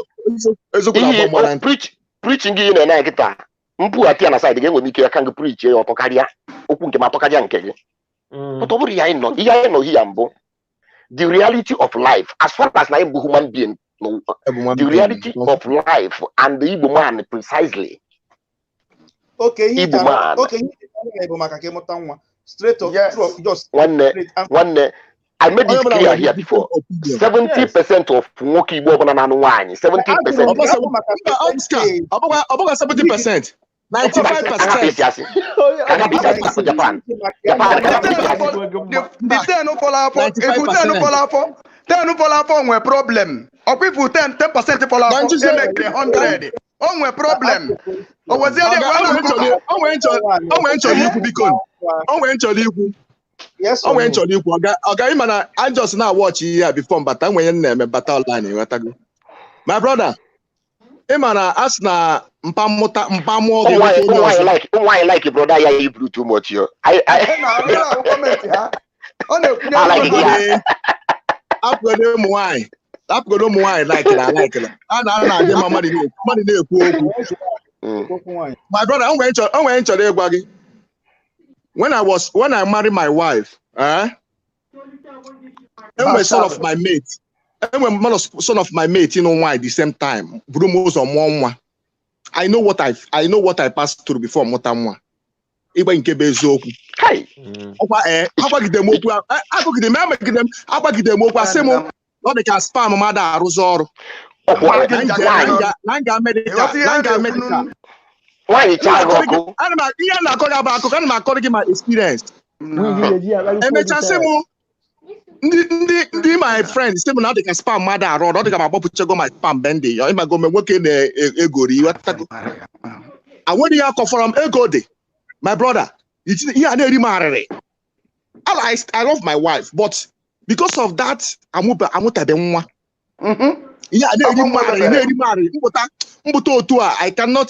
I cannot concentrate. Because I this morning. Until Chineke with the full joy. Okay. Joy might be complete. Okay. Can you wait, my brother. Wait. In case you say, wait, I'm coming. In case because of that child, my brother, Marina, no wine. First thing, I got you get a motago. Up with the properties, up with the go. Now,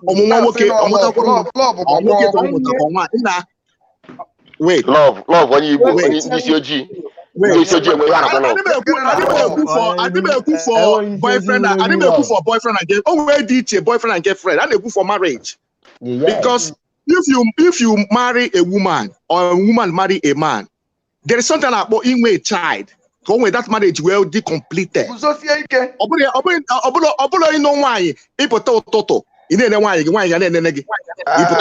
same thing. The same thing. And he puts outside and we could not get party. Unaga wedding, if you change the baby car, I feel like I say, I want to teach one. Where's your children? I don't think. My brother, I don't think. Listen. You love your wife. You love, but my brother. I don't think I will continue to argue. My brother, a marriage. Let me tell you something. A marriage without a child. Let me tell you something, my brother. A marriage without a child. It's nothing. I am saying is you are put it off. I put it off one side. I put it off. Let love on one side. You made a statement.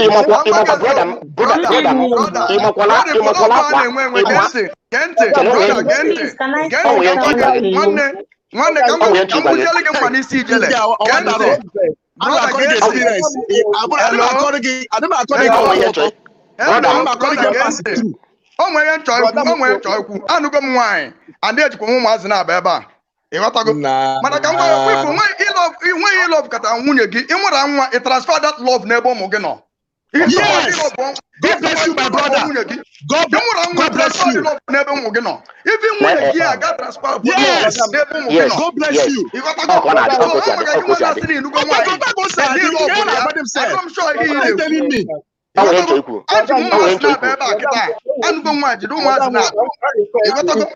na-transfer love n'ebe ụmụazị nọ igosi gị n'ọnwa bụ isi ezinụlọ ebe a ezinụlọ na-ewere okwu nkenke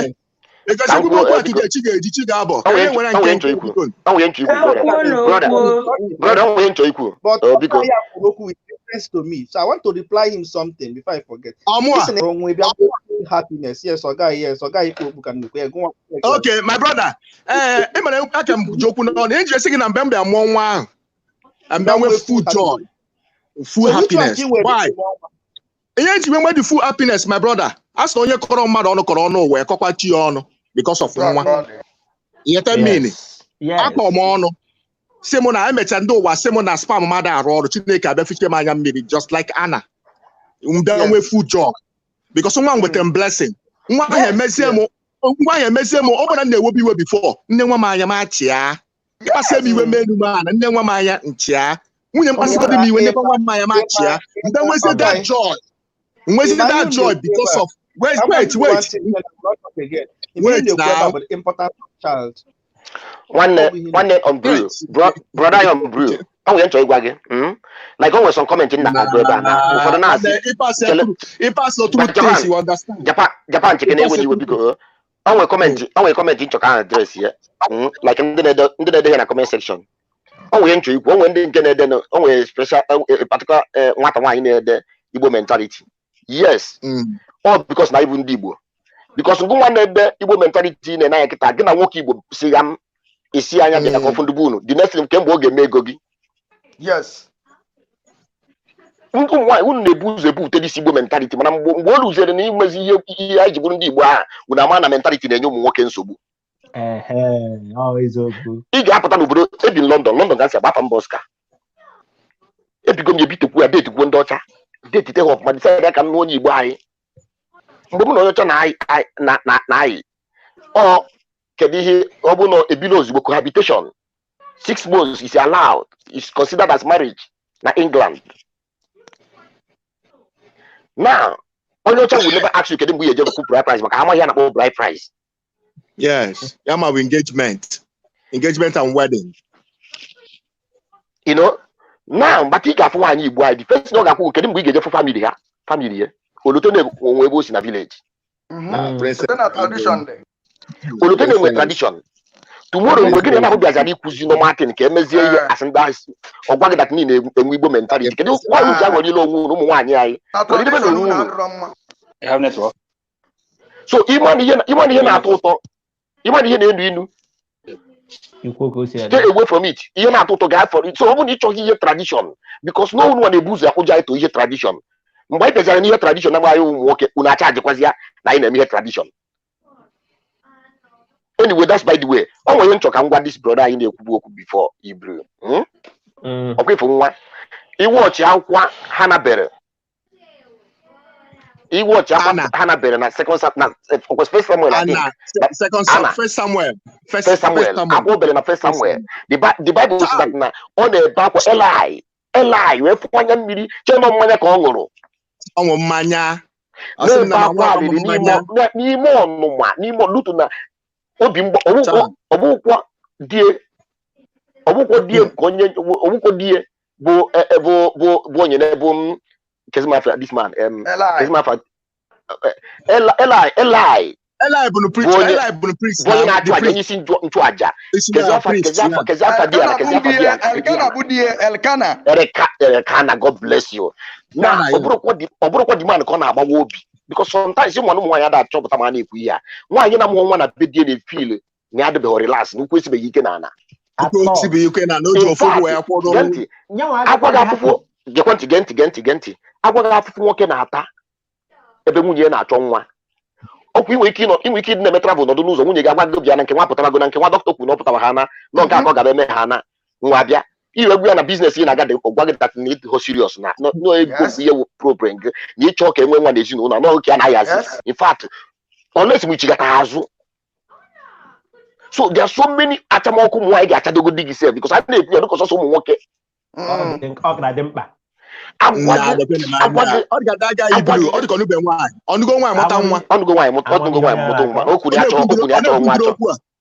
ọ na-ekwu ndịrị okwu a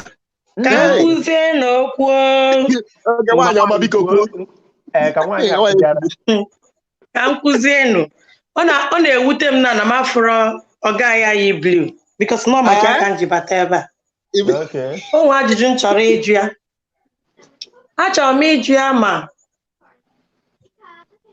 ihe a si be fruitful ka ihe mere eji kwuo ya and secondly be fruitful ọ bụ na ọ bụrụ atom of multiplication then a ga-ede Bible then a ga-eji afa ha dee ya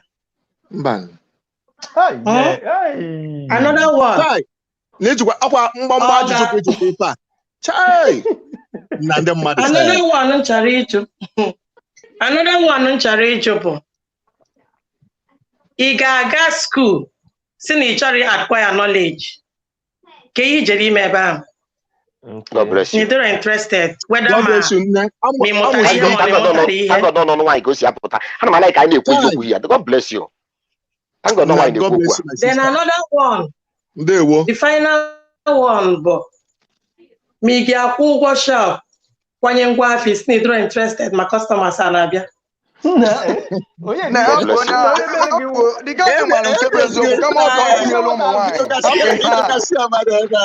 nke bụ eziokwu ọ dị ọsọ chọọ ịkwụnyelu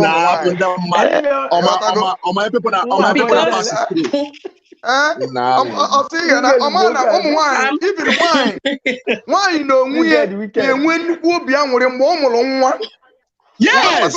nwaanyị na-enwe nnukwu obi aṅụrị mgbe ọ mụrụ nwa ebe ifụ m na eji m nwaanyị hia and mụta nwa no matter na ọ bụrụ onye be anyị ka m ji ịghọtago bọtụ mfụ nwa m ịmakwa ịbịa na obodo a ihe na-osokwa gị na nwaanyị gbaa akwụkwọ wee nweta akwụkwọ o nwere ihe eji eme ọnwa ikwuru elu nwa gị otu a kwuru elu nwa gị bata federal ihe niile ebigo that brother ya na-ekwunu ịma ndị repu chelu na enwe iwe na Bible onwe onye nke si na mama Bible mana mụ na ya na-abada azụ Bible after all ọbụghọ nna m nje Bible onwe ihe nchọ ikwu ịma na onwere ndị repuru papa ha ka enwe ike mụta nwa na Bible yes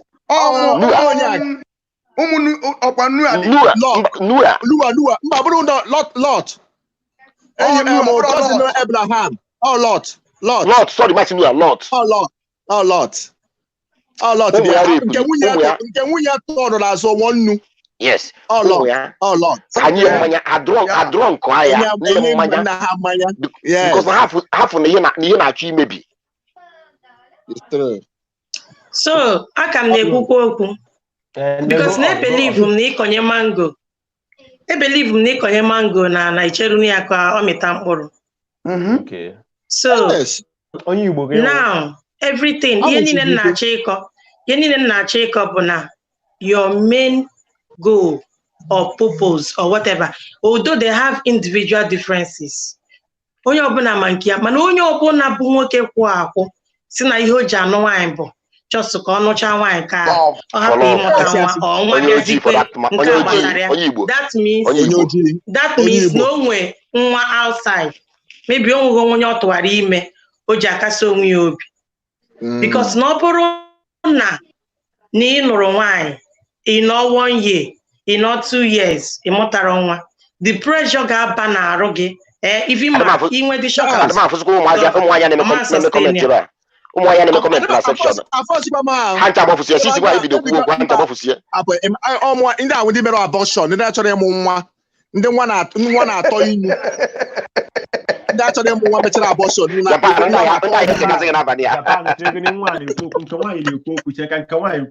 anyị emeghị ihe n'abalị ọgwụgwụ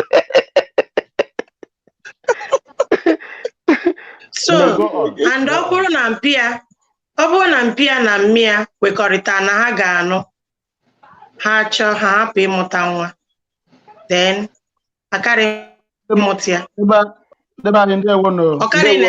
ọkarị n'ebe a kịta na-eme comment section or live video. Even so many people na-ekwu ya mgbe for most of them anụbeghị nwaanyị and onwebeghị nke nwego experience ebe a na-achọ nwa n'ezinụlọ anụta nwaanyị mecha wedding oge nchọkwa ifu nwa ifupawa energy dị na nwa dị egwu ọkwa ị na-ene nwa anya ya bụ nke nsogbu nwa ị na-ene nwa anya ị na-afụ ndụ papa okwu dịrị onye ọbụla chọka mmadụ n'ụwa akara ya nwa m ya mee nwa m anything enwere ike iji ihe niile ihe eme n'ụwa nwa m mgbe ị ga-ama na ụwa bụ uwe ezu oke bụ mgbe na ịmụrụ nwa mgbe ị ga-ama na ụwa anọ abịachara nnọọ mana o zuru oke bụ mgbe ị nụrụ nwaanyị na ịmụtara nwa isigodo onwe gị na yes, I'm getting married, I'm not interested. You got interested soon. By the time you know una tired of yourselves. A child coming into that family is coming from number one. There are blessings that comes from the marriage. After that one, then children brings in blessings. Blessings. And we think see the wrong. And we can first one of ya, and we go buru well to ya. Second one of ya, and we keep children with blessings, different blessings. Haja signing up. Then we get nezanya. Inekiri image. Yeah, what I carry. Inekiri what I carry. I am not one of I'm going to I am not even then we got for your products. We got for your products on our ads. Imana n'ikwa akwụ ka nwoke ivi ma as mụ abụ nwaanyị enwe ka m ga-esi mụọ ihe ga na-atageti bụ ka m mụgodi nwa ka m fụ ihe nwa m ga-abụ ihe oge eyi then oge eme ka m o nweta isi nwa gị ga na-emekịta isi he na onwekwe mgbe ime ihe a mgbe ipe mpe onye gị mụọ ọjọọ ị na-afụ pikchọ na-afụ emeji gị ọ na-afụ ka ọ na-edisplay ọ na-enye gị joy mana ihe gosi m na ihe nụrụ nwunye gị akwa ị ga-ekirikọta nwunye gị ka agwụ gị marriage gị na nwunye edozi ahụ pụọ apụ bata ụdịkwa otu ahụ ọ dị ịmakwa na ihe ụmụazị distraction ụmụazị na-enye n'ezinụlọ na-atọ ụtọ joy inwe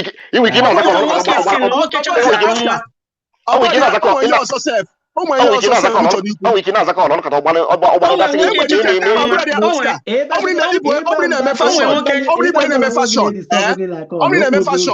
only be fashion and we company $5,000 nwa bịazie imeizi akwa na 5,000 na 7 nọ nwa ga na-eyizi fashion gị nwa ga na-eyizi your fashion ị na-eme nwa gị anyị dị happy ị na-afụ nwa gị nnego o nwere nwoke si na weda ma nwa a dị normal ma na ọ dịrọ mana ihe ọ na-achọ bụ chukwu nye ya just human being ga na-arụ gị ka fonu n'ọnụ ya ọkwụ na ebe atakụrụ mmadụ ajọs kwuo okwu ebe a napụzi okwu na ahụ ị na-agbarịkwa okwu agbagharị adịgo m ike igwu ya kwube nwanne m kwube egwu ka ogwu biko gbaghalụ na ya so ọ maka product of nwa mere anyị ncha ji nọrọ ebe a na-ekiri onwe anyị ọ bụ na ọ bụrụ ịma nje ịma nke ụgwọ shop tinye ngwa ahịa dem jere were onye ọzọ ihe ya maka nwoke na-asị na ị ga-eme nwa adopt Ima kwanye ngwa afia na shop, then ijere were onye o ije butewa afia, ije pick we goods from shop mmadụ na-eje eresi mmadụ wa inwe goods ahụ. Ọ dịrọ possible. So ihe na-achọ ịkọwata bụ na nwa dị very very important. Very very important and necessary. So and that man know have main purpose eji anọ di na nwunye. Yeah, main purpose. You did not ask again, why do you go to school? Or did not ask again, why do you go to school? You go have to gain knowledge. Yeah. Because now, Oburu na ask again, why do you go to school? Is here to look at the teacher. Then who am as your purpose? Good afternoon.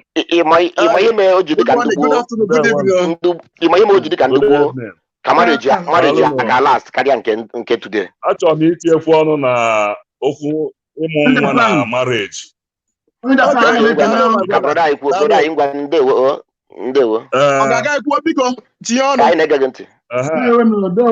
m bụ Emeka. Asị m Brazil akpọ. Ile nchọ itinye na ya bụ na eziokwu na nwoke ya love nwaanyị ọ na-eje nnụ, mana ihe a na-anụkwala bụ ịmụta nwa dị mkpa na ezinụlọ. God bless you. Ọ dị ezigbo mkpa. Because onye amụtara nwa ma onye na-achọ nwa, o nwere mwute na-adị n'ime ya. Ịghọta, that love ahụ eji wee nụwazi di na nwunye ama ezu oke. God bless you. Then o nwego onye gwa m oge na nnụcha nwaanyị na-achọ nwa, o nwego onye gwa m na mgbe nwoke ji achọ nwaanyị, mgbe nwoke ji achọ nwa ka eji ama na ịla ikpu bụ ọrụ ka ọ bụ. So the thing wute m, onye m ezigbo mwute. Ịghọta, nsị m onye amalibe nna agabiga wee tụọ ịnụ ọtụ ebe nna. So na ibe ọbụla a na-ekwu, anyị ga na-agwa nwaanyị eziokwu. Ịghọta, ọ Chukwu na-enye nwa, mana o nwere ebe mmadụ bụ n'obi wee banyere n'ime ya.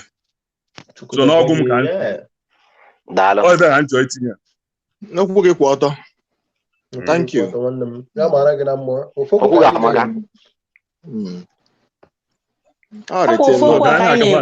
Because igo moto bụ ka o buru gị jee ebe ị na-eje. Enwere another thing I na-ekwu ebe a. Onye kwuru okwu ahụ bụ Ogechi. Ihe ọ na-ekwu bụ ka ihe o mere omenala ndị Igbo jiri wee ka megide nwaanyị. Onye anya ajụọ ya ka ihe nsị anyị reason o nyere ewu na-eme nwoke gbala iro enwe ihe ga-eme ya, mana nwaanyị gbala iro ara wee bịa. So anya ọ na-ajụ ọkara mbịa nsa ihe nsara ya, ọkara ọ kọntinu ọkwa na-ekwu datin ka ihe omenala anyị jiri wee ka megide nwaanyị n'ụdị okwu ahụ asọpọtụ ọm ya. Ka m kwuo okwu na nke a gee ntị. My brother, nkwukwa Bible kịta ndị nọ na section nwere ike gbagwagwa mana mma ekwukwa. Even the time of creation, nwoke na nwaanyị has never been the same thing. Nwoke na nwaanyị abụghị ofu. Ndị ya kpọ m iyi kpọba n'abalị a ma m ekwu eziokwu. N'anya na England, the law of this England nọ na ya. Ịma na nwaanyị a dị married. We je deny ya legally married. We je deny ya as a single man and the man only had married. And we prove the man only had married. They will take you to court. Name man ya nwanyi ya no lano. But gina na bu kwa mutual consent. Gina na bu mela agree no get dinner. If force nwanyi force.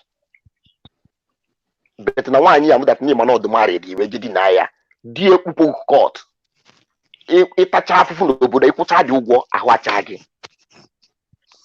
But a man that married didn't with a single girl. Abam with them dekwu. Gobu nwanyi. Ọ na anu je kpupu that girl to court. Nwere bi jazu eje. Nwoke in any society nwoke ka nwe adịmasị ụmụ nwoke I get my point here. Because now, man, in any society, what can I have even in the Bible, and when do not tell why in Abu, and when do no more than a man after God's heart, David, or Bonek Honolo. Solomon, the Bible, the most wisest person in the world, Bonek Honolo. Can they walk away? So, over the walking weekend, why in Abu? Yes, no, it or no 10. Yes, or they allowed. It testimony also no no. What you know at no. Traditionally, not only even the Bible, not in the Bible, then when do no carry no. Can you get in the bed? There's some certain thing. About in the Bible, not now the license that now a man can marry 2 wives or 3. But in the Bible, Islamic.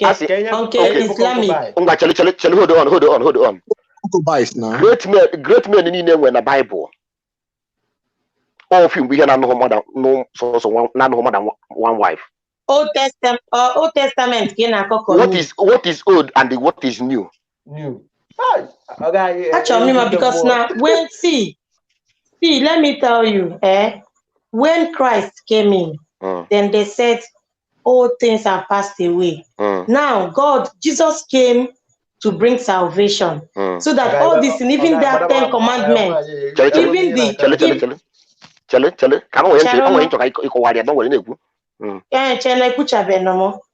even thou shalt, God was angry with mankind before he now sent Jesus. They brought those things, so those commandments and all that. It's not that they wiped all of them away, but they kept it aside and they now bring the good news. The good news is even written in the Bible that a man shall leave his wife, his family, and cleave to his wife. That is one man, one wife. And when been Nurutu, and that's it, even if you catch your wife on top of a bed with another man, that if you cannot forgive her, then you send her away and remain single. And when you go and remarry. I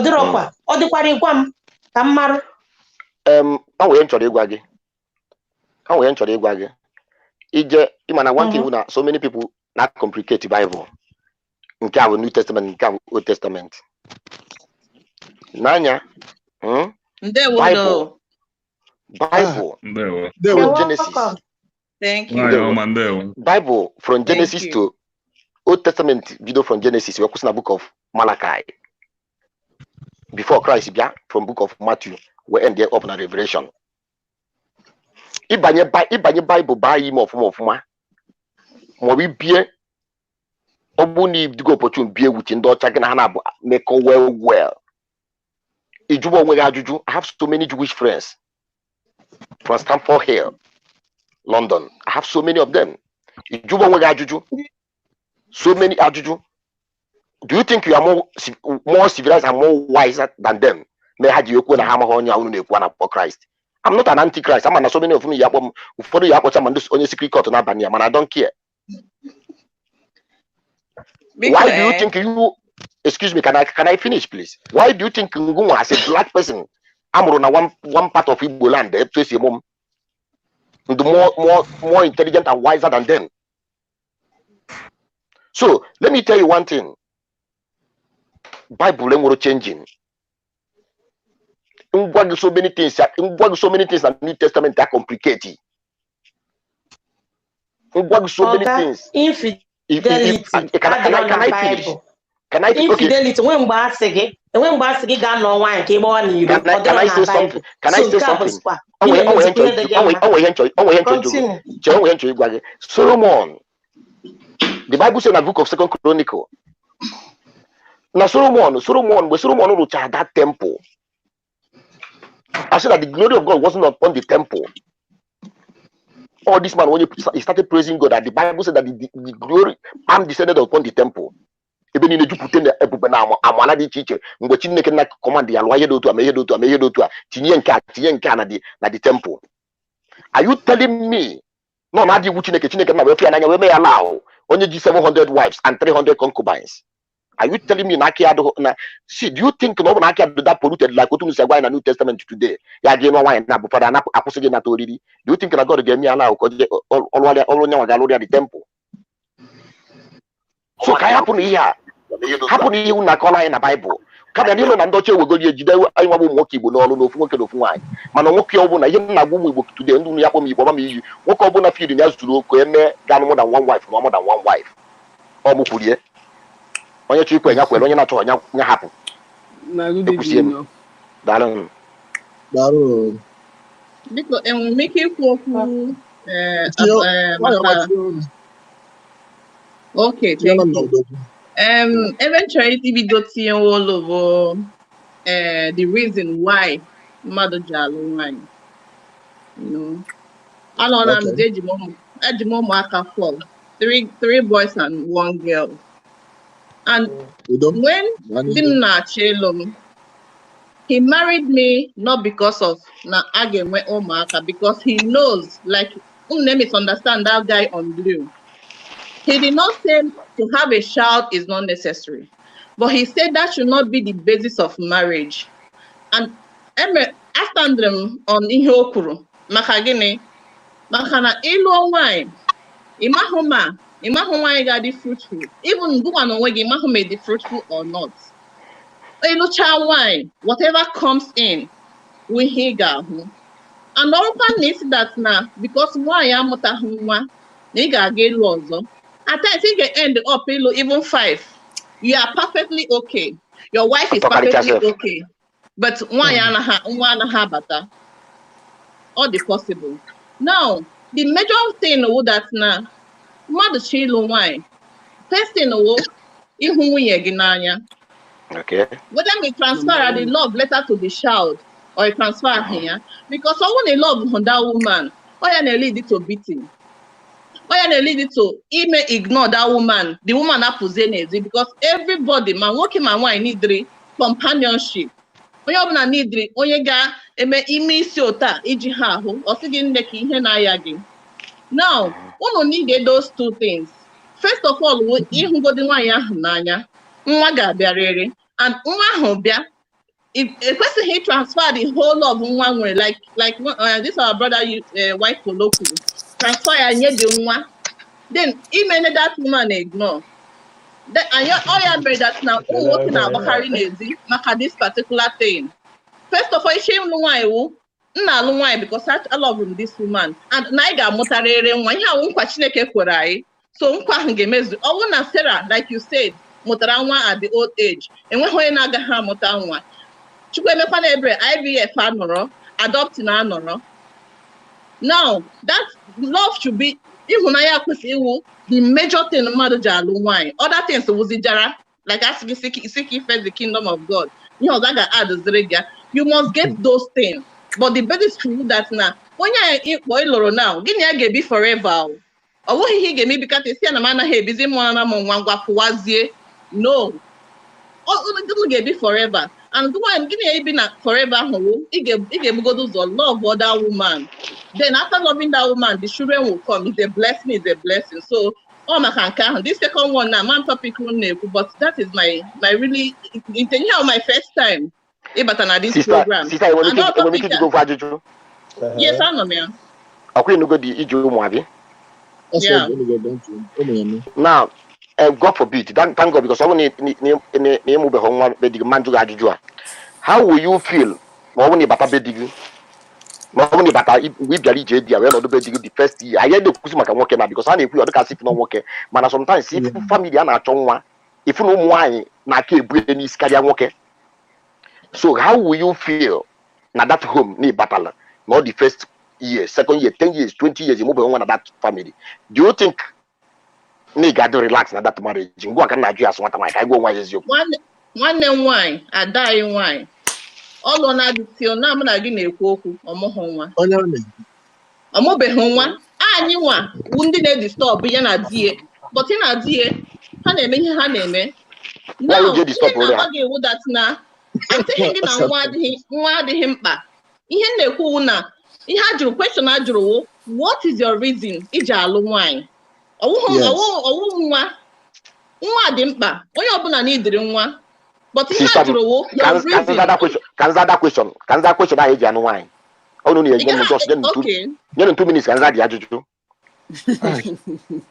onye ojii nwoke Igbo na onye ọcha dị iche even though na ihe anyị fụkwa ka anyị na-ekrem na anyị chọọ ịdị civilize esokwugolo m bili ebe nwa na-emekwu ka ndị ọcha mana ihe anyị fụkwa ka anyị na-ekrem mgbọsị gị na nwaanyị be anyị bịakwara together gosikwa gị ihe o ji bụrụ nwaanyị be anyị mmeri ụmụ nwaanyị be anyị asanas n'obodo Igbo adị kọnsan England a mbili ebe a na-ekrem that na adị civilize mgbe ị bịa gwa ya respect ụtụ m obele ọmana ịgwa gị na n'obodo Igbo mana mgbe o ruru n'ego nwaanyị onye ojii ka chọrọ nwoke na-eme ọfụma ya ga-emecha otinye aka na wepụta ya a na-ekwekwa na-eme eme mana mgbe o ruoro gụkwuelu m ugwu ọ gwaghị gịnị na n'obodo Igbo ọ nwego ndị mụ na ha mere like that o nwekwa ya gosirikwana kemgbe ya ejefu ndị be ya nwa m mba ya na nwe civilized world ihe eje nụta na baanyị jee nụta na baanyị adịzi bịa nụta na baanyị ihe ejebe ego m na baanyị imele ego na baanyị nwekwa ya na-ekwu nwere isi ọ debekwazi anya kedu ihe na-eme ihe a mana agwa ha si jiri nwayọ so ihe m na-agwa gị na there's a difference between onye Igbo na onye ọcha ihe anyị fụ ka anyị na-agọrị onwe anyị ndị ojii mmadụ onye na-alụ obodo onwe ha anyị amadị ihe bụ lọv Can I finish ka m kwucha sista onye ji basikụl na-ete nkwụ bịakwute gị na ngụwa nọ na senta na nwa asọsọ mma nke nọ na ana nke m adịm afụcha dị ọda sista yo ma ana m afọ onye nke ọf ma afọ m ụdị mmụọ mala eburu basikụl wee bulu ete nkwụ wee bịa n'ogo na vileji ya ekwesị onye agha ọ chọọ isoro gos ihe kwesịrị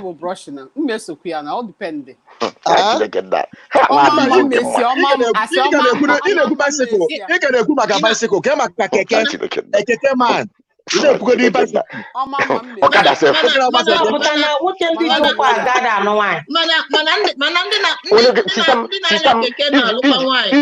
ijiri basikụl na-aga ka ịgwa nwaanyị eziokwu ijiri basikụl na-aga jee chọba klaasị gị ihe ọbụla dị n'ụwa nwere klaasị take it or leave it. Listen, ijiri basikụl na-aga wee je chọba medical doctor ma ọ chọba a PhD holder ị na-ahụnye onwe gị ọkụ ị na-agọrị onwe gị nwaanyị n'aka nwoke ndị na-asụ data asụsụ data na nwaanyị adaka nwoke na-agọrị onwe ha ịfụ nwaanyị standard ya ka nke gị ị ga-ama na ọka nke gị stay away from her. If you force yourself into that marriage you become yeah, a ga-treat you like a needed. Why are we deceiving ourselves? My brother, ndị na-anya bicycle na-alụ nwaanyị hapụ ma o nwere a level onwe ha level beta na-alụ nwaanyị, right?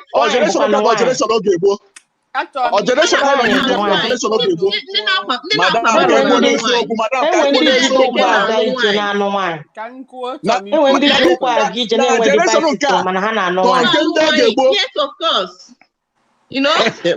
Naya, onwe nchọ ka nsa okwu na ewedi ana m ekwuzi too much ma gbaghala ka nkwu nke a onwe si na onwe ndị ji okwu aga mana ha na-anụ nwaanyị. Let me tell you the reason.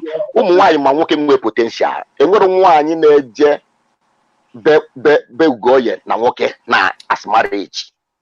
Nwaanyị were okwu na-aga gị na nwaanyị kwuo okwu nwaanyị ga-eje in conversation ọmara ihe nwere n'isi and ọ mana with that ị nwere n'isi na enye mmadụ tinyetụrụ obele aka it can change a nation within a drop of heart. Yes. Mana gone are the days mgbe ọ ga-afụ mmadụ ị na-akọ n'elu ọ na-akọ n'ala because the level ị ga-anọ ma ịnụọ nwaanyị nwunye ị na-anụ ga-decide the level ị ga-aga in life. Nwoke ị na-anụ as a husband ga-decide the level ị ga-aga in life. So you listen, two cannot work together in the book of Amos. At all. Two cannot work together ma ọ na ha agree. So ọ bụ na ya brain na-aga nke ndị na-eje eti mmụọ na village mana nke gị na-aga na nke ndị na-eme PhD na-eme research na-help the world WHO onye abụrụ iti mmụọ na village jee n'ebe a na-agba egwu rie nkwụ gba egwu nwa nkwụ. How can you guys work together? Ka ihe na-agọrị n'ụlọ nwaanyị everything goes according to the class. My brother, onye ahụ ị lụrụ ji ego ọ bụrụ na something mee ego ha anaghị abịazi.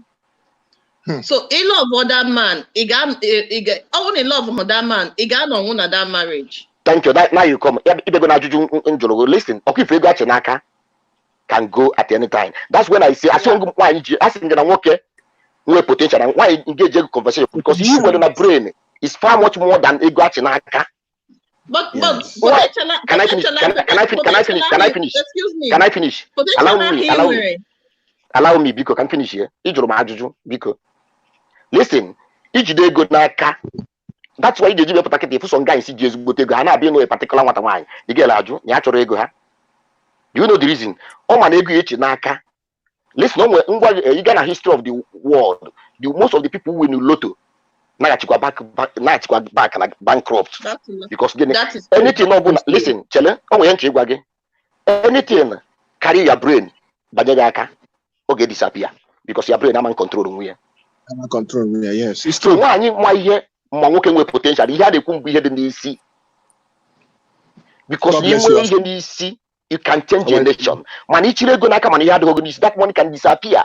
And why you be intelligent to move in life when you with potential? Get my word.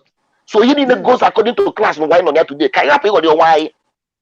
My brother, that potential in where it should GS yofe. Got potential lah. Okay, he should GS. Because Japan yellow makan aju akari go because yellow makan sa this aju na akari go because. Potential. That is potential way, but they go. I know that debate from the major source of discussion. I unkata na bana bania. Ma inroye Diego. Diego. The major thing that na ana low wine. Ichi low wine in love ya. Okwege wo that na nwa ga norire ebe ahụ because nwa just because of nwa that marriage aga ha no ya enwere ụmụaka ị ga-amụ ụmụaka ahụ ga-awụ your source of wouldn't they get boogie on time. For instance, I have an example of a friend or who but from another African country. Every now and then he and that is the only son only 3 girls and 1 boy.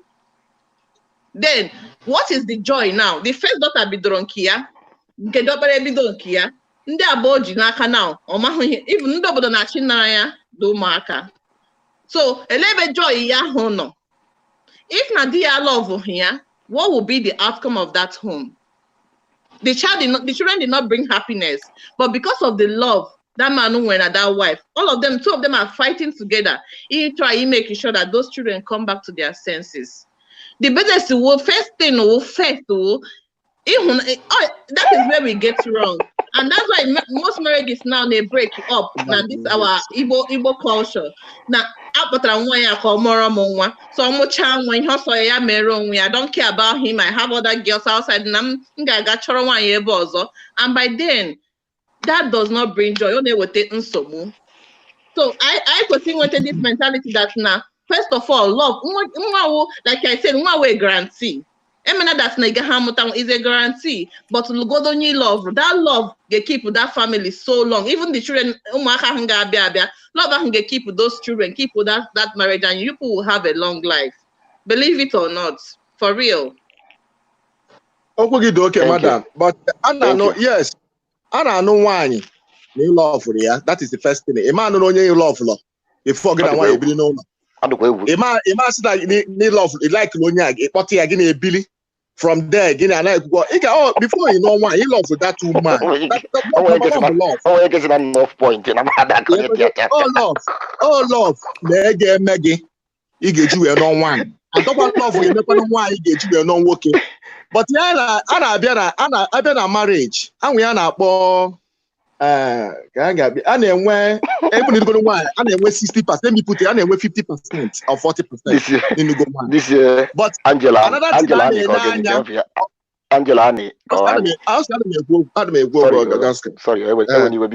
sorry Japan. Why? So madam, man know why. And I know why because of your love for her. You love this woman and I like the way this woman she is. I like everything about her. You go ahead and marry her. But when you also na that marriage, you know why 1 year, 2 years, 3 years. Which is production. From both of you.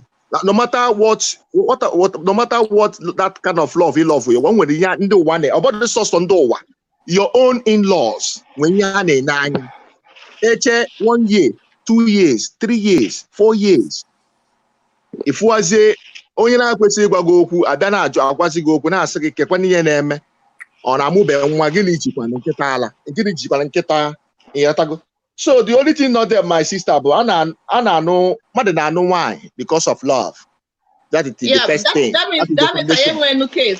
That means I ain't wearing no case because question here that now why do you marry? Get him now. Love with the first thing again, Maggie, you know why now? No, but so that settles the case. That is first thing.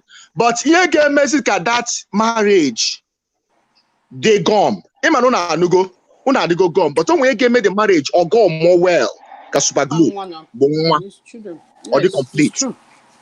Because in love figure, we working man, working at love. Imana sometimes yes, love not there, but imana the nanya, you see no way na lack something is lacking, and in it and do to give if you have they'll be happy because when they talk and up there, mister, when you about this daddy, everybody this mommy. If we ain't up, mama chinenye, mama chinwe. Well, we got to go to so even if you not, then with something not lacking. All children and young one, but God help those that help themselves. All go go the begin at the but one book. Can make one the thing all them more complete because somewhere time okay do. Let me tell you something. Your own mother, the wicked was at the war. Because your own mother is asking that was we taking weekend with time, I can work out with each other. I want to work out her love, but again where the pressure guard. And maybe a little misunderstanding between the in-laws. Or this can work out, or this can work out, or this can work out, or this can why man conceive. You not confused. When I make good love, you ain't good that time, but can one patagodi. Can one patagodi because the pressure go on. I'll come back. I love the question. Yes,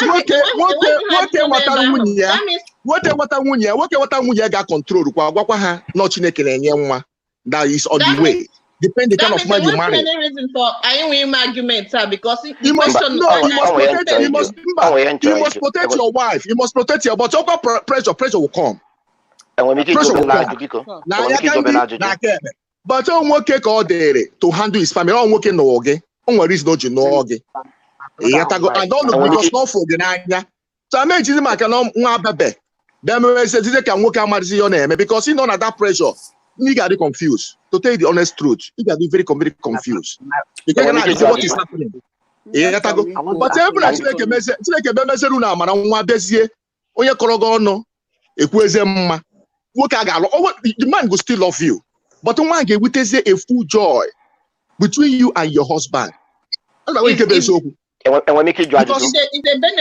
benefit, but not it's a benefit. But that's all.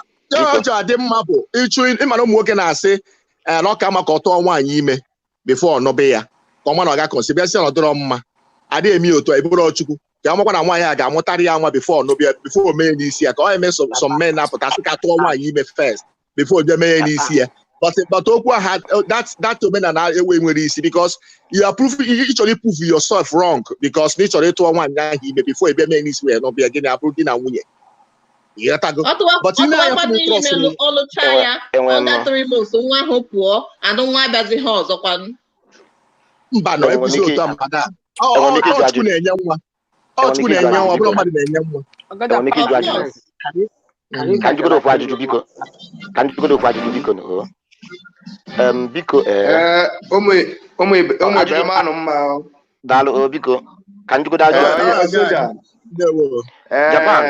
Japan. Nah, yes, sister ya jologo before. Italia. Thank you. Ojologo sigo. Ichoy no wanyi. O I na nulu wanyi. Abu ina icho wanyi. Gamutala ge nwa. Wanyi furu n'anya gamutala ge nwa. Ko wanyi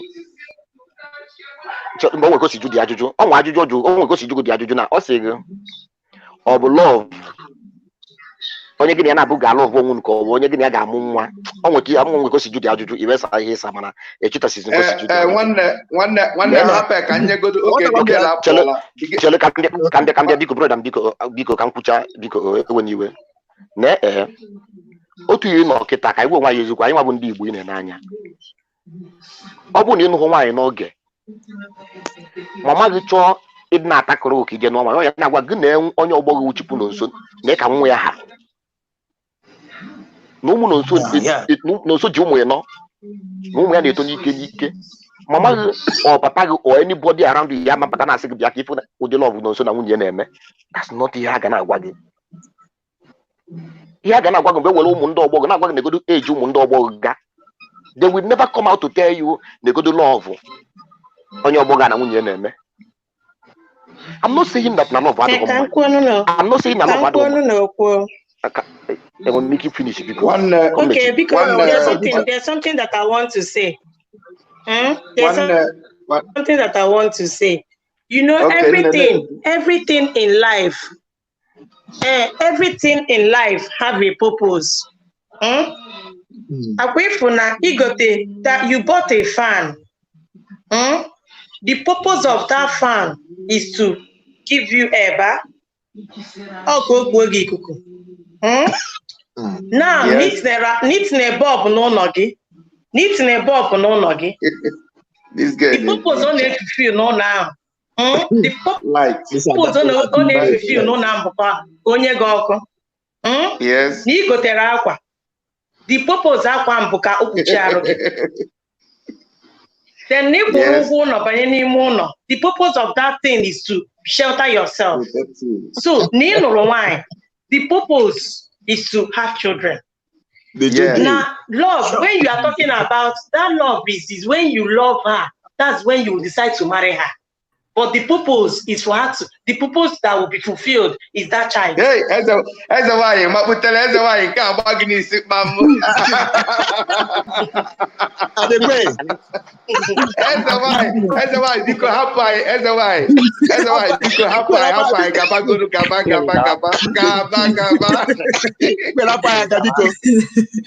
I want a different topic in a sugar night too. I want a very hard topic. I want on your phone and a because low you need to watch them because I want your phone and a I want on your call about to go be all call. I want my sister, I want him to record. Never you ever use a luxury to compare human life. You know luxury. And the human necessity, there's something different between luxury and necessity. Never you use a figure in to cover your nakedness, to compare on your God do what I couldn't refer in the Bible. Nega rapu negi na nage, garapana na huang, you now walk in a one. You feel me? In order to multiply. No, wait. Be fruitful. Yeah, be attached to it. Chere, whether fruitful or not, or God will need them. If God did not give you the fruitful, you will not produce. So that you are not able. I remember with barren women in the Bible. Some people were barren, but that doesn't mean that the same word they could that you must be fruitful and on a Bible. If God did not give you a fruit of the womb, and when Boshigi divide the purpose, let me tell you, the purpose to support life by buying life is for you to use it to support life. You feel me? But that doesn't mean that if that light is not on, after all, I remember in Nigeria, I lived where there is no NEPA, but I still survived it. You feel me? So my dear, we use the candle. No, sometimes Anyaga Sutali and sometimes Anyaga Sutali crazy. We will just sleep. No, wait. That is Mpanaka Anyaga Oshichagan and Genyaga Mpanaka. Now, what I'm trying to tell you, I am praying for you because now you I'm praying for you any day you settle it down. Just ask God to just give you a fruit of the womb. Because of his infinite mercy, I'm going yes, that one is ordained and is guaranteed. Let me tell you, if he George now, that's all because of all this nature, ya metuta gị n'ahụ mgbe ka ị ga-amata na ụka ikwuru today will judge you for the rest of your life. Ị ga-ebe akwa ị nwetara ebe m na-aga n'ihe na-aga mba cherụ ọ bụrụ ihe m na-ekwu ihe m na-akọwata bụ na the purpose, that marriage that stands, that the product of it, the result, the end result is that child. Is the child that people are looking onto. Is the child that people are expecting. That's your expectant. That's what you are expecting in that marriage. I did not say that. So you got me wrong. Okay, everything have a purpose. Okay. Okay, so you're not saying now Mba, abụrụ ka ọ na-ekwu. All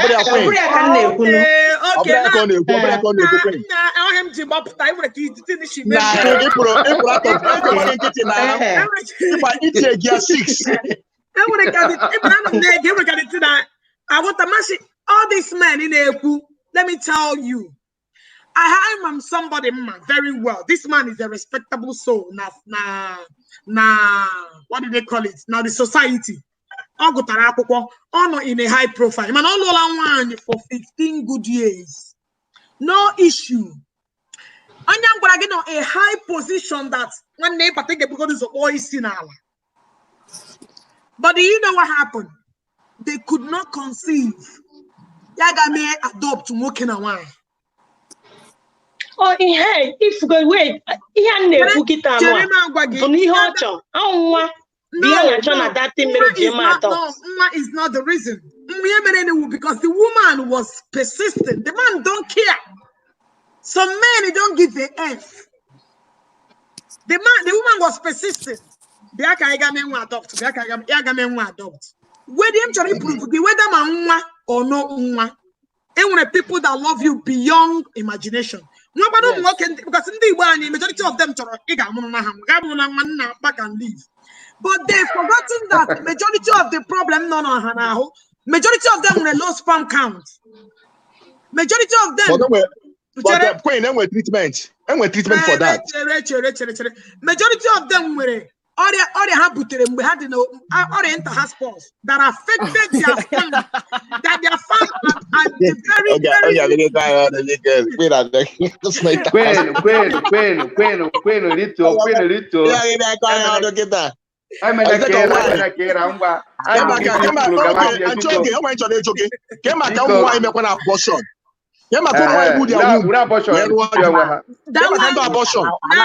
Japan comes that one. I like this our program. Now I get switches. You got one and hookup. I gonna make people educate in different angle. Yes. Now, listen, one all men abortion they find out that womb is affected. One natural affected. Yes, only discipline. Chulaya with no mercy. Okay. That is me. Okay. With no mercy. Because let me tell you what. See, my brother, watching because I will get out. Just give me some. I will get out. With no mercy. Now, listen. Before God lol any man, the best thing you would do to any man where is your number one. Number one foundation you will lay in your marriage is the truth. Yes. Either out warrior, when wash until the man I find there. Child. Wow, ki geji mata. If I talk a karagima, ne bata ha bata than a bata. God bless you. God bless you, Queen. Listen to me. Woman with a problem of conceiving. For the man, she are listening. This is my problem. If you love me, marry me with my baggage. The man she go, okay, I don't care. I'm marrying you with your baggage. That I don't care for kids. But I want for kids when they wear that it will not work. Because at the long process, the man will end up getting another wife. If you can endure it, then you get. Truth will save you high BP, will save you heart attack, will save you killing yourself, will save you taking medication for your life, save you a lot of things in marriage. Yeah. Yes. Give me okay. I make an abortion. I am sorry because I was young and I was naive. Something led to something. And one year perfect. The man kukuma understand. But she take it. You would a well-learned informed young man. You would go low. I'm not a problem. From hospital, none. And you also. About the also. Property stuff he gave you. And Papa, let us be real. I always tell them, get your here, say the truth. So when the man listens to your gosh, yes. If you not say that you didn't tell me, if you not did me, the first door me to him, evening. Why the day I I am a very practical, honest being. I know somebody like even here short women. Who is this person? Because I am my mother the channel real to a fault. You like me or you hate me. You feel me? So my sisters, my own one in then I keep can keep secrets. But working in there too. When?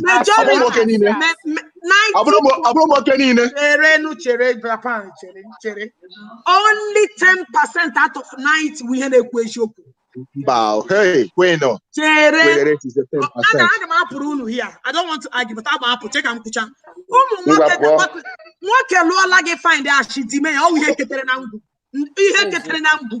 And so you kucha go. The Emmanuel walk a wungu. You not get Jaya. Now you buy.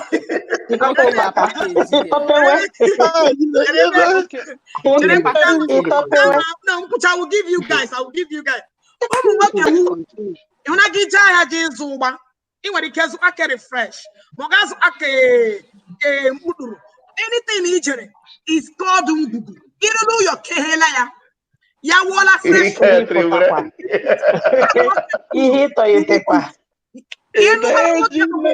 is the part of man?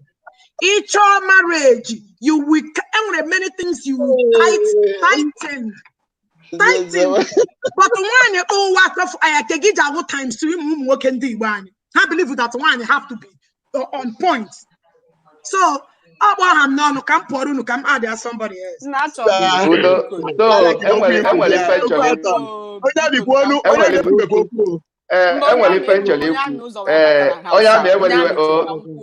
biko ife na-ekwu ebe ahụ gbasara enwere issue ụmụ nwanyị bai na-ewetakarị sometimes nwoke alọvọ m chọrọ ịma kee ka nwaanyị esi wee nwoke afụ ya bụrụ mma ya jee n'isi ya out of 1 million ladies, girls, young and old dị na bai nwoke bụrụ select gị bụrụ number 1 o choose ọbịa bem mee everything kpọrọgidere bịagele na bebila si na nwe emechazie esi na like esi na nwoke ha like ihe ebe ọbụla na-ekwu okwu lọ that ụmụ nwaanyị bai kwesịrị ịdị na-ewepụ ya by the side. Number 2 wee bụrụ that na ụmụ nwaanyị bai some na-ekwu that na ịmụ nwa nke ọzọ nwanne enweghị any human being nọ n'ụwa na like ha ịmụ nwa and ebe ya ama na nwaanyị bai ọ na-akwa gị love ahụ ebụrụ that na ọnụ dị na nwa abịabeghị ejegide discover that na side ya dị oke side nke nwoke dị oke efu nwaanyị nọ n'onwe ya and nwoke gị na-ebi ọkwa ya na fight kwa ọ ga-aka ya ama nwanne onye ama ibi amaghị ife onye ama dị mma na-afụ ka onye amụ dị mma mara ife onye ama ibi na-afụ ịghọtago ma bọtụ nwa nwoke ejecha mecha the whole test find out nọ n'aka nwaanyị ka o si nwoke ya edukwe ya bulukwe wee na-agbada iwe gị na-ewekwu ya mana ọ ga na-abịa eburukwe ya na-agbada mana nwaanyị nwa find out nọ n'aka nwoke ka o si nwanne chieje n'ime ụlọ ahụ and the number one thing ọ ya emegodo obugodo bịam ị na-akọwa na ọ na-akọtu ọzọ kpọọ ya family o nwere ike ọ bụrụ onye a young guy mmanya ka dị ndụ o nwere ike mmanya disturb wagodo family disturb wagodo ọkpọgodo mmanya na short na nwa nwoke ahụ na emaghadị sef na nwa nwoke abụghị nwoke na emaghadị sef na nwa onye abụghị mmadụ o buru akpa eme gịnị sewa laala onwe ya ọlazie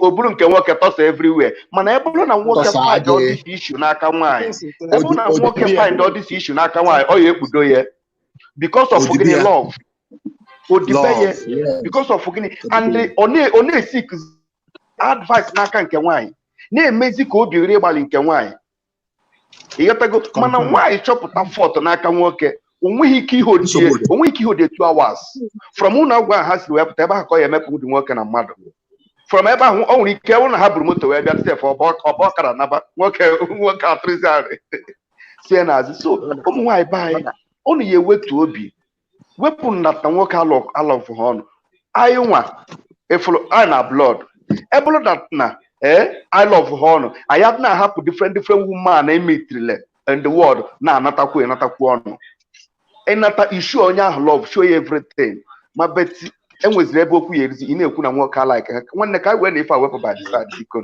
na ụmụ nwaanyị banye ọnọdụ dị used to that thing. Onwe chọrọ ikwu biko onwe chọrọ ikwu ha na-asị na nwoke alọfụlọ mmadụ ọkịfara nwaanyị ọkịfara nwoke wee kacha lọfụ nwunye ya in the marriage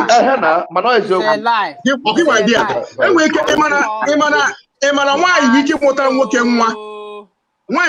nwoke nwa ọsịa nne m gịnị ka o nwere ike ọ bụ na di gị na-agbagbu moto because of na ịmụtara ya nwa ahụ o jegotere gị nyuka ihe obodo ịchọ ọsọ na-emere gị ya o gotere gị nyuka tụọ ya bụ sị ai na ọma m ai my darling because ọ chọrọ ka ị taa afụfụ chọọ ka nwa ntakwa afụ o bie gị moto nye gị kii nke so ọbụna nọrọ around were moto a na-aga egote nwa na-eji eme problem na ife nọmba 1 nwoke na-emere nwaanyị mana nwaanyị ọsọ nwoke alọ ọ ya egburu ọnụ nwaanyị nna m akwa m ọsị darling anyị ga-emekwa no second Hollywood wete nwaanyị a ọ bụrụ Dubai ka anyị ga Ọmaratus ka anyị jee mere enjoy wete nwaanyị a nna ọ dị ka anyị ga-celebrate nwa tago ị na-awọchị egbubata nwa na child education o nwere obi na-atọ nwoke ụtọ ma a na-ekubata nwa ọ christening ọ dedication o nwere obi na-atọ nwoke ụtọ ọ na-enwe overjoy o nweghị nwaanyị ga-agwa ya mmemme and ọ na-eme ụmụ nwoke ọ bụla nwoke na-ebibe aja agwa because of nwa ahụ obendowa down oji nwayọ tago ụmụ nwaanyị macha eziokwu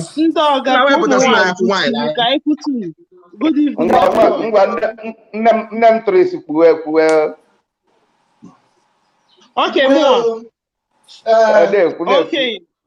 Okay, ihe m chọrọ ikwu n'okwu ahụ that marriage is a complex institution. Enweghị a particular thing. Hi.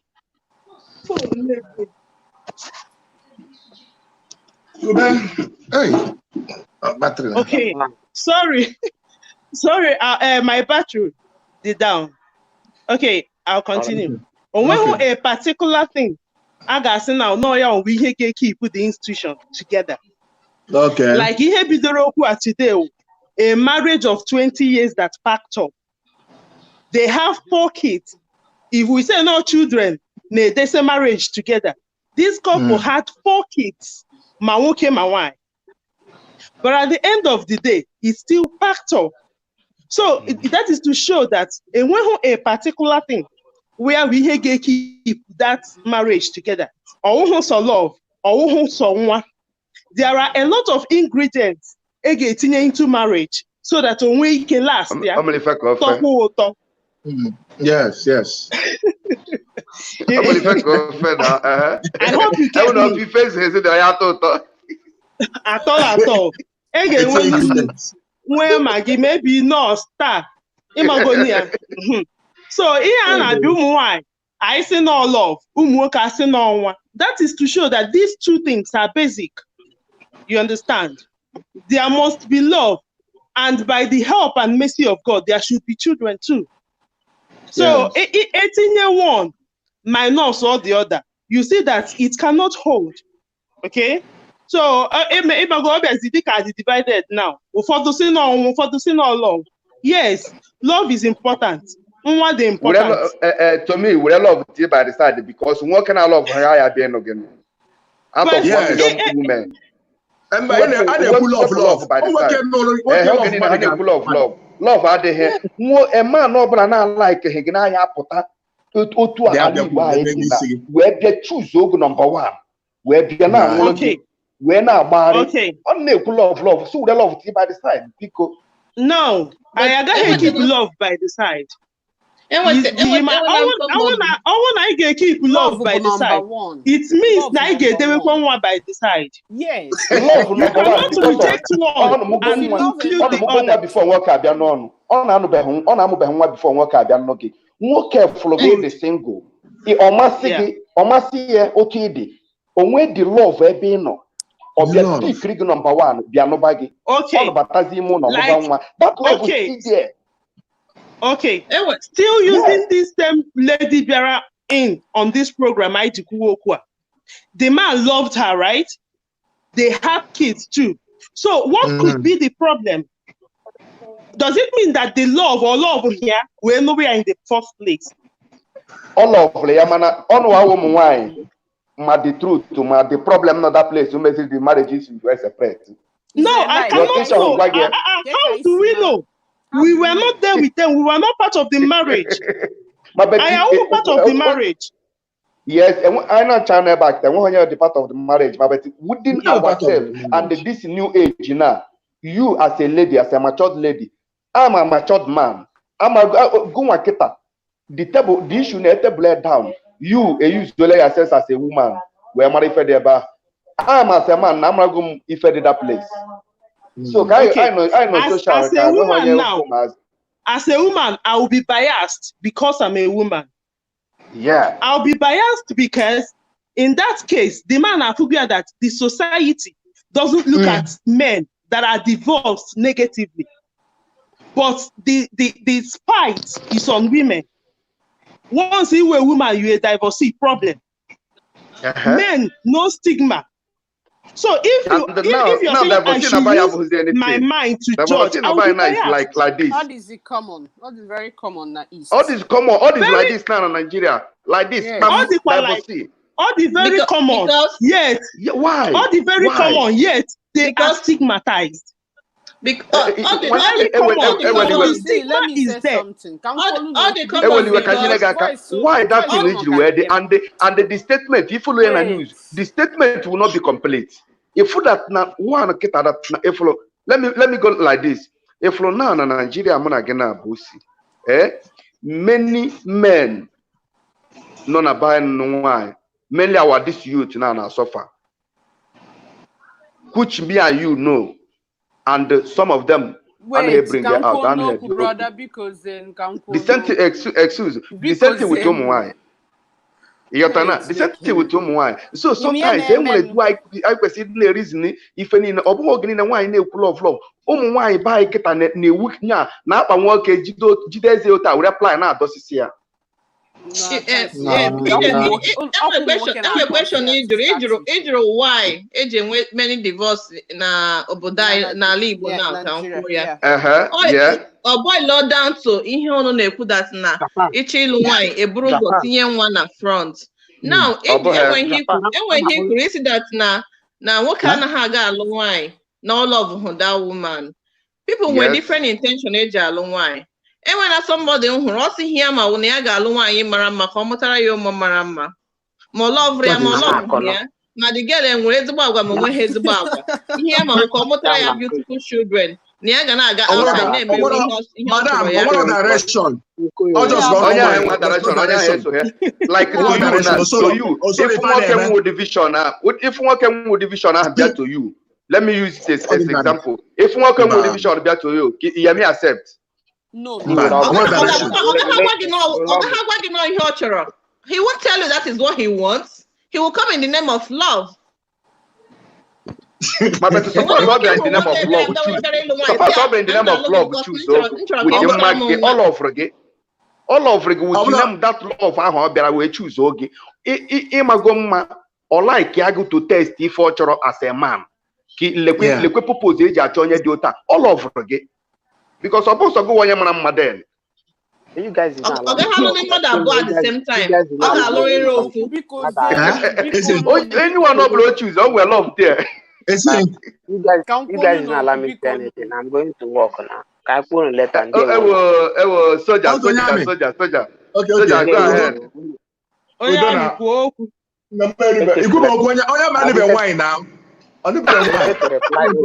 Nna Japan wezie nwayọ na Japan wezie nwayọ.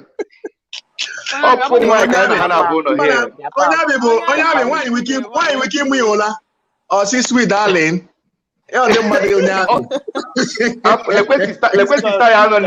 Lekwe sista ya nọ na nke m nọ with ya phone white. Onye amị watch kwa the girl, ọ dị okay. Amụjugokwa m ụlọ,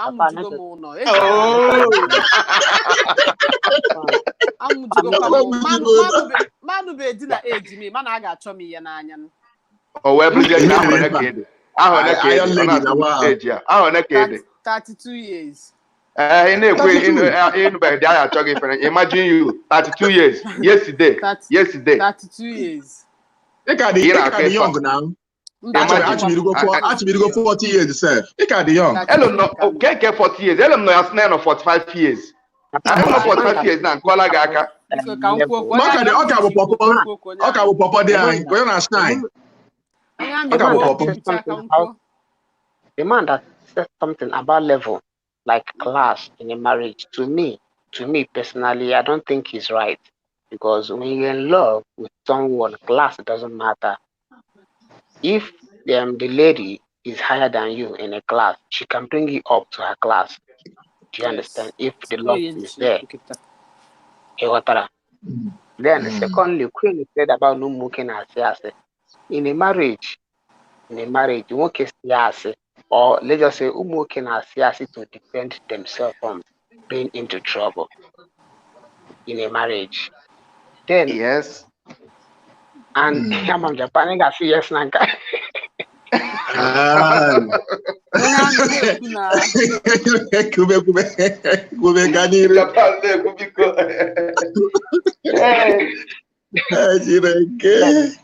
Why Oji Woro in a marriage?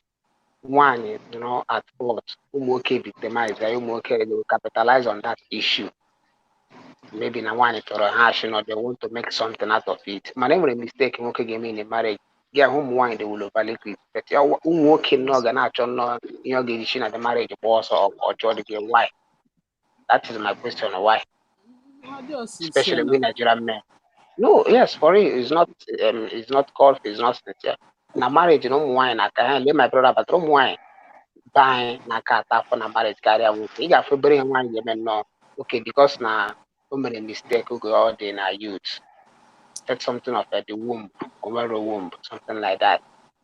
When we go down now, if you do not give her the room to explain herself, you know, you will now say that she lied to you on the initial stage.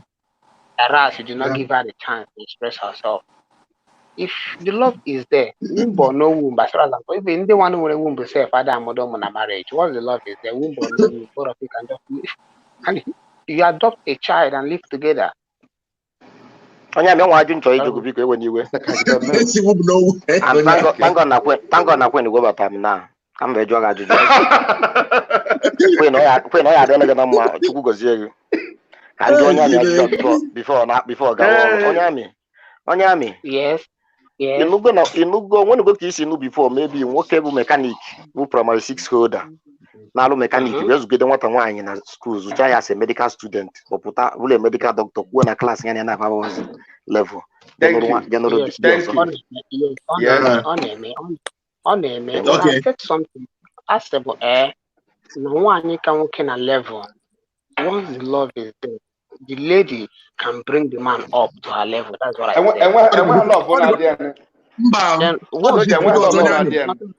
Once there is love, there is nothing like level. Once there is love, there is nothing like level. Mankuzi okwu n'ihe ọzọ mana Once there is love, there's nothing like level. There's nothing like class. Once there is love, love conquers Hey, all. mba onye amị agala die nwanne.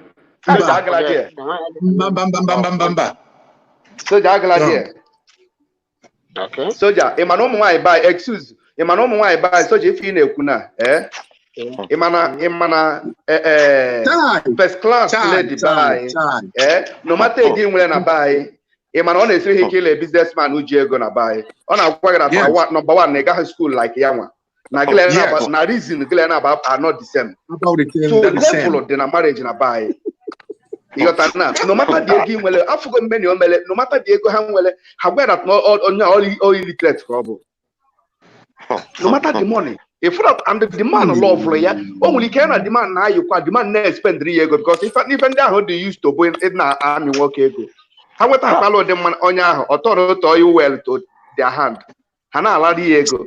Mana level nwanne buy the full of level in marriage. Level.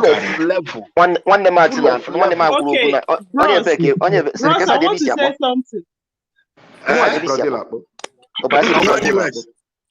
Chineke na-agọzi ya amamihe gị ngwa onye kwuchikwa ikwu na-ekwuzikwa nwaanyị ọma kwuo na nke na-asị na I want to say something. I want to say something. Oga black juburu before ka ihe eji nwee so much divorce in marriages now in Nigeria. Okay. Now he has just mentioned one of the reasons: class, superiority, lordship, lack of partnership. These things are the reasons why so much divorce cases in Nigeria. Yes. Now, the reason is that our women are becoming more exposed. Okay, a lot of them have traveled far and wide. A lot of them have read wild too. So they now compare themselves, just like here in America, Black Lives Matter. Now they are doing it that women lives matter too. Our voices need to be heard. That you are providing for the family doesn't mean that your wife doesn't have a right to contribute in the decision of running the family, okay? So this is one of, you just mentioned one of it, because an equal level in a class now is not just about education, okay? Most of them, they are businessmen. They marry the way first class and suppress them. Yes. 1 out of 100. No.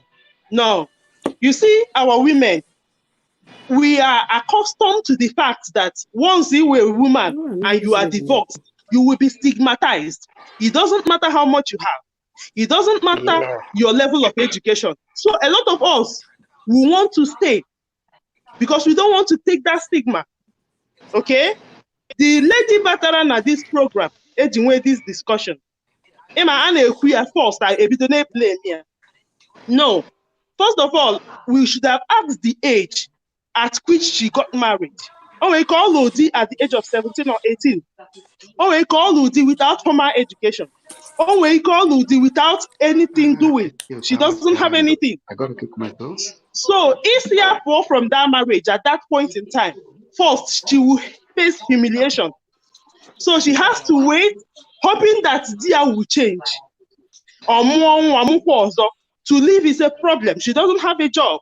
She can't take care of these kids. Okay? So she has to stay.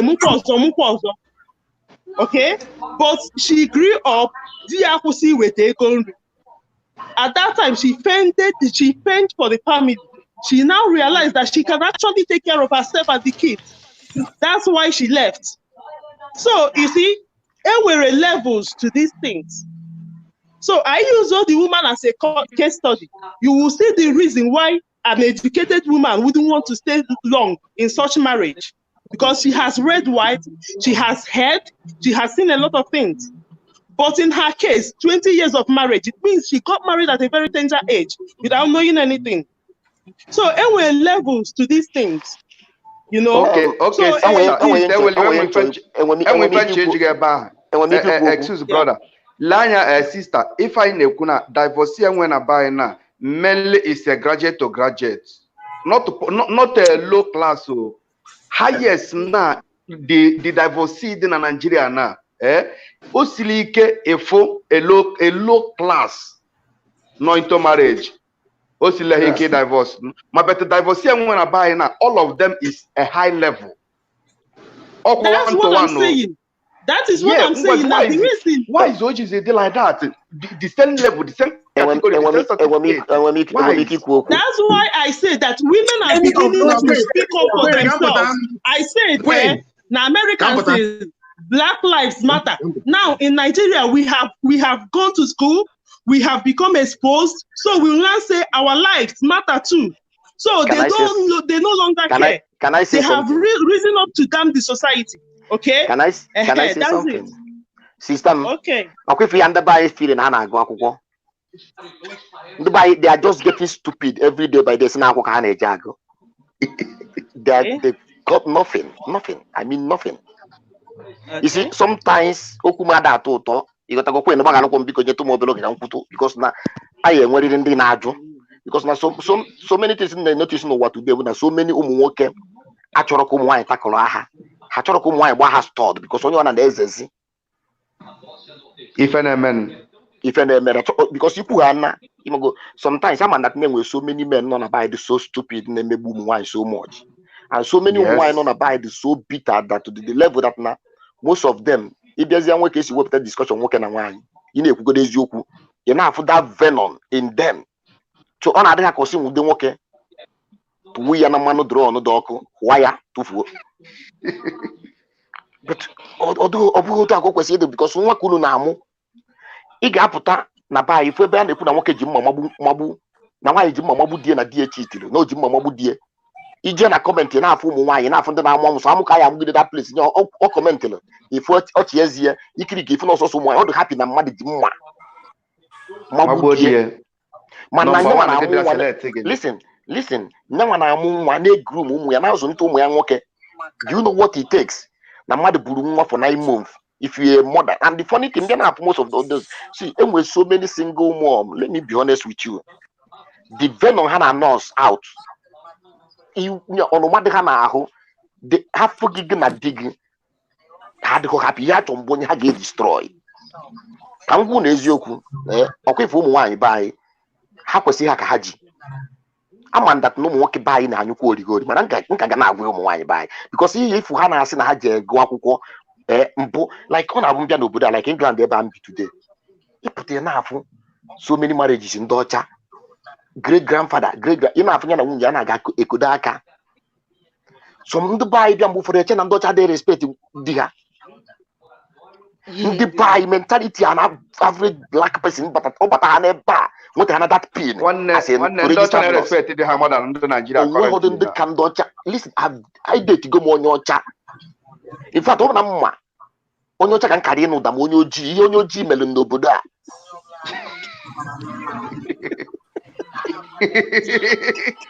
So nwanne m nwaanyị ọ na-atọ gị ọcha dị ife ụmụ nwaanyị ga-agwa gị eziokwu.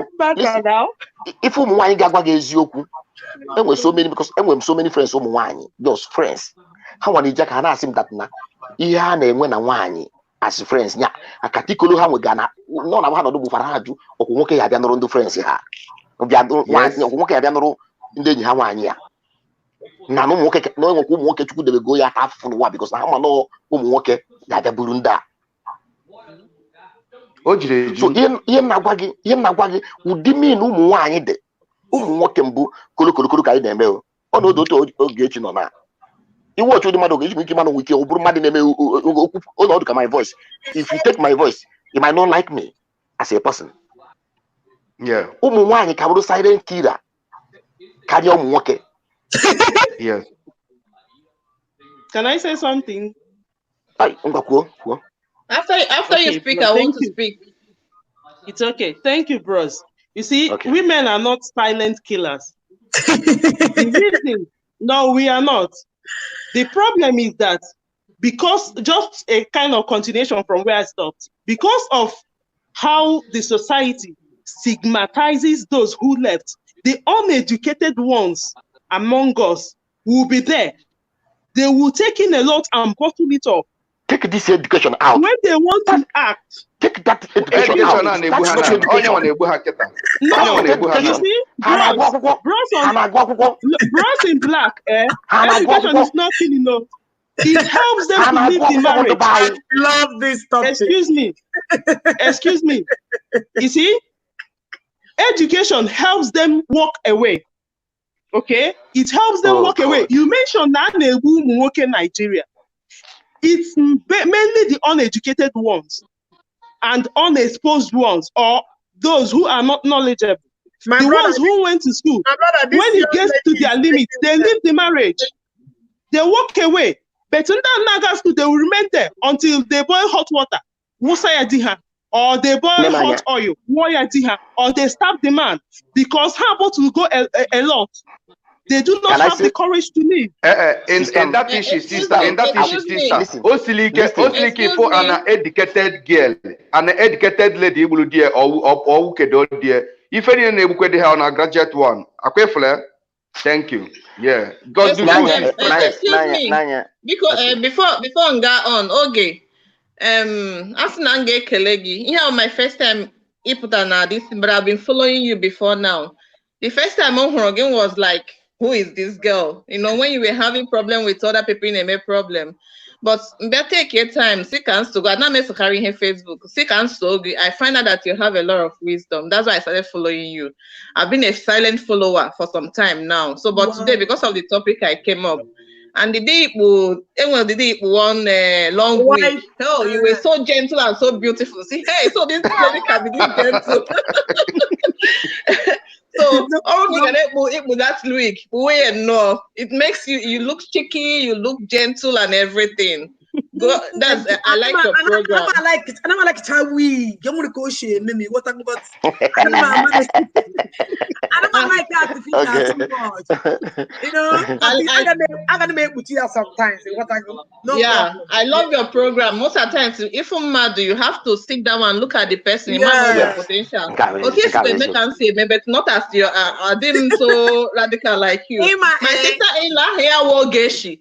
Give me out with the same thing. She's a very nice woman. She can give you her last, but don't step on her toes. She will draw hell down on earth. You know. So yeah, I'm working on my temper. You know, I have a very bad.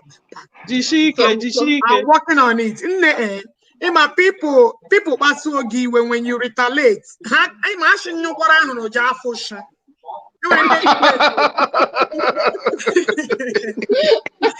Mba, ebe na ji phone na ka ị na-edire ịkụrụ aka n'ime ịtụrụ. If for real, like you know, if I want to pay back, I got my with you when I'm shake because he are force. And you understand what I mean? Anything in terms of paying back is payback is a bitch. So when if I'm trying to retaliate, all things where people go, I'm the thing, you know, behind that thing. Feel me? But it only takes somebody be very intelligent to calm down to understand what is the problem. Some people will just jump in and they make their decision and that's it. Now, how much I like a bad person and that's it. But thank you so much. You know, so because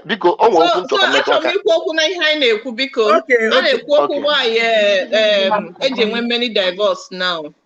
The only thing I can say about this issue is that one thing I'm a lot of guys. What I used to tell them is that, see, if you want to marry, we know you are the head of the house.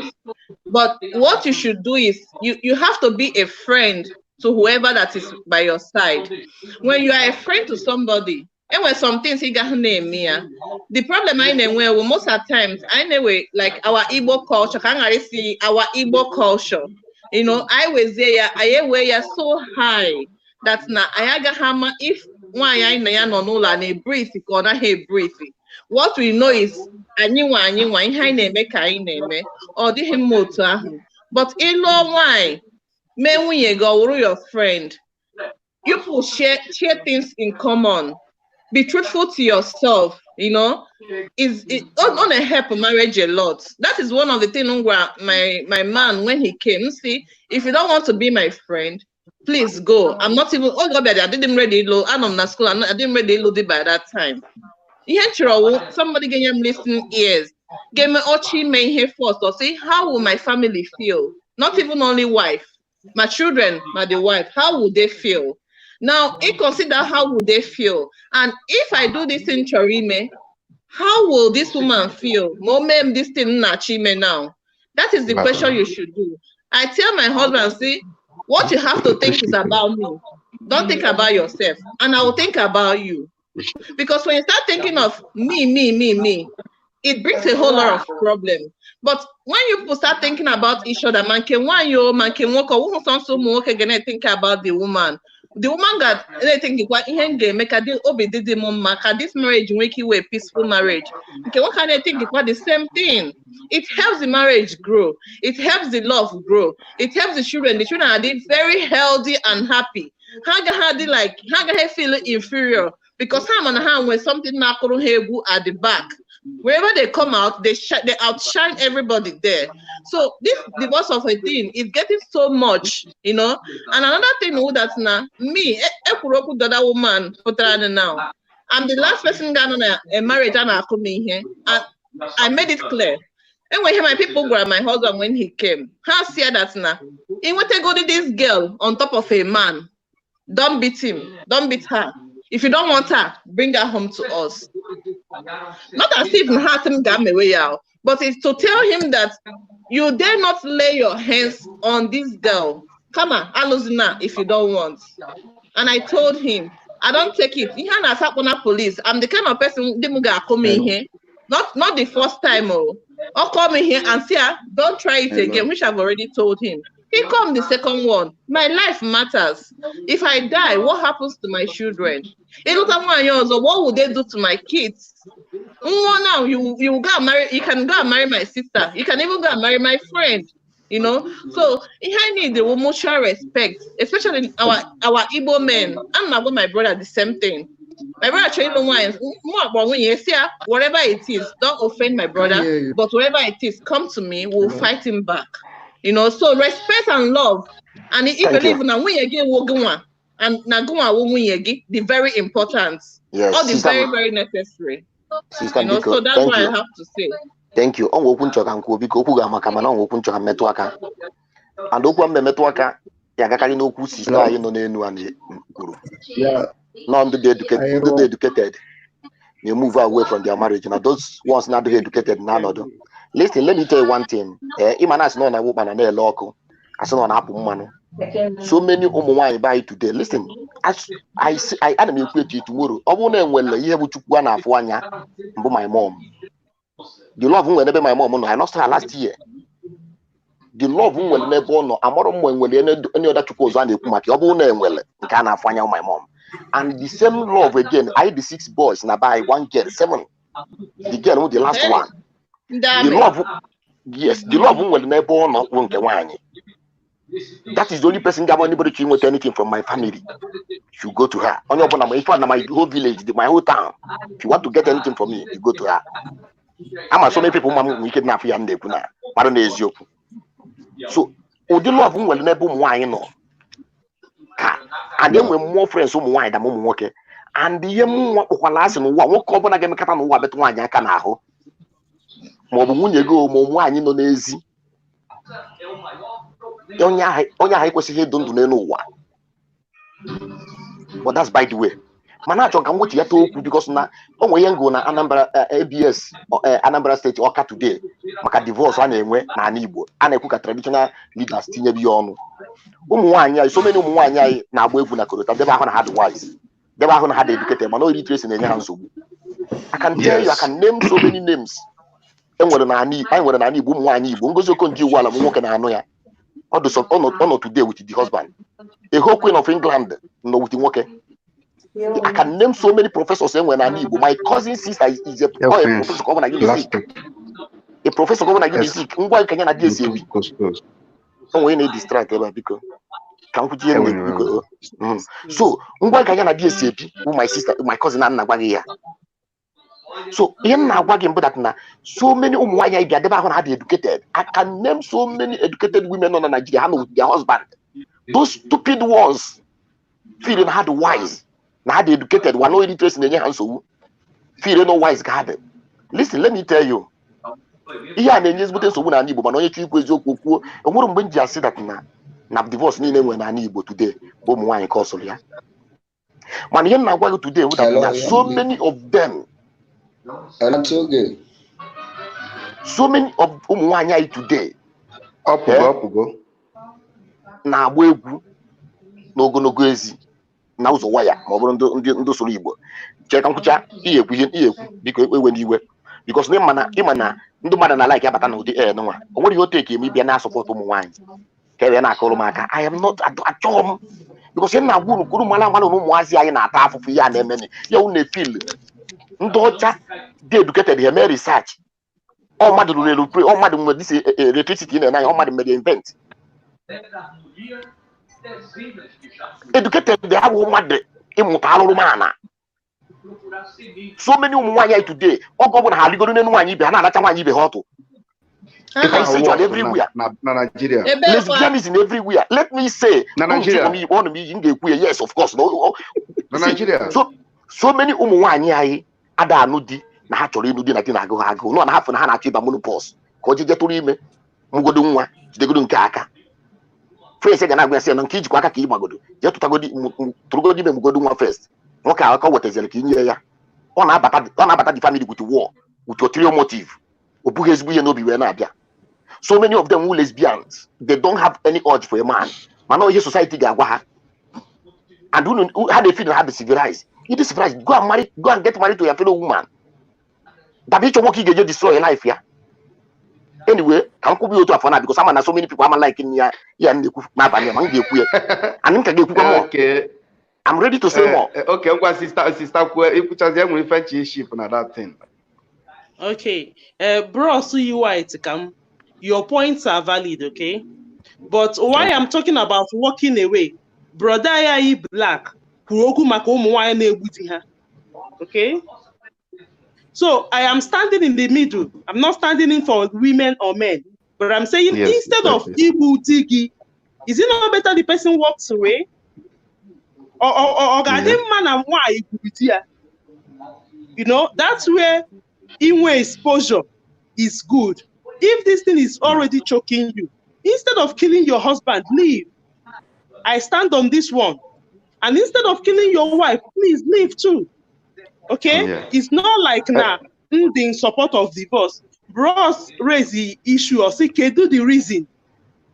One of the reasons is both suffocation, level, lack of partnership in marriage. That is one of the reasons many marriages is a pack up which is not supposed to be so. So education is not about formal education. It could be about exposure. Okay?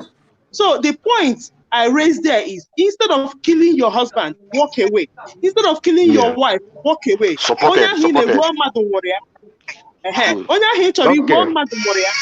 Just like Otua Emuparankegi. So that's where this thing came in. Okay? Okay. Your points too are valid. And how the home will keep frustrating why in the name of marriage. Or the home why you frustrating okay in the name of marriage. Yeah. So let's balance it. Thank you. Okay. So my brother, if you could now make sense so much. And Emana, and if cause la problem na by the worst now. Because if you see this technology phone, smartphone, this Android, etc. You watch buy us maybe buy a phone. If endo charger gacha fetchra na ka buy chiazirazune tete enwere law ndocha na follow na if my email ha we blog everything na law ụmụnwaanyị buy na follow na law ndocha mecha na even o jidere ha n'onu mana ha nwa amazi ka esi wepụ ya o jidere ha n'onu na mana ha nwa amazi ka esi wepụ nke afọ aga tu wee bụrụ na educated or not educated ọhụzi ndị ticha kụzila ya akwụkwọ kụzile ndị ahụ akwụkwọ ọhụzi ha na nwoke bi that time smartphone enwebeghị ife dịkwa ka technology then mana those people our teachers headmaster everything that time ha nọcha with nwoke ụfọdụ some of us here nwere ike their mother or their father abụrụ teacher or bụrụ one or two things or with educated but their mother they live with their father peacefully. It had to stress even when family of anaghị enwe issue ifụlụ ike enweghị ife ọmasịrị saa n'ahụ nwanne pụọ pụta tie aka n'ike enwe ka ọ ya atọ shuga ọ na-esi isi so enweghị family ọbụla na-enweghị issue mana that olden days our father some of them dedicated ọfụma na-eme imagine that time a na-ede akwụkwọ na meeting ụmụnna ọhụzi mmadụ na-ede ọhụ ndị na anyị na-ede before amụ anyị mana enwere nsogbu that time a na-anụ enwe ụfọdụ ụmụ nwoke na-anụ ịbụ anụ ịtọ anụ ịnọ my village enwe ya nụ 6 no problem ha ncha because ọ na-eri n'ofe ite mana this our new age now since technology abarapụta my brother the worst thing nwoke our youth nwere ike think na uche ya kịta bụ ịkpọta another woman ebe ọnụ nwaanyị ọsị ka emezuo ịbụọ that day bụ end of his life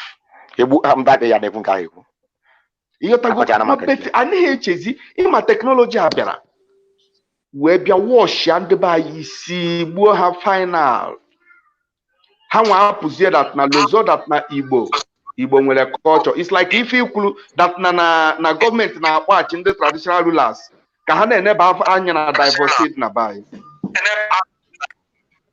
enwe onye fon na-enwe ekote ọ dị ka brother anyị batara na so my brother those things na ife a na-asị gị ụkpala na-ele ọkụ ọsị na aha mmanụ yes ụmụ nwaanyị be anyị na-ewe one kind nonsense n'isi ha were na-egbu onwe ha and ka awa be anyị dịka be anyị bụ ala Igbo siri wee dị ife njikwa like bụ nwanne ịfụrụ ife gị ọbụla iriri rikpu ya n'afọ iwu not eat it again akwa ọbụla iwere otu a were akwa gị ti ya n'ọnụ tawe n'ọta tuori ya n'afọ iwu not eat it again ịghọtago mana ụmụ nwaanyị be anyị kịta ha nwa adịghịzi kie ife be anyị ji wee si ike na bụ ịbụrụ nwaanyị na-ebuo mmanya n'isi gị onye fon na-enye nsogbu a biko enwe fon na-enye nsogbu gị ọ dis abroad anọ biko ekwen chegoro onye fon ya na-enwe ko biko ọ na-edistọbụ too much kwenu biko ọ broda abata ọfụ yeah so dịka ife na-ekwu enwere ife ụmụ nwaanyị be anyị na-eme the bad because onye ahụ ya nọ n'ebe ahụ dị igogo ya agụụ nwoke abịa n'ọ gị papa iwere one or two nonsense nna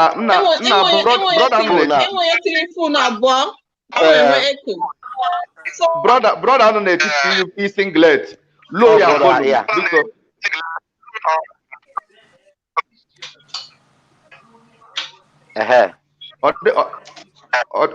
ọ dịtụgo fe ọ ka na-eme chee ka ọ dịkọ na speak out ụlọ na speak out iwepe hello oke ọ dịgo oke so ụmụ nwaanyị be anyị na look at na abịa ite na rent of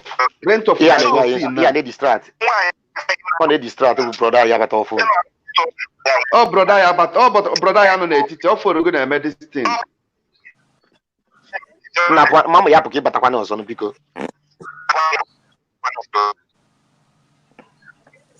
hello broda anyị fon ga na-edistọpụ anyị ya eziokwu o si ebe ahụ itile aka jee load datin wepụ ewepụ onye nwe na-eme ebe na enwere efe dị ebe ahụ onye nwe napụ batakwana na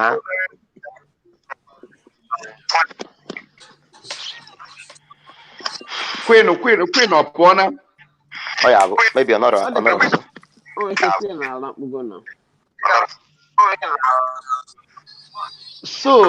so ife dị ebe ahụ bụ that na sometimes ịbata na be anyị No, nya brother, sign go brother sign out. Sign out. Sign out. Chiatazu.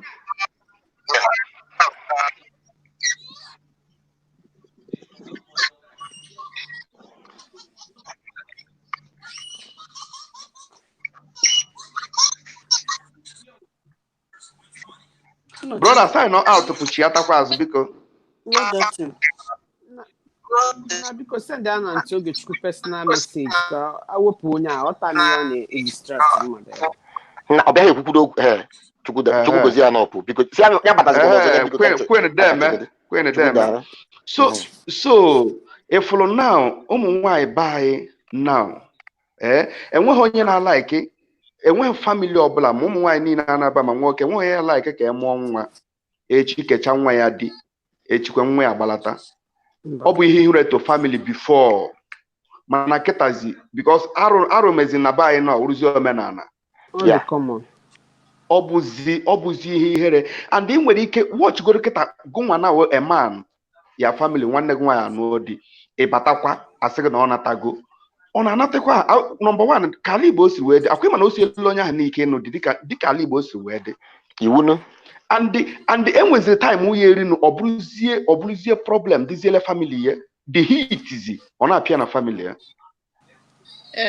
mana to ụmụ nwanyị bayi those things ha na-eme ha nwa anaghị eche back mana time ha na-ejizi eche time ha their sense iji echiata as a human being bụ ọ na-akụzi clock like this ifu ya brother onwe ọzọ nche ikwu obere nche metaka achọrọ m ikwu okwu menu m ebele ka m kwuo n'okwu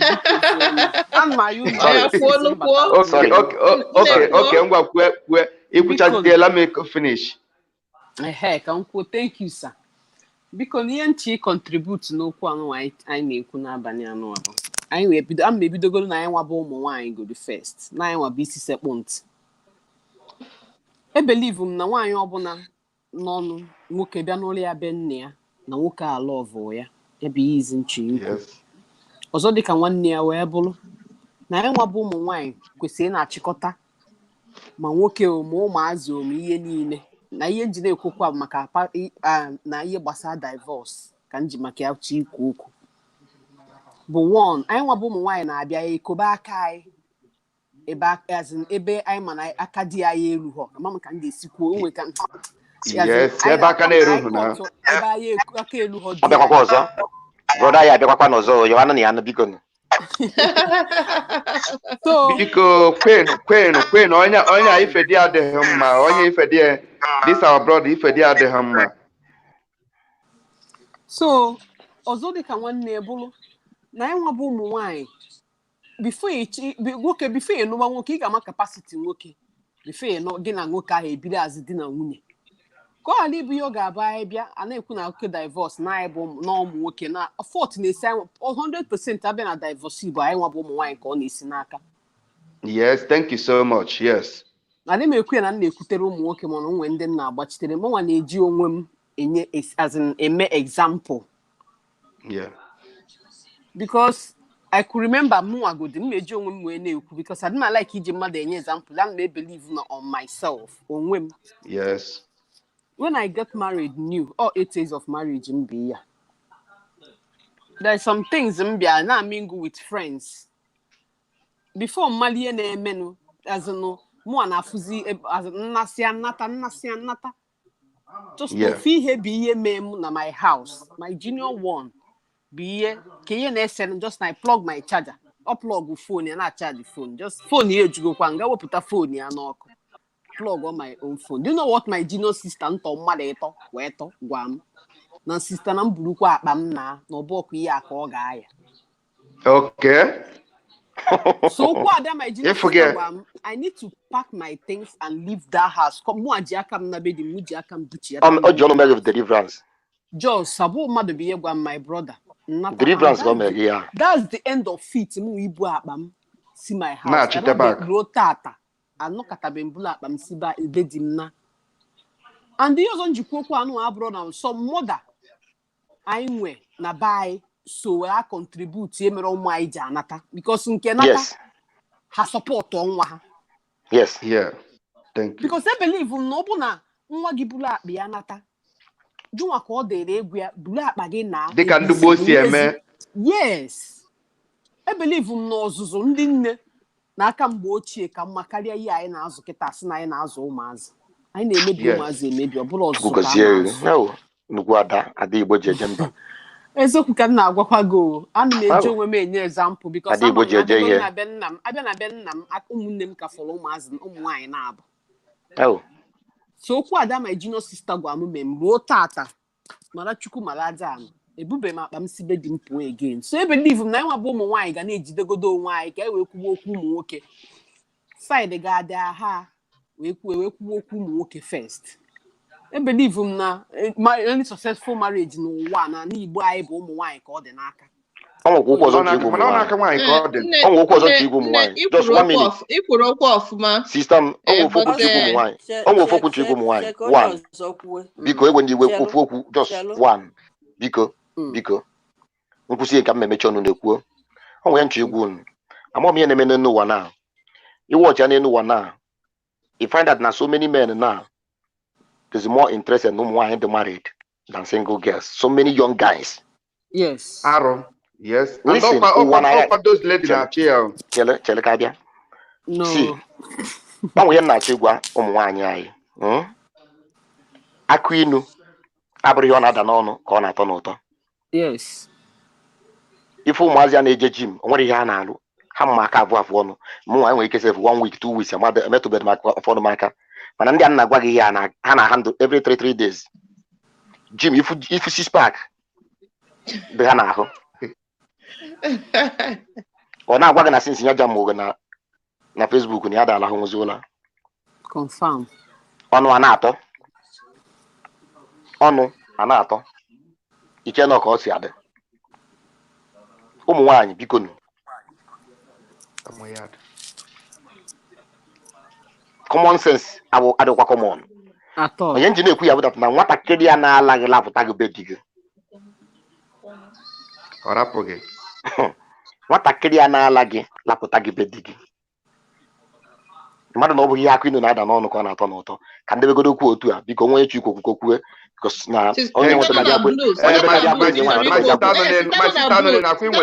chọrọ ikwu okwu ya kwụcha okwucha nkwuo biko ikwu bụ onye before yeah, mba ọmụ ya nwakwuo okwuchazi ikwu okwu. Oscar, ọ nwere ihe nchọrọ ịjụ unu. Ọ bụ nwaanyị a na-egbu egbu unu asị ya adị m anụ ihe ọ na-ekwu. Ana m anụ ihe ọ sị na ha nwa anaghị anụcha ife na-ekwu. Sista m nzaghaji maka ịkpọ n'afa m. Chere ka o kwuchagodini. Ọ jụrụ m ajụjụ kwa afa so ka nza ya dịtị o wee kwekwa. Oscar ka m kpọ. O nwere nwoke a na-akpọ 77 na Enugu kwugoro egwu in the 80s. Afụrụ m anya the first time m fụ ya bụ 1982 n'obodo a na-akpọ Abatete one man nwụrụ den.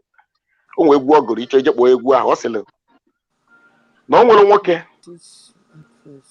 jee ịnụ nwaanyị ka ọ nụbata ya ka o megbuo ya mana mgbe ụfọdụ na ụmụ nwaanyị na-akpata ihe nwoke ji eme gịnị ji anya ohi ịkpakwu n'ụlọ nke a bụ nọmba 1 gboro ka nwa mmadụ ka gụwasị n'ihi afụ nwata nwaanyị nwoke jee nụbata ya n'ụlọ nwoke bata ka ozu ike ọsị acha na ezumike adịkwa n'ụlọ ọ nọ abalị ụnyaahụ ọ na nwoke chụọ ya ọna o jee n'ofu akụkụ je mepe bịa palọ ndị kọstọmasị na-egu ya mmanya bata kpọọ ya madan o wetuo ọnụ na na-aza ha saa o wee jọba esi madan ọ bụrụ na iwere ọnụ iji aza ndị enyi gị saa were ere zaa di gị gịnị ga-ebute esemokwu ụmụ nwaanyị ịsa na-ese okwu listen my word here before ebido okwu a mụnwa personally ịpụ ndat na-enwe chukwu a na-afụ anya n'ụwa mama m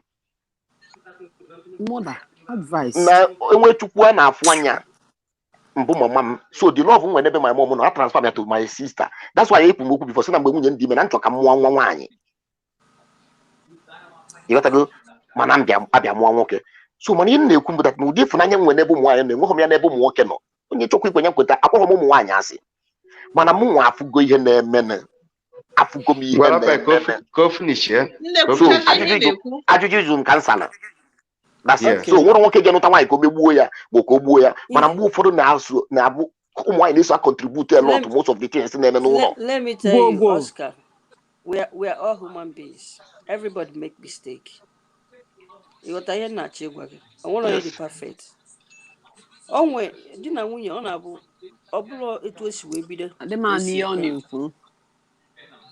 my sister ana m anụ ihe ị na-ekwu check your speaker because onwe ha bido the early marriage that is ọ na-asọ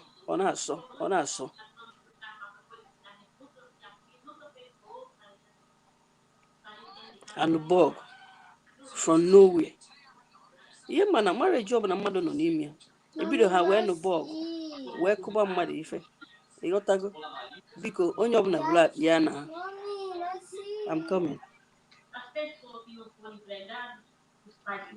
biko bifo egbuwe mmadụ because ị na Facebook ihe niile na-afụ na Facebook nwoke akụgburu nwaanyị which is very bad. So before so sister no what do you know about nano? Okay, sister no akwụsị chiri yeah. Okay. ngwa na-ekwu enwe ihe ikwuru na ikwuru okwu ọfụma but enwe ihe ikwuru abuy m that idea na isi na ụmụ nwaanyị akọsụ. First of all, honestly, group should be onye na-ekwu okwu sincerely, not because na ụmụ nwaanyị or na iwu nwoke, because a lot of people are learning from this thing. Yes. It can never be 100% no ụmụ nwaanyị nwere the problem or dịghị possible. Mba ọwụ gị ka m na-ekwu ọ sista nke nọ n'ala. Okay. Sista nke nọ n'ala ka m na-ekwu. Ụmụ nwaanyị ahụhụ 100% the problem nọ na marriage, no? Like I said earlier, most ladies or most men meet one thing that na men they present onwe ha sometimes men they present onwe ha what they are not just to please the girl. Maybe hatch or one night stand, or maybe hatch or temporary thing. One thing or leads to another. Maybe her like is there the girl, but ebe ha put to grow themselves like if roku that's na ego, you know, like people women natural a lot of things natural ego and all those stuff, you know. Igosi nwunye gị or nwaanyị ọbụla gị na say that na this is how I am, this is how I am. Ọwụ na ọchọ hụ ọ gawa ebe ọ na-aga. Now ndị nne anyị mgbe ndị ochie zụrụ ụmụ ha nwere ndidi. One, nwoke chi ịlụ nwaanyị atọ ọ ga-aga lụọ nwaanyị, ọ naghị eme side chick, ọ naghị eme girlfriend. Any married girlfriend batara, that woman can never be happy because the attention are not divided and what she's going to get. And most of the times when a man starts cheating or get disrespect to nwunye ya, most of them nwunye nwaanyị achọ ikwu okwu because they will always find an opportunity to go out to meet their side chick. Problem are dinner at that place, and that woman will never be happy. For real, ụmụ nwaanyị nwere obi, but obi ha na-enwewo when you put some of them, not all anyway, when you push a woman to the wall, gị na nwaanyị na-eme anything, inwehu girlfriend, gị na-agesekwa okwu dozie.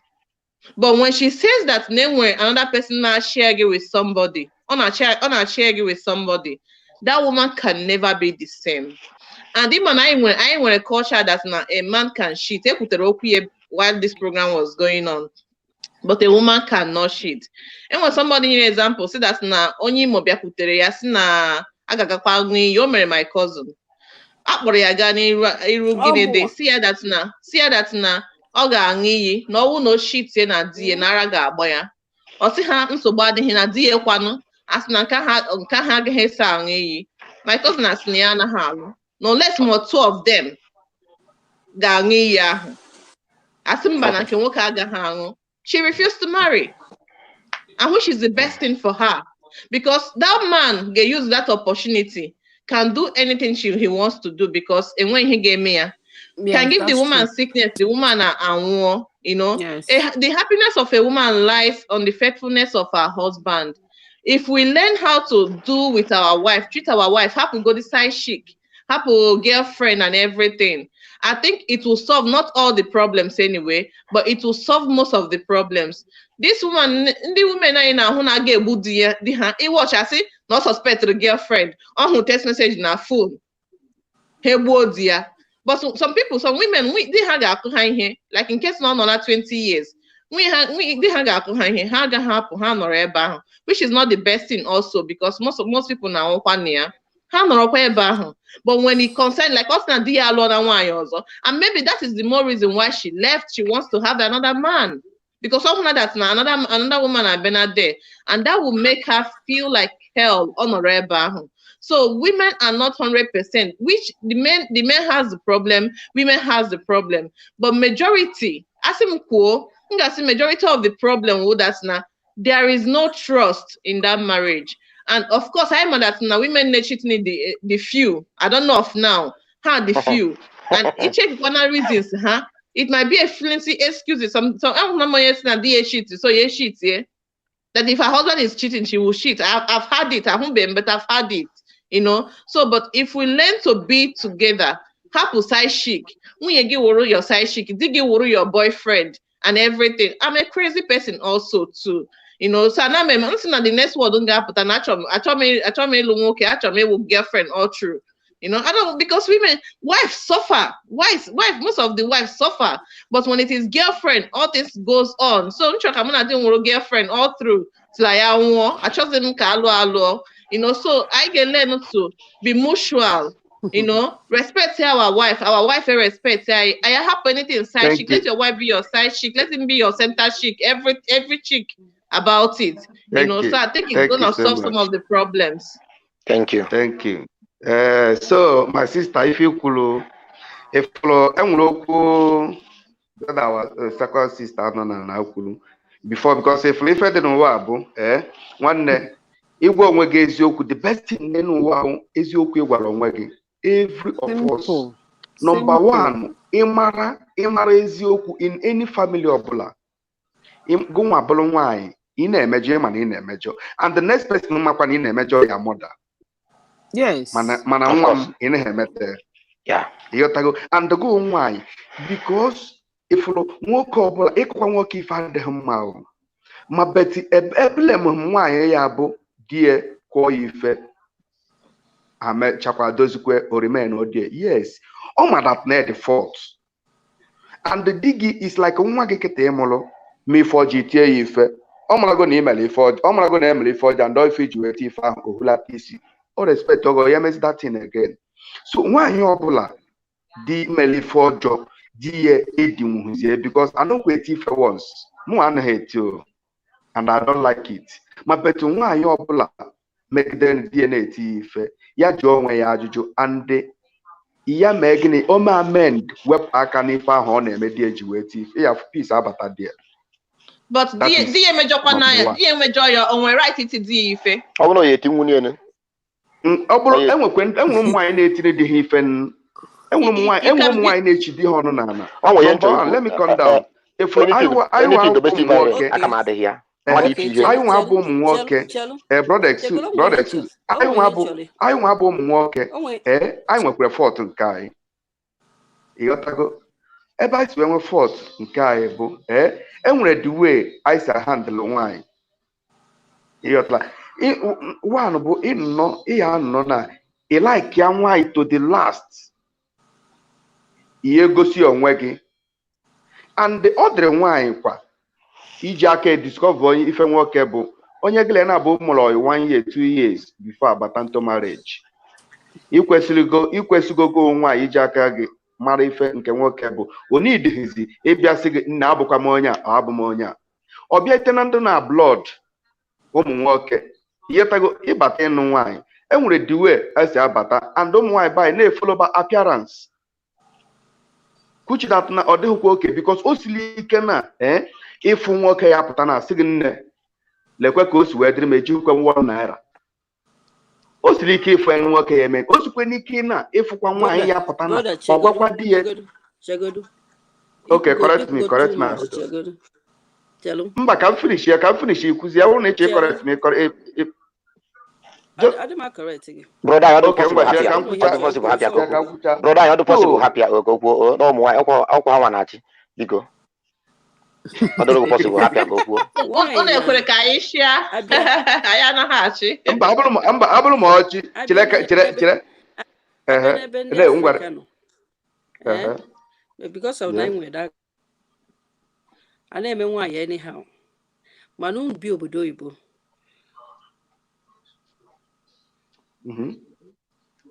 That's what they carry so.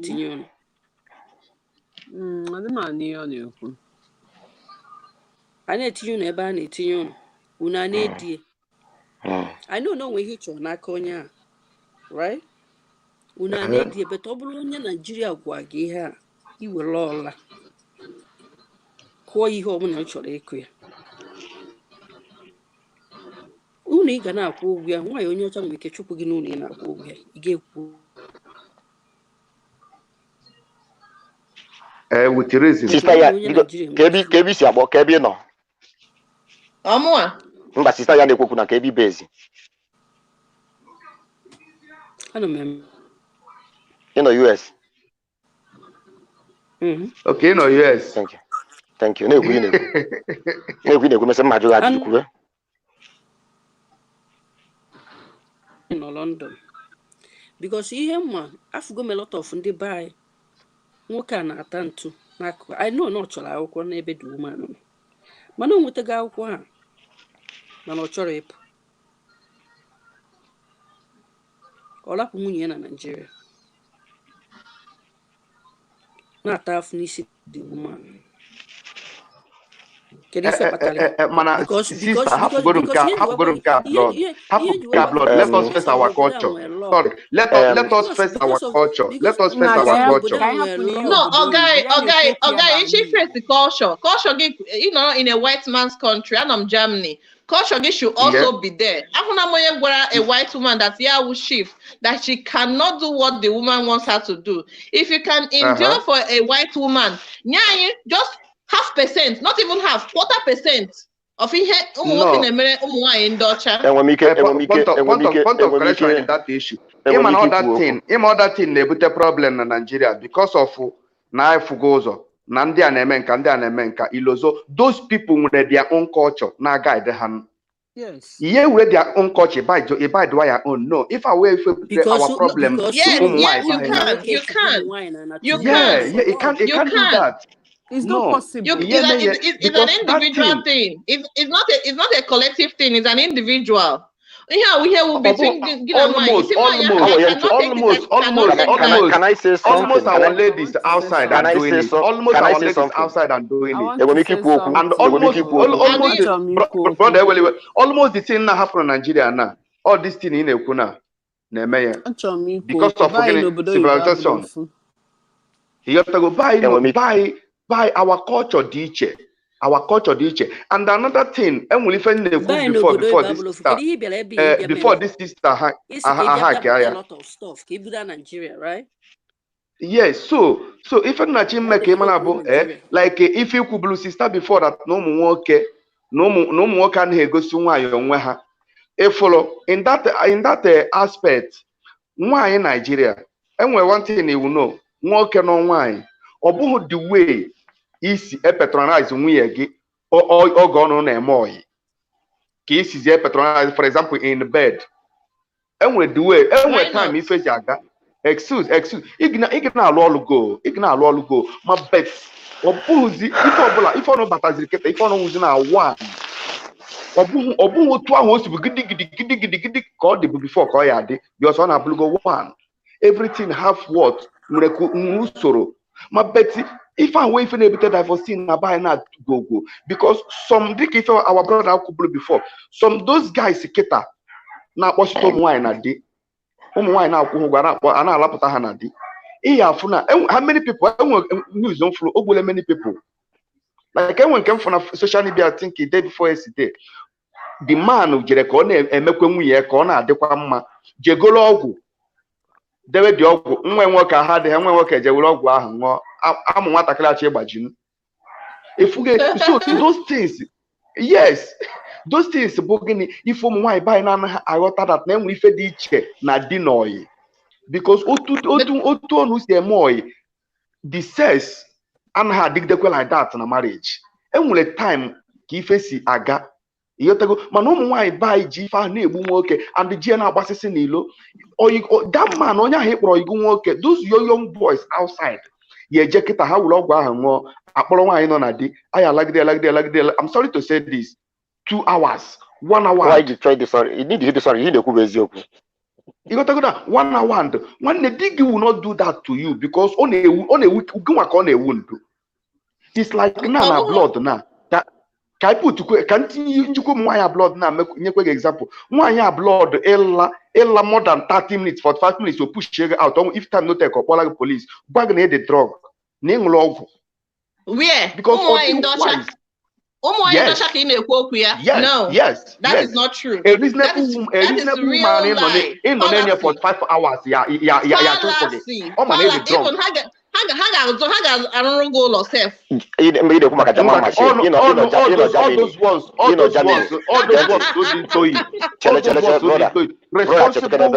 responsible one will not take it. Responsible one will not take it.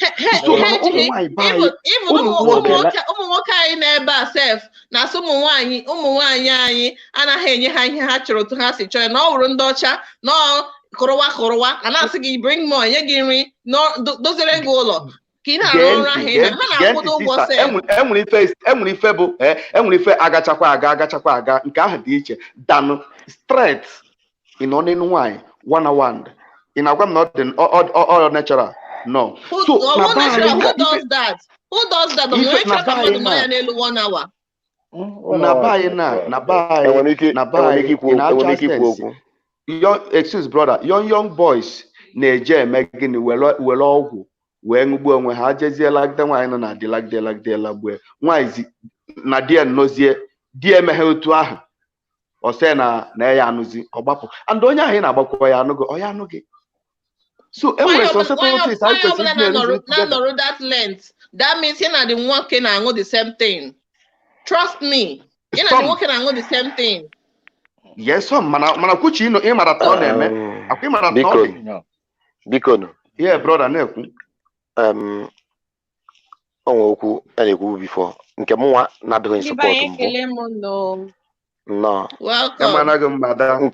nke mụnwa na-adịghị support mbụ anything ọ bụla mmadụ imetụ mmadụ ibi aka ma nwoke na-eti ma nwaanyị na-eti a support hom ya nke a mụ no na my side yeah brother mana ị na-akwachikwa ya azụ ebe ahụ ama m ebe anyị bido wepụrụ bifo wee gaba ma ịṅụ ọgwụ ma aṅụrụ ọgwụ ofu okwu na-achọka ngwa ụmụ nwaanyị anyị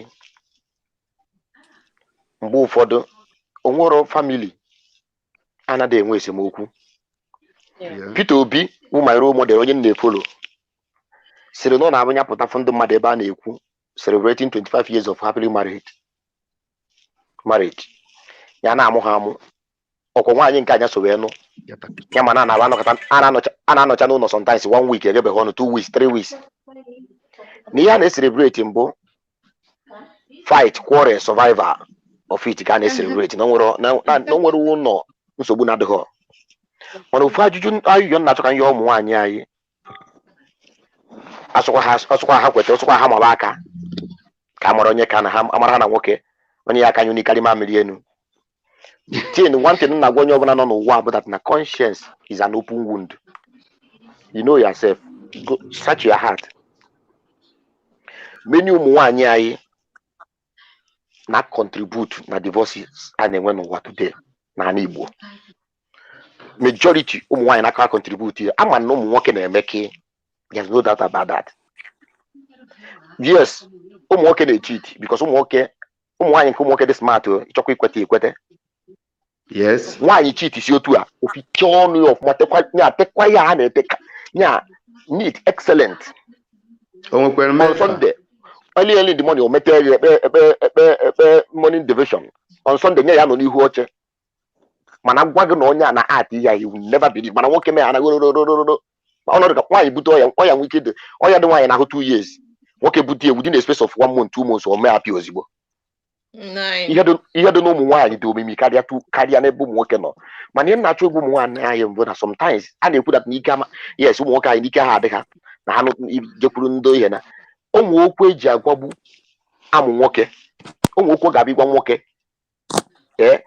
ịgwagbuo ya amụ ya ịgwagbuo amụ gịnị ya dị ime eke love olote okwu ahụ ị gwara ya amụ ahụ adakwa ọsọkwa gị iwe ọsụkwa ọ data amụ ka onugbu ịgosi ya ka onugbu ọ dịkwa ka ọ dị ọma nkini okwu ọnụ okwu dị so powerful. Listen, cheka mfucha chele biko nu chele unu ga ya ekwu ama na unu na-achị mana chele na the reason m ji na-ekwu okwu maka ama na ọ dị izi ụmụ nwoke na-atụ egwu nwere ofere ahụ ịfụ nwoke ga na-ekwu okwu a na-ekwu na because nwere onye chọrọ ikote okwu ụmụ nwaanyị but ihe m na-alike m nkwụsie ịdị na icheki ya onwe gị ifu na that thing na-eji wesi na be dị gị pụọ na-eji nwaanyị efesigo ihe karịa that one mana ya na di ya ka nọ adị m ekwu maka etime ihe nke ahụ nke m sịrị no ajụrụ m nke ahụ ajụ ihe elu ghara na-etime ihe cancel 100%. So biko when you can they will brother we can round that up na o nwere okwu kwuru one day nsị ya that na nwata nwaanyị jelube dibịa ka dibịa gwọrọ ya ọgwụ ka dị etidebe ya ihe dibịa sị kedu ihe na-abụ ime o etibe gị ihe n'okwu okwu ha n'okwu ya bịa ka ya gwụ ya o tiri ya tụpụ dibịa wee baa n'ime ụlọ weta mmiri bọtụ wata na nweghị ihe dị n'ime si ya were mmiri anaba narị ya ego si ya na lụọ debe mmiri ọbaba ha na mba ahụ ọ na-aba ọ ga-ahụ ji elu eti gị ihe just were mmiri akpụrụ n'ọnụ na mmiri ekporo ya n'ọnụ ọka mma dị tempa dị man da nwaanyị na ụgbara dị nwoke baba mba ọgba agadi m ụlọ kporo dị mmiri tinye n'ọnụ nwoke baba bachasị ya nwaanyị ekwughị okwu maka dibịa ngwa ekwukwara ka mmiri emetụ n'ala enyekwa n'ihe enyo na nsogbu ya adị nwoke baba bachachachasị ya majụa oji nwaanyị je kpụpụ mmiri otu dibịa si egbu ya o mere ya abalị na abụ jebe dibịa ga-enye jetụọ mma dibịa wee kpọ ya wesị ya nwaanyị n'oyile gị na-ebute esemokwu na be gị. Ụmụ nwaanyị eziokwu na mana ile ha pawa ha dị n'ile ha mana ihe na gwuru mbụ akọbụ ọnụ ma esebe okwu sikọfọ nke eji edozi yes ịkọfe oke ọ na-apịa ahụ ịkpọghachite mmụọ nwoke and ka ihe unu biko nu ma unu ya anụ ọkwa ụmụazị anyị na-ata afụfụ a ụmụ nwaanyị makwara nọ n'ọkwa ụmụ nwaanyị mgbe nwoke mbụkwa mụọ nwa aba nwa afa nna ụmụazị nkwa nne ka ha na-eso because love dị na nne dị too powerful ada ewepụ n'elu ụwa o nwere aka ga-agbaji nwa ya ihe ọsụkwa ya nwoke kpa erisi ọsụkwa ya na nwaanyị ada ewetete nkụbọ n'ụlọ ahụ mana ọkwa ifolo nne ụmụ nwaanyị yuzuo unu nọmba 6 unu na nwoke mmụọ nwa ka unu nọdụ tugeda zụwa nwa unu madebe n'aka ụmụ nwaanyị Igbo anyị madebe n'aka na ụmụazị anyị na-ata afụfụ ahụ that is listen ị na-amụ aka wuti nwoke ịchụpụ nwoke n'ụlọgo jụkwa atọ onye Jamaica bata osebe ọgwụ sesi ọgwụ see nke a see nke nwa origologo n'elu dinego n'elu 3 hours ikwuo na kịta ka ịnweta nwoke bụ odogwu nke na nwoke nke n'ogo ihe ọ na-eche dị too much ka ya esi fix home nke Jamaica nwe ihe gbasara ya ọsụ ya ọbata na gadin ọnọ na gadin gị mụnye agba igbo ọkụ na-ese ụmụazị gị na-eto eto a na-afụ ha ka m gwa unu listen ka m gwa unu okwu nchu ikweta unu ekwete unu chukwu na-ajụ enwere nwata nwoke ọbụla bụ amụ ihe ama na nwoke anya na mama ya dị n'ime room na-abụghị papa ya na papa ya nọ somewhere ka ọ dị happy with that woman. That's the reason sometimes you know ụmụazị ndị mama bụ mama ha all anger pile up o ji wee too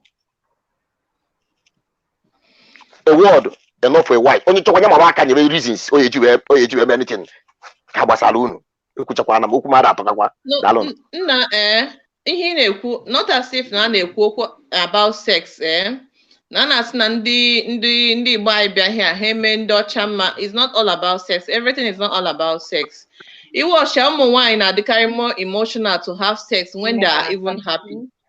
Ha adịghị happy itu nwoke nwere ike ime ihe na ọ dịghị happy but itu no nwaanyị ọ dịghị happy onweghị ihe na-apụta. What we say is that because the respect na ahụ ụmụ guys na-enye girls ladies ndị ọcha here. In fact, all the so excess, you know. I'm one lady you're mad say, you told me 1/4. I think half, just 1/4 of what you are giving this what you gave this white lady. Everything will be fine. You understand? Everything I boil down on sex. The Jamaican marriage, sex and sex is not even the problem. Well, what is the major thing is that sex without happiness does not go anywhere. Or just prostitute. That's just what it looks like. You know, when happiness is there, if not can bad think okay now, You know, all they gina him and ihe ọ na-achọ, enye ihe ọ na-achọ. But the major thing is that anaha ma aka n'ihu, nke ahụ for sure. Na anaha ma aka n'ihu, but the only thing is that don't like ihe ahụ nwaanyị ahụ na-ekwu power in on our tongue, we know we talk a lot. But igegon timara, out of those 10 things that woman na-ekwu, and when a key name, inidri, caution yourself, you know, come more backwards and try to amend that thing. Why can a woman cannot stand and I go blah blah blah blah blah blah blah? There must be something on a complaint, Makari. Have you addressed that issue? That's why communication did it very good in the marriage. Communication, all is so good. Don't look at your wife that now and we no why. And when you know see that one day that now we does not have any say in the house. More personally tackle on that guy who that day. More personally. Money have one issue that day. You know, so you can imagine oh long wine tomorrow. If she cannot bear it and go out and say, hey, wine car, or shupula ponezi, or bawala nezi, but you don't know what that woman has been complaining and nagging about in the house. You know, so we have to communicate. Like I said, you see yourself as your wife and your wife see herself as you. When you feel that before you do anything, you will think twice. You know, so it's very important. Our marriages are getting spoiled. Not do here. My friends know Nigeria now. Got me here in Nigeria. Are you serious? Also, that a gas salon wine these days never. Even one man on Germany here said the same thing. The man now here ne sex in Nigeria. Married women na phone. Chineke. You know, you never imagine. I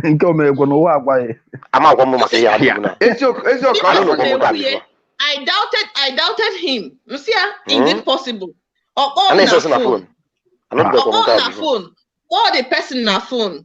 Can you have a problem the girl? The girl said that na die neme or shon lotta or sa poor. Oh, my girlfriend the husband. Now at times herself that she will want to. The husband does not care. Or see and the girl is a human being. I'm not another excuse. Flesh to flesh. Or far distance on all those stuff. I don't know for her. But all these things when him pay attention to your family. Happen those side chicks and when you have wanted to offer. They don't have anything to offer anybody. Harry Shakwa order hapo. Okay, one I'm here in the Christ Embassy at one time because when I was in Nigerian school at Maga Christ Embassy, one of their pastor called me that number one woman, number one the woman, and the woman did not the depressed. Guinea Maria, the lady Bruce of Germany.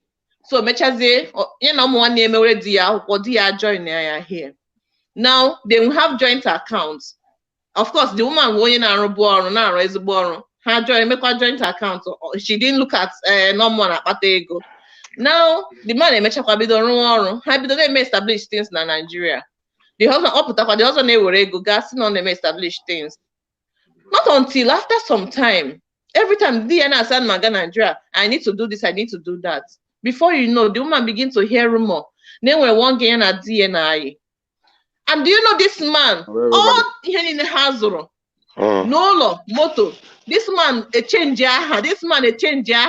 We lay to this small girl. The girl naga Christ Embassy. That's why the Christ Embassy is we lay to this girl. Uno yana mwenye taraho. What yana mwenye taraho zo. We lay to the girl. Akadi. Why I do prayer for? Something is wrong.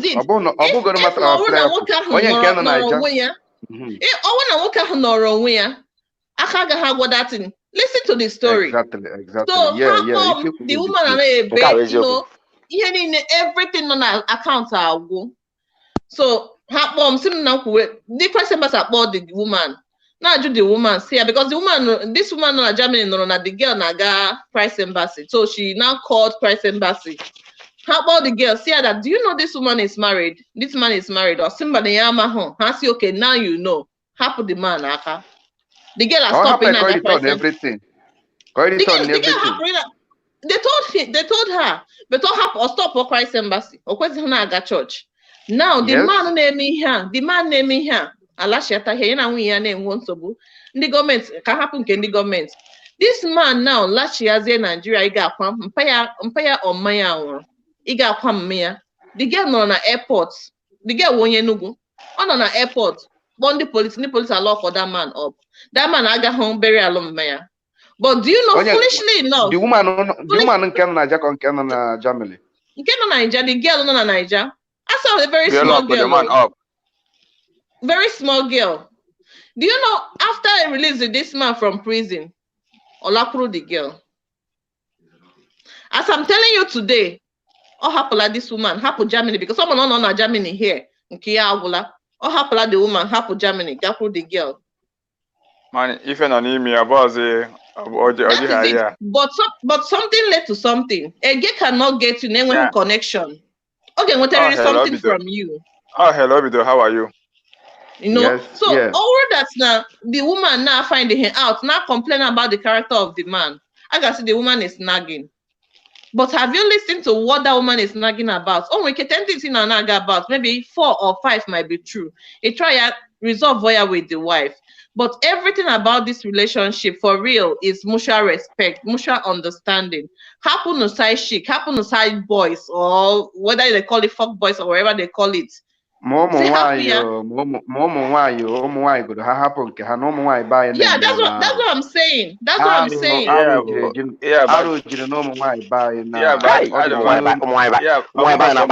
is too much. My sister, I thank God that in the truth. Because then when some are the truth, they cannot say it open. But the truth is self life. So, if you I'm very happy with it, with one of our lady Epokuleba.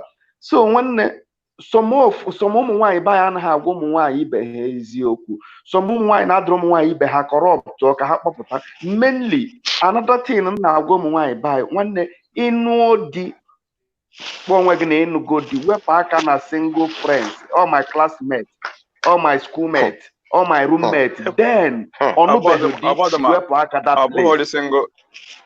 the more single friend. My own why no nadi na ana for no nadi be ha.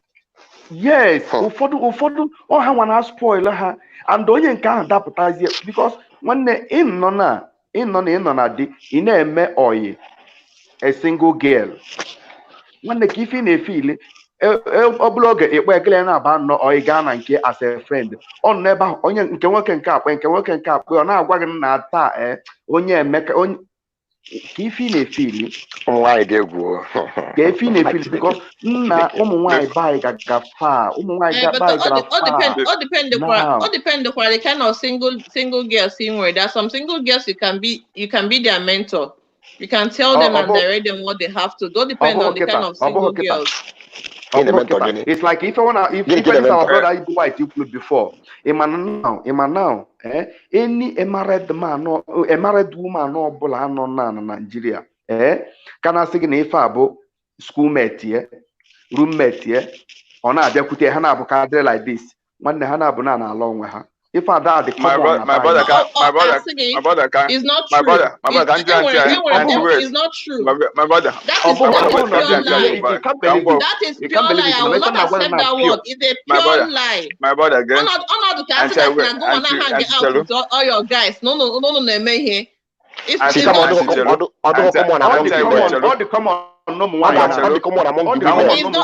true. I refuse to accept that. Wait, count. I was able to come was in Kamara one tell you with them. I did not know like now in the noun. And the Obeadegama. You may appreciate it now as friends, the any single guys. Because once honey is on apple. Hana show I have where you also girls on the mentor yo. No, but you know your boundaries. About why? You cannot behave like a single man. A single man can stay outside from morning till the next day. But a married man should know when Ogano outside and when he has to be with his family. Well, wait, why not? Can I my friend or a single ladies? Why or you okay with you keep a beer, more beer hand channel? from there always get the guy I bet with another guy. Or say now yeah like or say no go with you or say it doesn't matter. From there you might if you or maybe from can cause or baby you go up why you were for the first time but maybe do not for many you were from carry dig mom carry dig we go you got one thing or the other. So you know the happen why ya no be happen here jina my friend you know why happen walk ya no be chara ha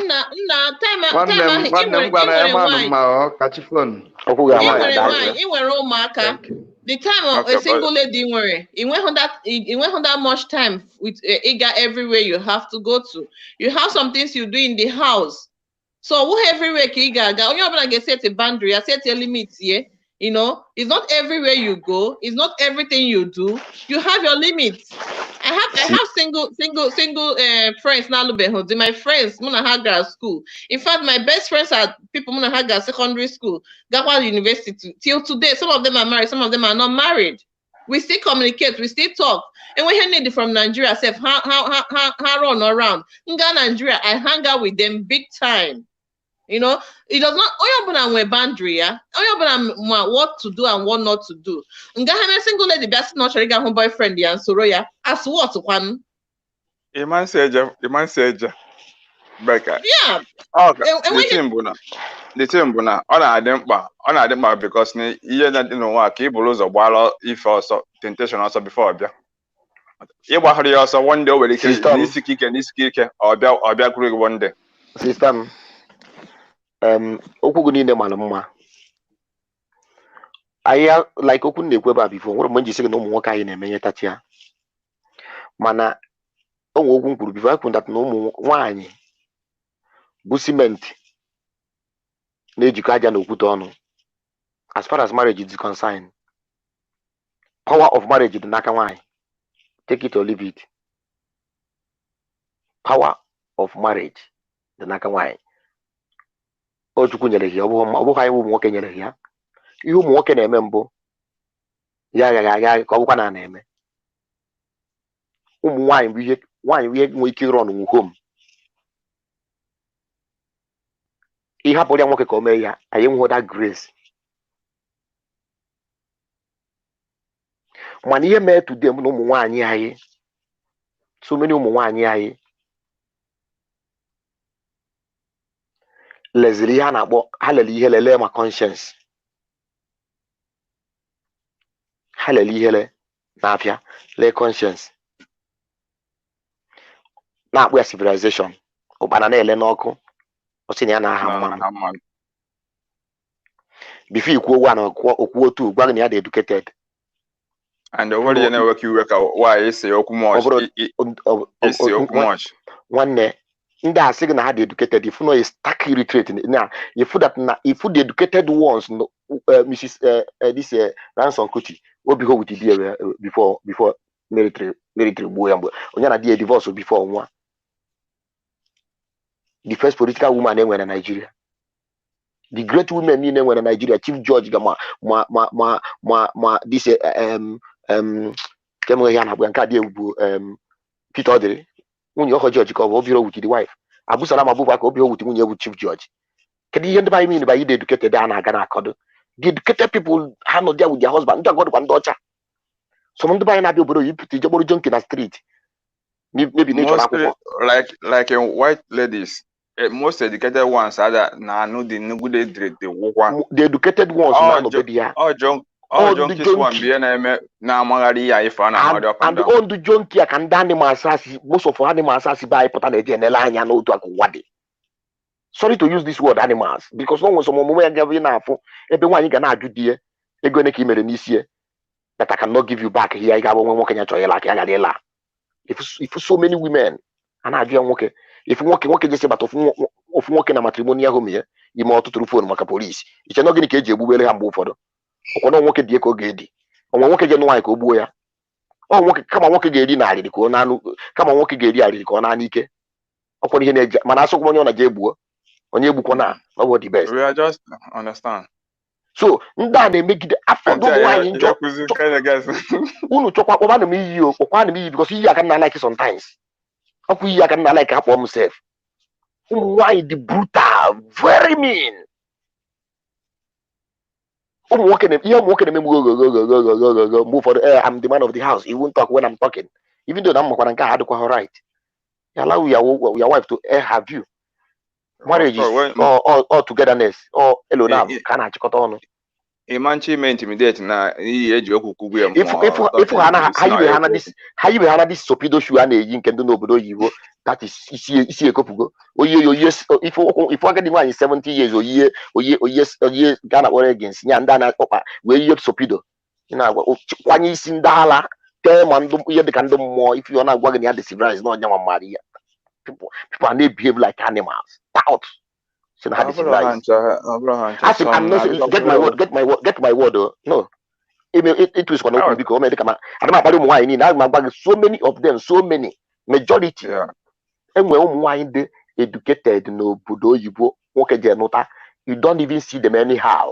Only one woman who one day I know program. Also, that woman got a room wine, even though so many of them now we are. Why you go and a lawyer from Nigeria before you do Budo Yibo? Japan practice, and we can only hand this one. When what happened one you could that day, Anthony nada like him, because you have like a web pass and walk and walk a melanka, always can find their fault. You never see the most of those ones are here to go there. Not even a was in Wobu, we would never see them careful as we walk and make half where. Yeah, the what we always find out to pick up can they pick some point. I'll walk a melon. Then you look at what's happening, they will never in life encourage you. We have for like this rise. Why you open up to dear? He gonna jam you bimbo because now it to good dig no logo. No.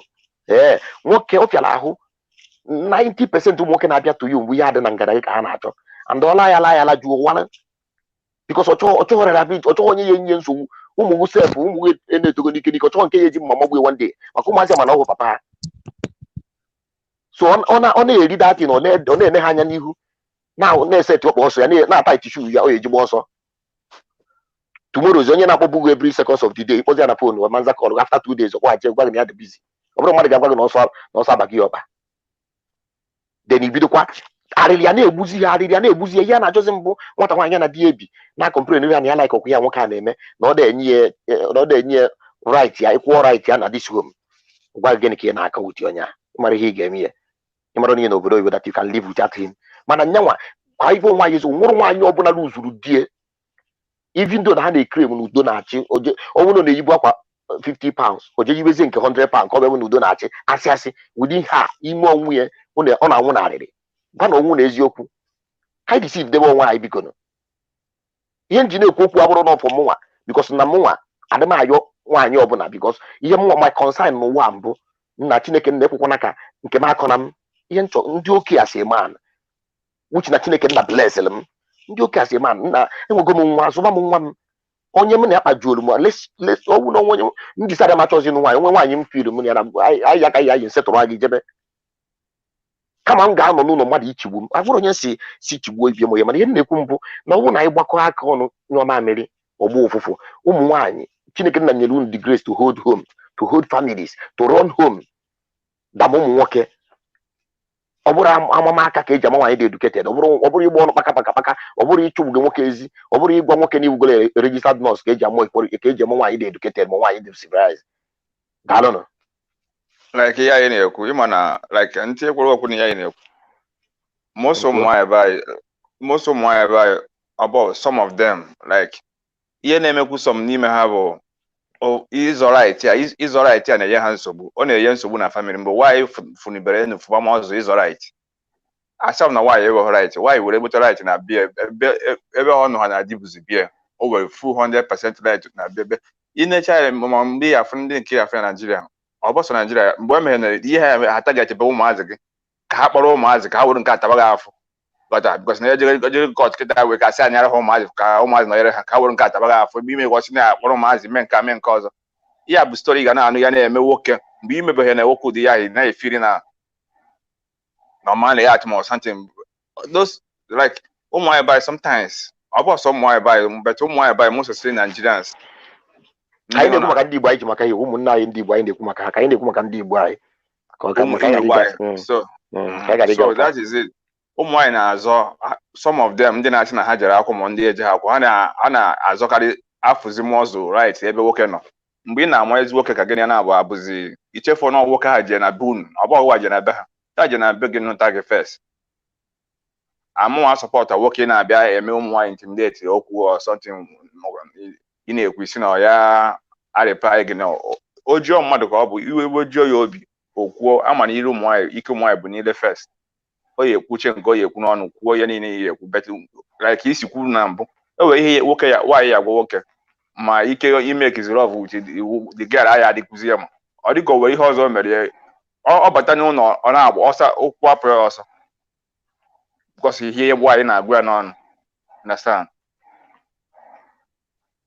Biko onye dere ihe here say that na m gwara ndị nọọsụ ihe onye nnukwu amụkwa a nurse ka ọ bụ o nwere ihe na-ese na ndị nurse, but I'm just saying na sometimes ọ na-abụ ndị be anyị because na mgbe eji amatụrụ kọlọ nwata nwaanyị bụ mgbe ego batawara ya aka ọkwa efu nwaanyị.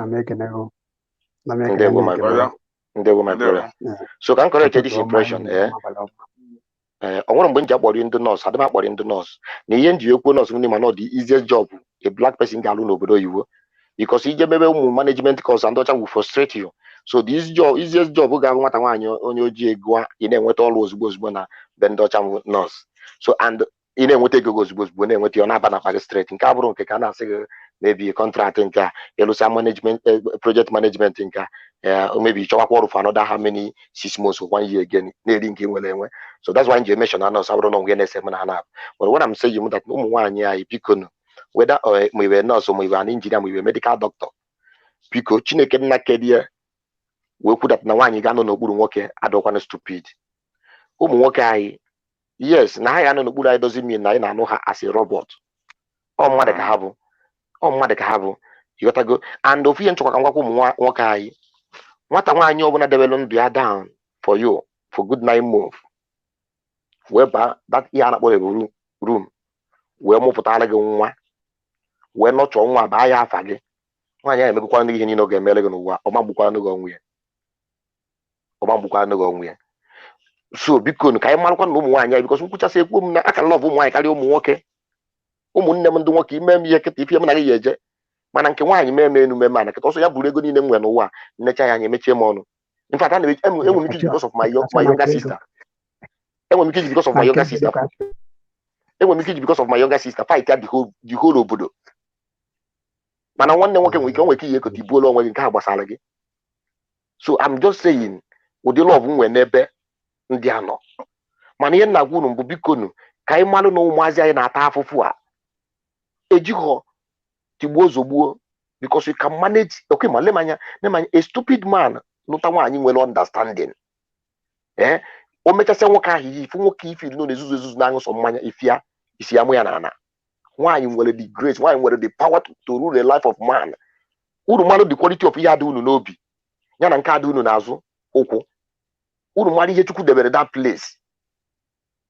You got to go. A man not there enough to control a man without a barrier, but without people there.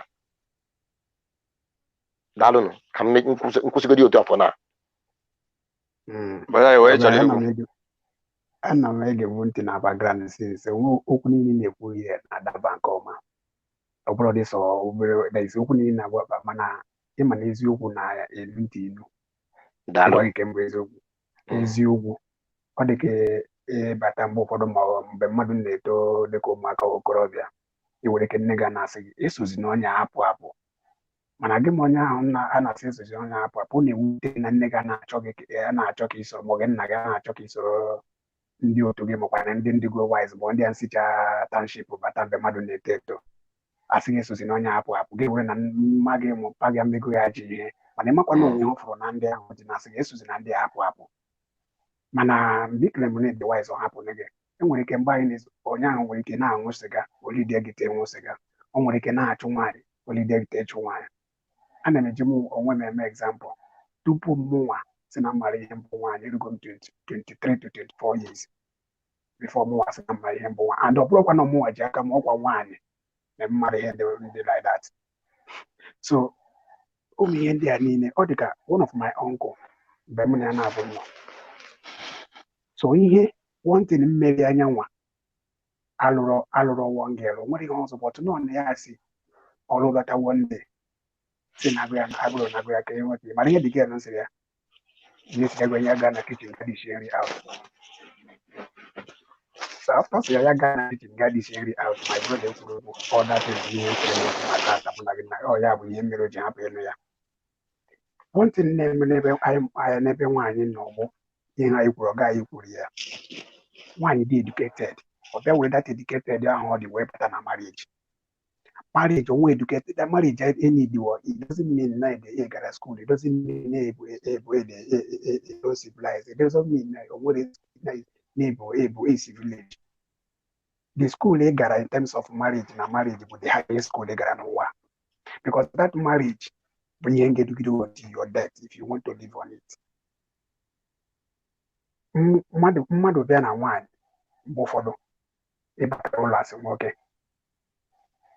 ga-esi nwaanyị gị mee nka ọ mebi nọsịrị na ya nwekwara ego ọsị ka ya weta ma ọ dị isi bata na ya dị mebi ọgụ na anụ na ya dị obu ụzọ kama ọ ya sigodu nara gị akpa gị dosa sigodu ka irie nri obu ụzọ were nsogbu ma ọ mba bara na ya dị were prezentị yara gị ka eke ya esi fil dịka mmadụ and mgbe ọ prezentịrị gị si ya n'inugo ọ na-eweti ka gị nwanye ego di ya full answer immediately because na imego ma ọ nọ nkata kpara ma ọ na-ebu nwoke nkata kpara n'ebe ha na-egagharị okwu arị tupu ikwu onye asị nwoke ọ bụrụ ya na-agwa gị okwu jọs okwu ozugbo ị ga-eme mistake mgbe ahụ o doro gị ahụ na-achọ ka ikwu okwu ọ bụrụ na ikwuru okwu mgbe ahụ ebugokwara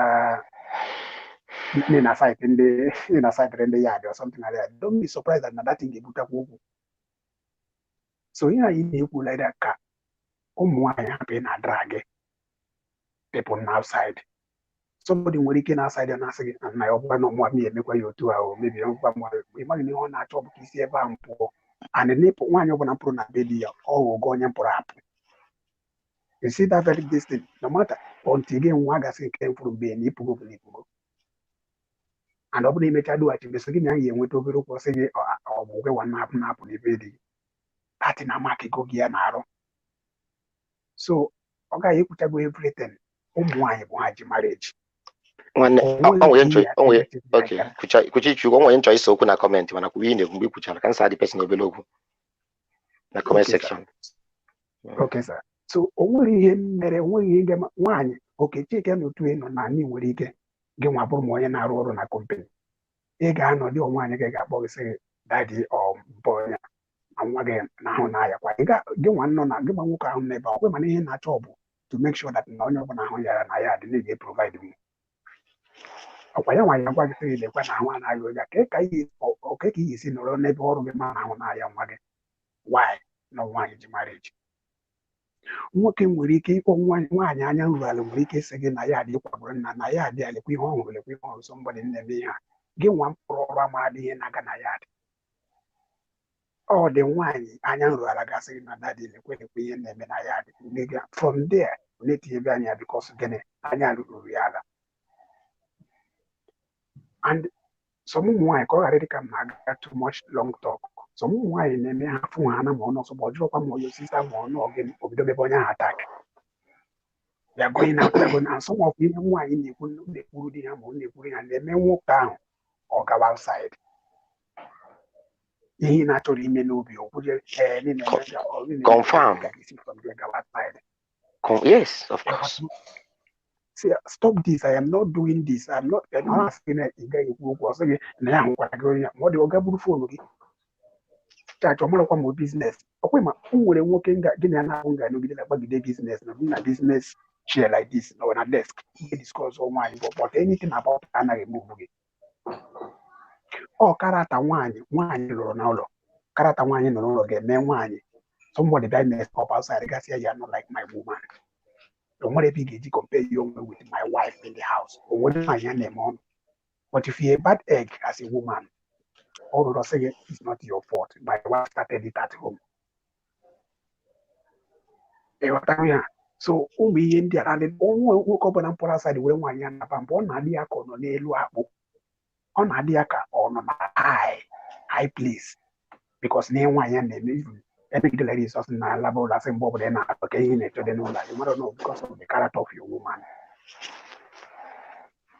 So my brother, as a kid discourse where we also African bridge.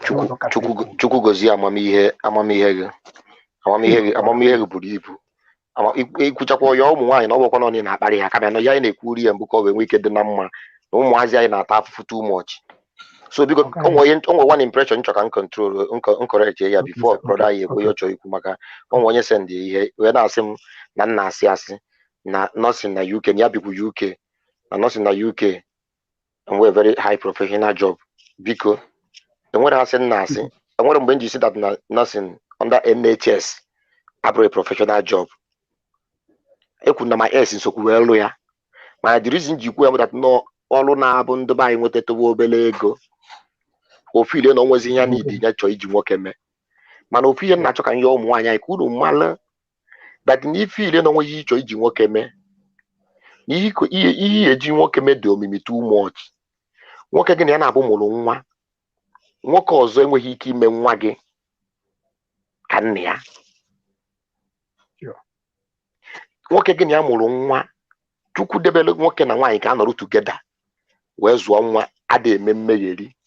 O nwere ihe nwoke ga-alụ n'ezinụlọ o nwere ihe nwaanyị ga-alụ n'ezinụlọ mana problem anyị nwa ndị Afrịka na-enwe na poverty ada anyị n'isi anyị ji buru si Afrịka bịa obodo oyibo na-eme anyị ịbịa nwetaba obere ego anyị na-enweta na NHS na nurse na England nke nso ya biri ọbanye anyị isi o nweta that money akwụwa ya wikiri ya na-akwụ ha opirie ya na naira ego eju ebe niile ofirie na ya na-eme ọfụma na onwezi onye ka ya mana ego anyị na-ene anya bụ ihe ụmụazị ndị China na-adọba paakị ego ime alụta na nọsing ndị Pakistan onye Pakistan na-ada asụnwu English nwata nwaanyị na-eme biznes because don't tell me ya da-alụta ego n'obodo oyibo ebe ego dị n'obodo oyibo dị self-employed at least ebikwugo m ihe onye nwere na-ege m ntị mana ihe na-ekwube eziokwu falas na ọrụ a na-akwụ ụgwọ ihe na-alụ mgbe osi gị n'aka baa gị n'ọnụ osi gị n'ike pụọ ha yesi m na onwezi ihe ịchụ ịnalụ loan mana ibi na ada atịsef ifugoro pressure dị gị n'isi ka iwe kwa dị loan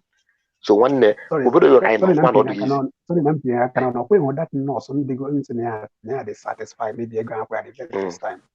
without a man to control that money, a man from another side, then when you will come.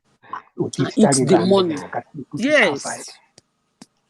They that get it in our will this because when wine, let them know that branch in Kenya, no matter how hard, no matter how educated they are, you can never compare yourself with a man. A man, just, the only thing just make a book. Don't stay.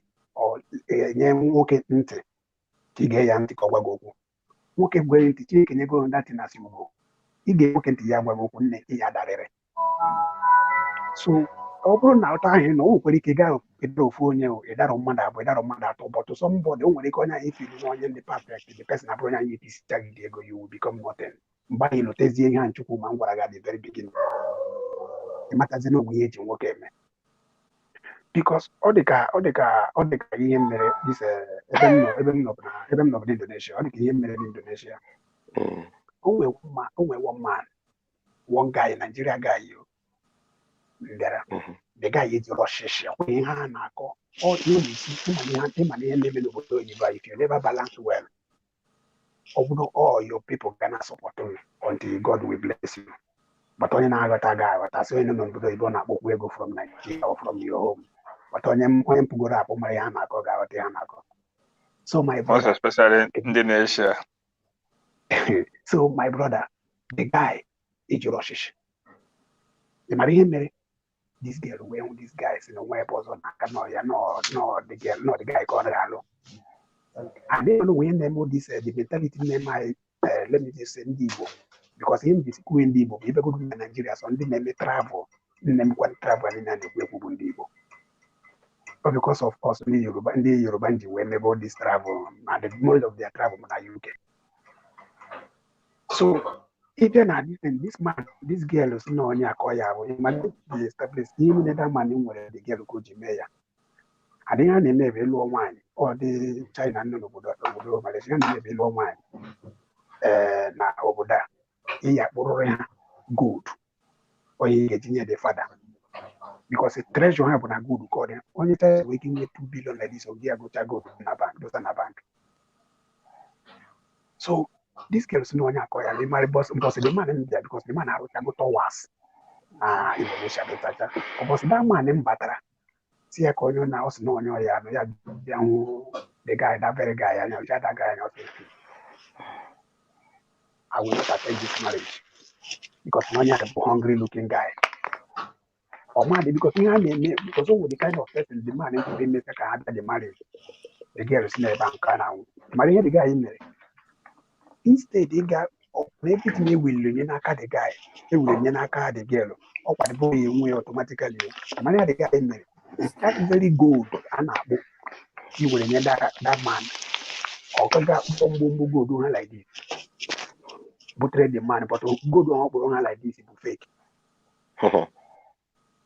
amami what I am what all that is all got one after man when it go do like this or multi-million to get one like this the man who what see no because of this thing here but no makaya the girl was no matter how hard him ji ku da kawai kwalli kam sai ba yin ku ba ne hozo him ji ku ha bu no marriage na ka nwanyị ọ dị ọ bụ na the father nkwuri ọkwa the father mụrụ ya o ihe people nkwuchara the girl still stick with the man o mekara as I'm talking to you the guy is pay for the girl the guy is now made amugona and the one they also ya don't say baby the respect African woman give to you I give to you 100 times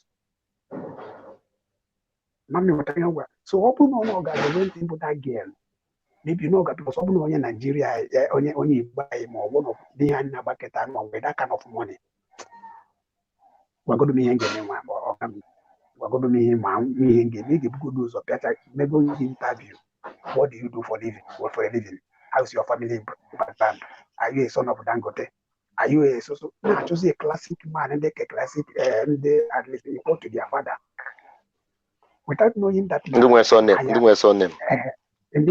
without knowing that a multi-millionaire is not a multi-character. The whole money will give with everything, but your character will be bad. Of course. Some of our people now, I'm not like to go this big men because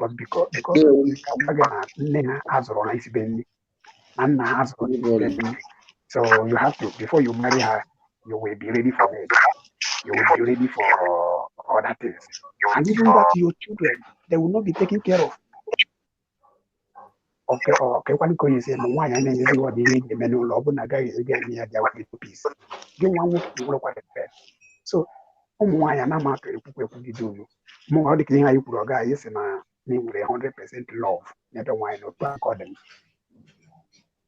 I'm got any when I'm at school for my mother. I'm everything for my mother. I wanted my father. If I like, I should tell the whole world. Now I can get you okay, that kind of thing. If I like, I should tell the whole world. Now I can get but my mother cut out for it. So why? Because our culture can never be compared to culture. And ihe ọzọ nchọ ka m gwa ụmụ nwaanyị anyị ọ bụrụ na unu chọọ ka anyị na-eme unu otu anyị si eme ndị ọcha unu akpọzi na ijebe nna unu ka eje mee ego na ya eme ego ndị ọcha kpọrọ debe na jedebe vileji medebe na ihe ndị loka ka anyị mebe ihe ndị dị civilized unu kpọrọ anyị je like o nwere some culture like in my place Anambra State ebe nsi achọ ime ego nwaanyị a na-achịta akpụrụ nsị ewu agwụta akpụrụ nsị ewu o nwere ka esi akaụntụ ya ada ekwu na mma akwụ 1000 ma mma akwụ 10,000 eweta dị akpụrụ nsị ewu ọnụ ọbụla agụta ya ịma na ego n'aka ha na-agwa gị a ga-eme n'ego nwaanyị so unu kpọrọ anyị na-asịa vileji ya chigharịsị akpụrụ nsị ewu unu pụtazi na taụnụ na-agwa anyị na unu ndị civilized stop you people should stop that ka anyị bibe otu esi ndị ọcha si ebi anyị fụ unu anyị ebiru n'ụlọ unu chọọ head anyị enye unu head unu chọọ nwa ya mụpụrụ unu nwa anyị ebibe ka ndị dị civilized mana unu maa na unu chọrọ culture ka eje mee ego gị because most of you people anụmanụ unu na-alụ unu ihu na-eme ma eme unu edebe ahụ uchu na-adịghị ya uchu unu dịchasị ya ka m na-agwa unu tude unu ya gbogbu ma gbogbu tude mana mana mmezi mma ya unu mgbaghara si abifọ mpụọ biko mana mma na-agwa unu nke bụ eziokwu biko ọ dịzi too much n'ala Igbo gbara pere oke ọbụla ala biko ụmụ nwaanyị anyị ka nna yọ daalụ na onwe ọzọ chọrọ ikwu nke okwu anyị ekwuchakwana ihe ụmụ nwaanyị n'ọnụ ma ọ bụ ihe nwoke na nwaanyị n'otu ụzọ ife ụdị mba ha ya na-aba gịta ịmara dadị ije na comment section ifu n'ebe edejuru ihe ndị na-akpọ iyi ndị na-asọpụ ndị ameghị ife ụmụ nwaanyị onye na-atụrụ nwaanyị egwu ọ bụrụ ọsọ ụmụ nwaanyị ka a na-agwa ofe otu esi agwa ụmụ nwaanyị bụkwa otu esi agwa ụmụ nwoke ọ dị na mma ka a na-eme ihe ọ dịrị onye ọbụla mana n'ime famili ọbụla na famili na-ebi n'udo bụ ọ dị n'aka nwaanyị na maneji ọbụla na-aga ọfụma bụ n'aka nwaanyị ọ dị onweghị ndị ahịa esi ogwo onye na mma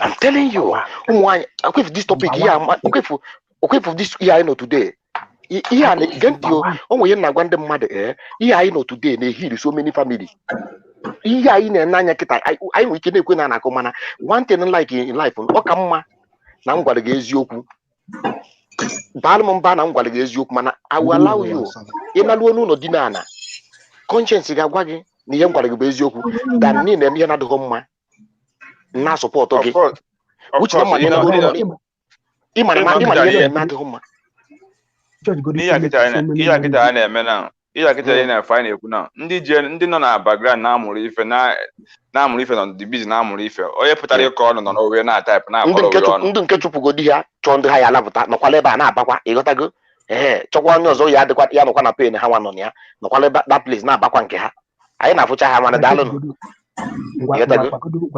ngwakwugide okwu ka ịkwa nwaanyị nke mbụ eziokwu nkodu many discussing marriage any issue marriage nwere issue eblem nwoke too much so ndị blame aga na-enwe n'ebe nwoke nọ bụ number one, are you showing your wife concern?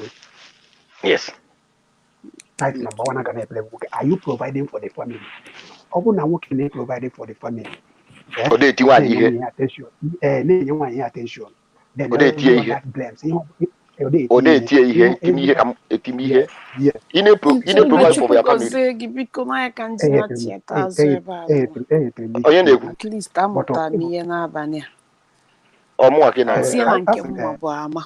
Okay, Chukwu gọzikwuo my sister. Ihe mma bụ na onye ọbụla bụ nwaanyị nọ na di wepụ pride.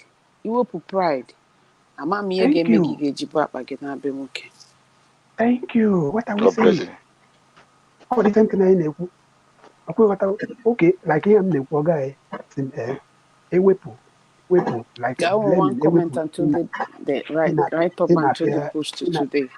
Ihe hapụ iti nwunye gị ihe number one. Right up until the post today. Full pride out. Something like proud. These two things be here to blame nwoke. Ka iwepụ pride. Ama m nwere that this experience. Ọ bụ na provide the family ha asem ọ bụ na hapụ na-apịa nwunye gị ihe number one. Providing for the family. Number two, na-ekwu family nwere issue. These two things be here to blame nwoke. Every other thing na happen in a family bụ nwaanyị ka na-blame. How are you taking care of the family? Ole ka isi ha prayer for na nwaanyị dị prayer for bụ maka family ya. Because ịmagoro na ụmụ gị ihe anyị kwuru all nwaanyị na-enwe 100% gain na this very family a na-ekwu. Because mụ otu am na I love my mother more than my father. And ịkwanye egwu. Mụ ama m ihe mere ụmụ nwoke ọbụla adịghịga m na nwoke nji akụ na mma gịnị ịdị redi ga-abụrụ na gapụta na vibrate gabere man na vibrate immediately your mother say Chukwemeka, come back here and sit down here. I am your mother. You soak this my soak this my breast. Eduachi. Because you have no prayer. No more. No more. My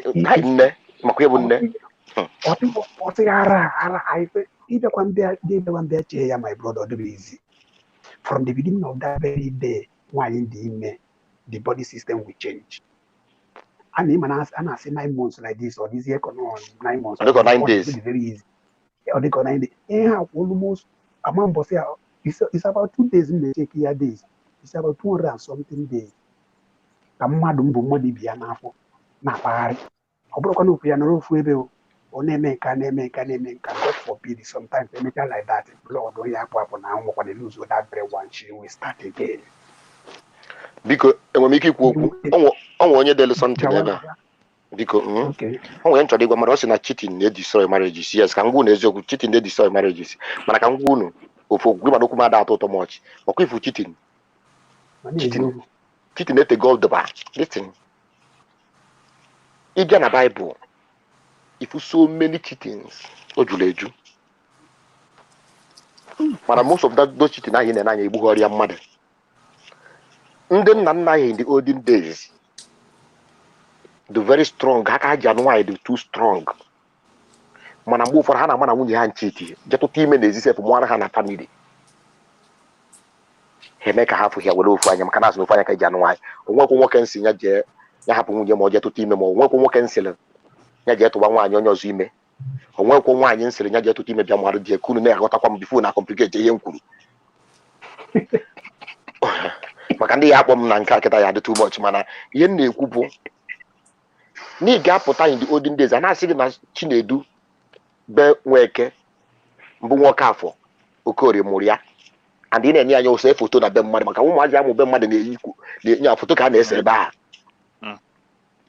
mana nwoke bịa o mee ka ọ fụ ya ọlụ nwa batalụ ụwa na bịa kamera mgbe ụfọdụ ihe na-eji adọwọrọ ụmụ nwaanyị aka na ntị mgbe imeje mụta alụ nwa nwoke agwọ nwata ya n'ụlọ bikọs na enwee ike ọ bụrụ nwa okorobịa na-agbata mgba mgbe gboo ụmụ nwaanyị alaiki ya nwaanyị ọbụla achọ ka o jezie zuru maka ụmụ nwaanyị ịmago mgbe ụfọdụ ihe nzuru ojije zuchala nwa ebe ahụ ka ọ bụ mụtakwa nwa na tikwara ike like that mana ọ ya mọzụ na onye ahụ na-agbata mgba ahụ obodo ji maka ya laiki ya nwere ọbara ori na lineji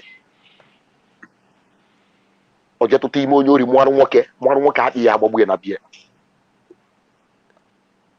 ọkwa ihe eji ejidebere ụmụ nwaanyị mgbe ụfọdụ jiri unu nwayọ unu emejikọ atalụ mmadụ eke na akpị n'ụlọ mana ibi na dat ụmụ nwoke na-afụsị ya ma gba nkịtị. Abraham ya na nwunye ya wụsịra mgbe ha na-eje obodo ha na-eje Abraham dị na ya nwunye chitie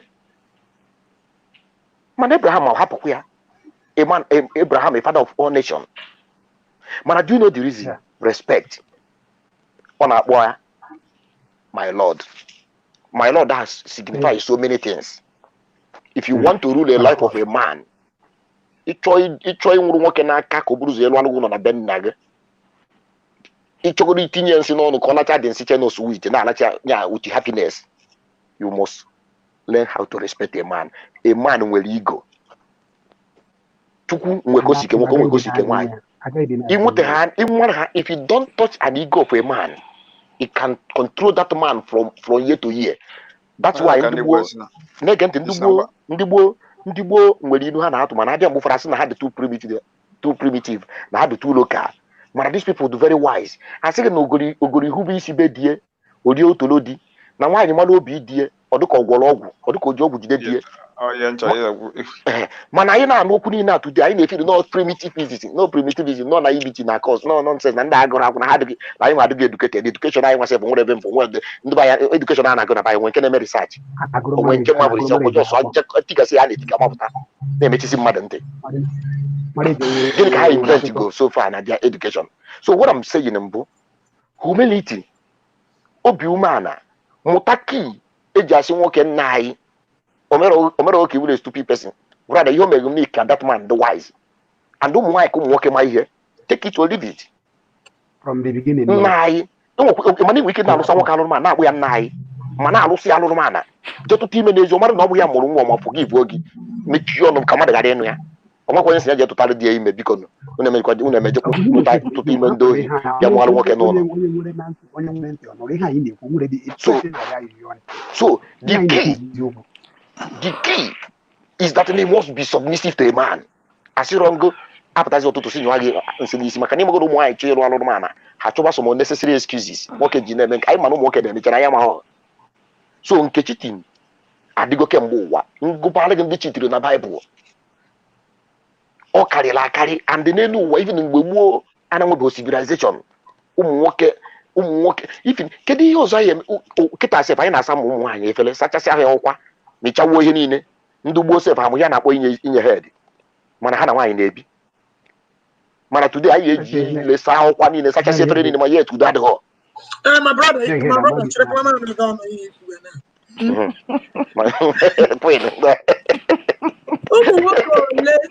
let me repeat what I stated earlier. How many Nigerian Igbo men age romance one you before? How many of them? Or are they just going to use Vaseline, whatever? Wait, let me finish. Should I finish it? Or are they going to just for their own satisfaction? You know, I just know Messiah Elohim wait. How many of them that they are many? But do you know the funny thing? Majority of them will come to the majority of them will come to America. But on a green card. One you caution. Right? And this woman, majority of them are him 1 minute here. Feel me? Yesterday, he and Abel, and he again, I know get the issue with John at Sunday Ferry. He got Sapayo Macapo, but another one, Nicky Loran, can we? I should give me a guess in name. Majority of men in the mayor, they will not romance, they will not kiss, they will not do anything. Yama will have money to their own satisfaction, and that is the end of it. Is it okay? I do okay. Kanzaya. Ne men ima no nwe ihe bụ na mmadụ no into a relationship. Mmadụ na ya nwe expiring date. Mmadụ na ya nwere ulterior motive na ya da anụ mana ihe ya no ya mbụ. Sometimes some can use the language of when they get one guy. I'm not even talking about boyfriend and I'm talking about marriage. Marriage. Umuwoke can see what one. Let's assume no good you are saying na jail one guy cannot on your aqua. Or highest 3 years didn't get end there and not the aqua. But that ban you have marriage because as far as that na you have a new love. You have marriage go. You ambo on abia as a slave, because just what in Ghana puta. There's a different need for why decided on ya Mbonya and Kigano Wunyeki. Yes, on when you see walk as an unfele, and the one when you see walking has some villages, I know who go. You told them what my only 1 year gave one yaman head pro job. Come here, can one. What we keep in one head. But here the near number mutual understanding and communication. Obuna digi enye muru head di onye nke ọzọ na-enye head di onye nke ọzọ di na-enye head amụ eburu ibu ka amụ digi there's things a na balance ya balance so na onye enweghị nke ịma mma ka ahụ ihe wele ofu ịda na ịmalụ mma ịhapụ ike ahụ ma ọ na ịkala ahụ gụọ na emericha ejigire ejigi niile mana ịmahụ mma so ihe ahala ofu chele onwebe nneje what I'm saying chele ka bịa because na ịchọ ka m zaa ya bụ wam you will not get the answer. What I'm saying is that now instances in any ga-amachiga him gwara. Okay, ka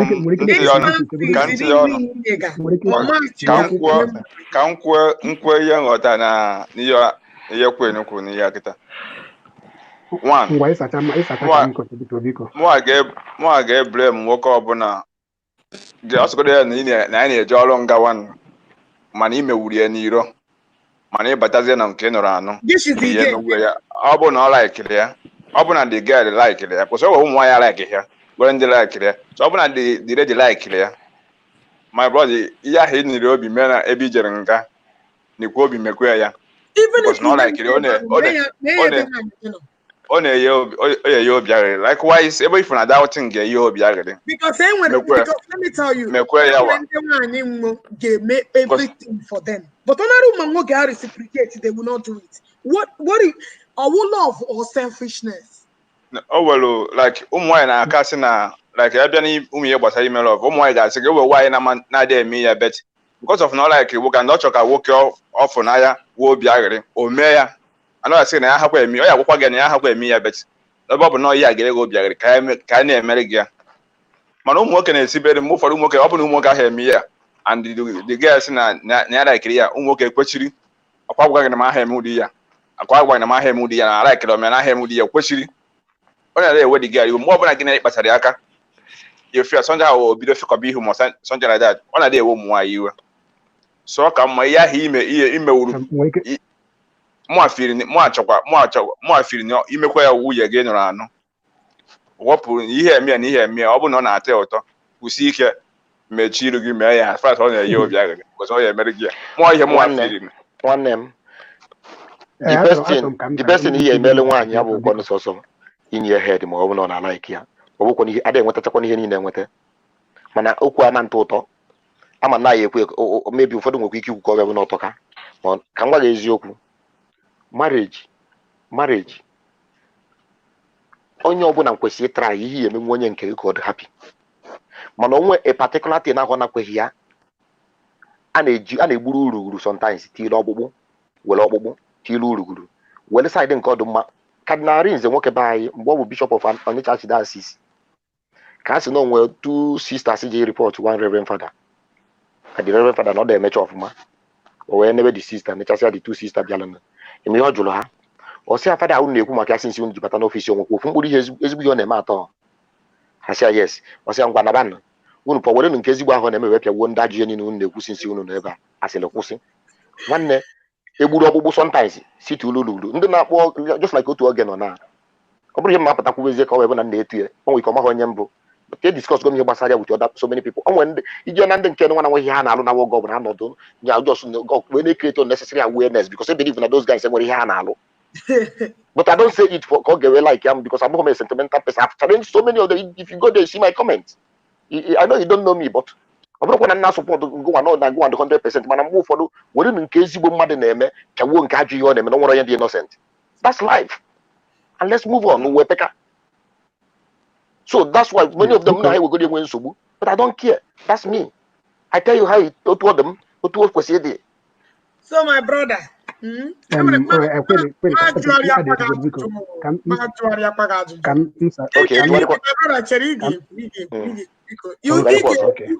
1 hour just because with time 1 hour nobody will talk. My brother, or he writes that because I want a sister that brought this thing to my attention. Okay. Another discussion. My sugar night is I guess a ship from here and a sugar night.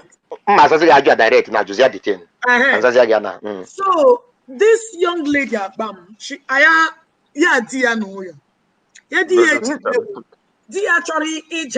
with a KY jelly or Vaseline. Elu jaja. Me we make ya relax. The man I can't the more okay. That man will even kissing the man okay. That man will a wicked man. Can I get the attitude? Okay. It was unza ya kiria na. Okay. Any more obuna. Boy mere hana mu wuri golu nyu hana editu. Ichoro ima mo nyo bugo na mo reach ko orgasm. You are a very wicked person because you are selfish. Now, okay. The girl na game we were vibrator. Me was your way to come. The water the girl she make it way to come. Man ya jiri bian so gwano. But the man I say for mind their business. Oremma. That I will bring the topic today. You know, just I me all log in here. Ojoka and ebo ozo. Because thank God, you only sometimes. That's why as I get direct before, communication matters a lot. Do you know why? So many wine, we from wine, but they won't clean. One hanadi more the first one.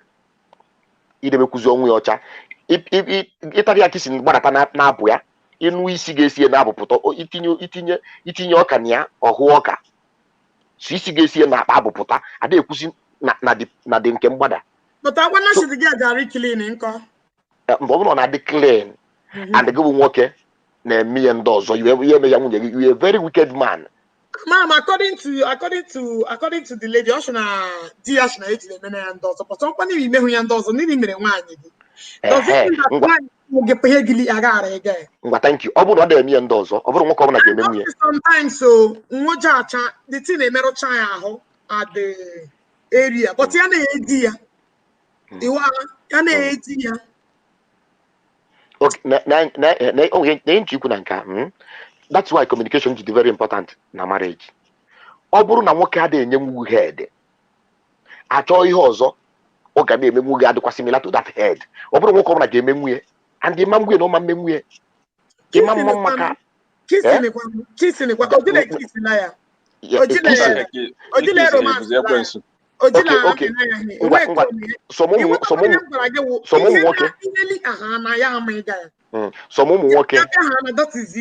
some nwoke can be stupid.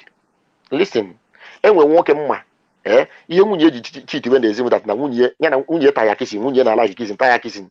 Omo na nwunye na monitor ya oje na bathroom je bupu aso. That was how this woman ya na bubu no before her gbasa more than 3 years. Okworo ka the man metu ya ga je nwere enyi nwoke. So I'm not saying this thing that na encourage anybody to cheat.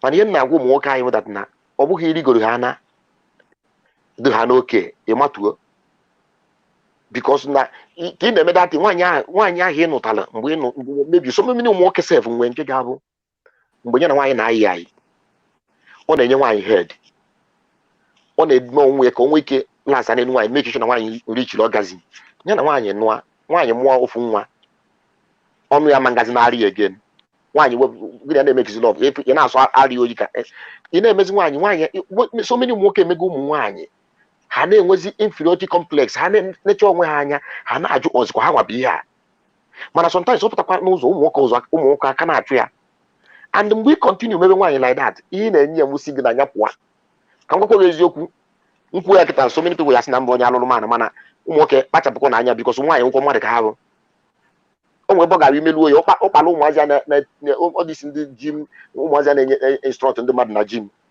obi ha na-ahacha ka tipa bu aja mgbe o ya eje wee mee ka o si mee mistake wee try ya ịtọgokwa bikos ịmana nwaanyị chit be hara ndụ go eko nwaanyị bido ha kwana wee ọ bụrụ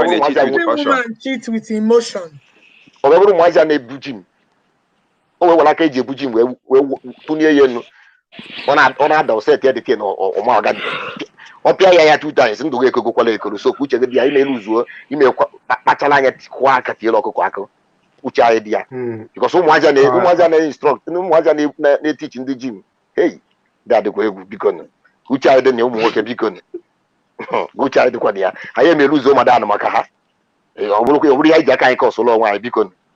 Okay, there's another. The sugar sugar now here before me take that one, but okay, my brother, kuwe. Ndewo no. Okay, don't be surprised. Ihe a niile anyị ekwu ndị ihe ga-eji emezi ọtụtụ family ha bụgara iwu kwata iwere ya na of course some family will be reset right from this very moment. Ka m bido mgbe gboo from beginning mgbe mụ nwa mmata ịma na ndị mama anyị ha amarọ atina m ka ọmụ na maka ọmụrụ oke nchọpụta ndị be anyị na-enye ụfọdụ nna-abịa ka ekwu mma wutuo my brother ndị be anyị ụmụ nwoke isi mgbe gboo amarọ nke na m nwaanyị goro nwaanyị m n'elu na nwaanyị m bịara mụnwa nnaisi I come my wife did not come ha mara ya my brother gakwa jụ ajụjụ ama ihe gbasara datin nke a bụ eziokwu etikwa na sistem onye gwa m gaa mee research si ya nwee ihe mbụ na mụnwa na nwoke bịara nwaanyị ada ihe agbagoro bụ nke nwoke ahụ Because they are looking for only. My brother, we are talking about this modern age. We are not talking about back in the day. Let me from the beginning. This modern age, we want civilization. Comes out to try world civilization. Number one, can be this modern age. Number one, important communication. Very, very.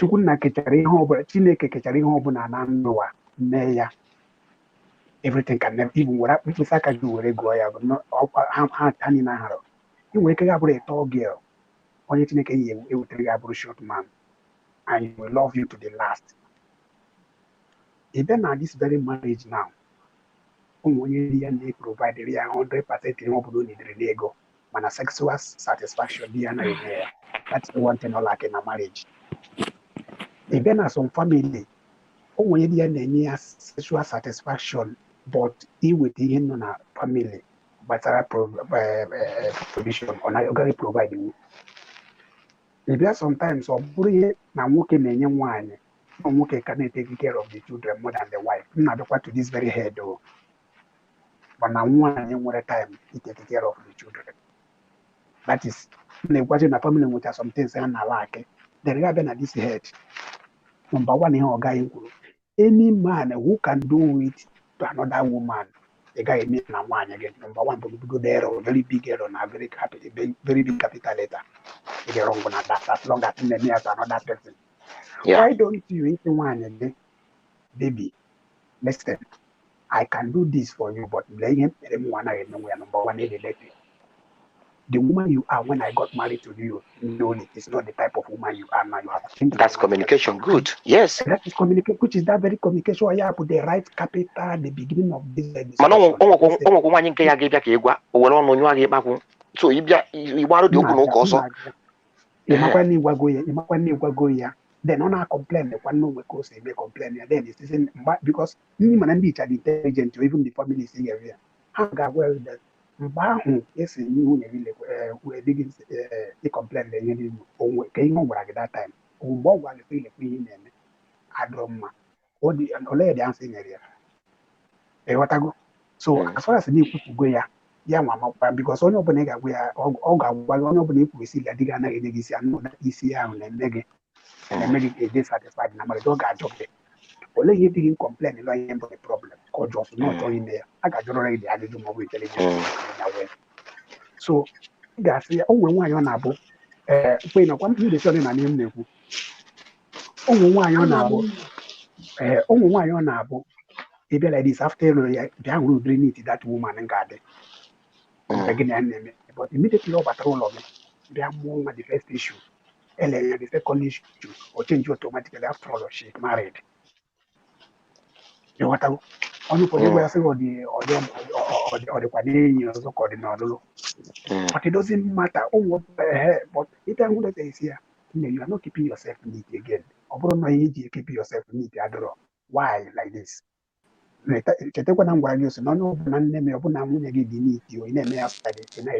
very man or the other runner. But how are you appearing? Please. Ole mayhem na joke.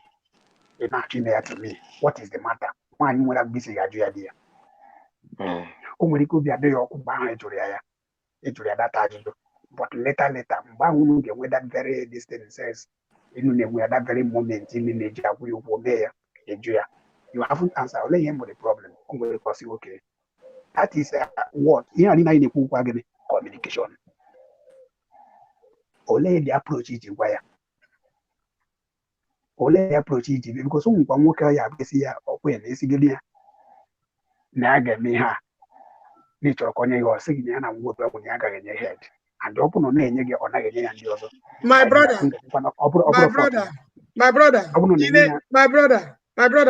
in your head. If necessary, if I'm oh, you can in your head. If necessary, in your head. If necessary, we get your money a little head. Why? Okay, but him there as long as not in it. Thank you. My brother not close to me up in your head. Yeah, not we are more dollar when we. Odala wenwe. My brother no by the down. Nka burakishi nenye head. Yeah. Ade ani yulu na. My brother, my brother, my brother cannot make a lady. Okay,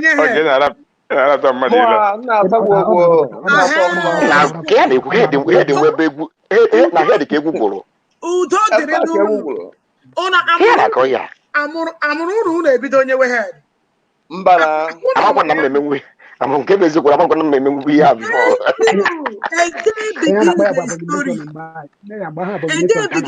When you love someone, if your wife can do anything for you, if your wife loves you, why can't you sacrifice something to please your wife? In your head, you're a big deal. Manonya ama memu. Onya ama memu. A big deal. This girl, or a kiss, yeah. A romance, yeah. I mean, your head. With myself asleep or okay, why jelly? I got him met or Emma. It's not good. But the girl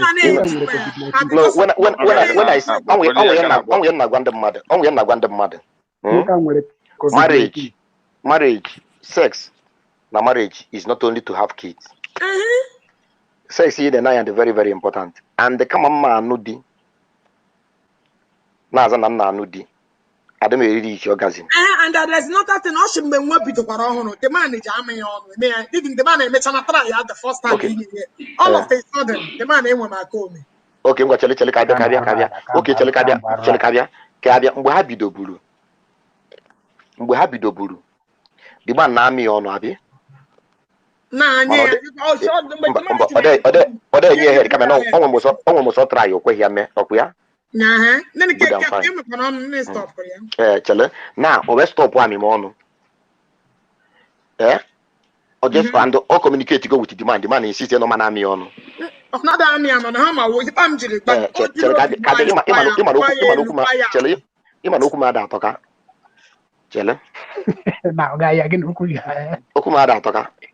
Oh, what this woman? Nya just at your conscience here the show na obuhezule. Chele can finish your way then there.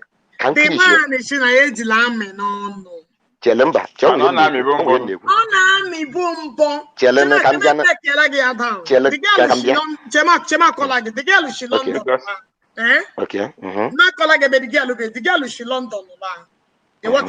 Oh, she from Canada, moved to London. She from London, may travel to Nigeria. Meet here.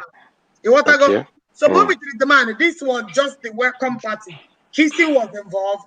Head, yes, and enemy, but the man tried at that time. You want to go?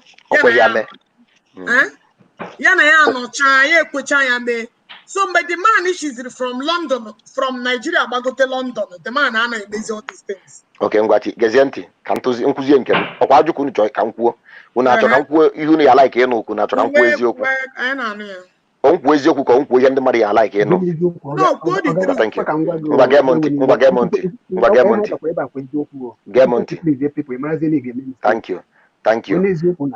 thank you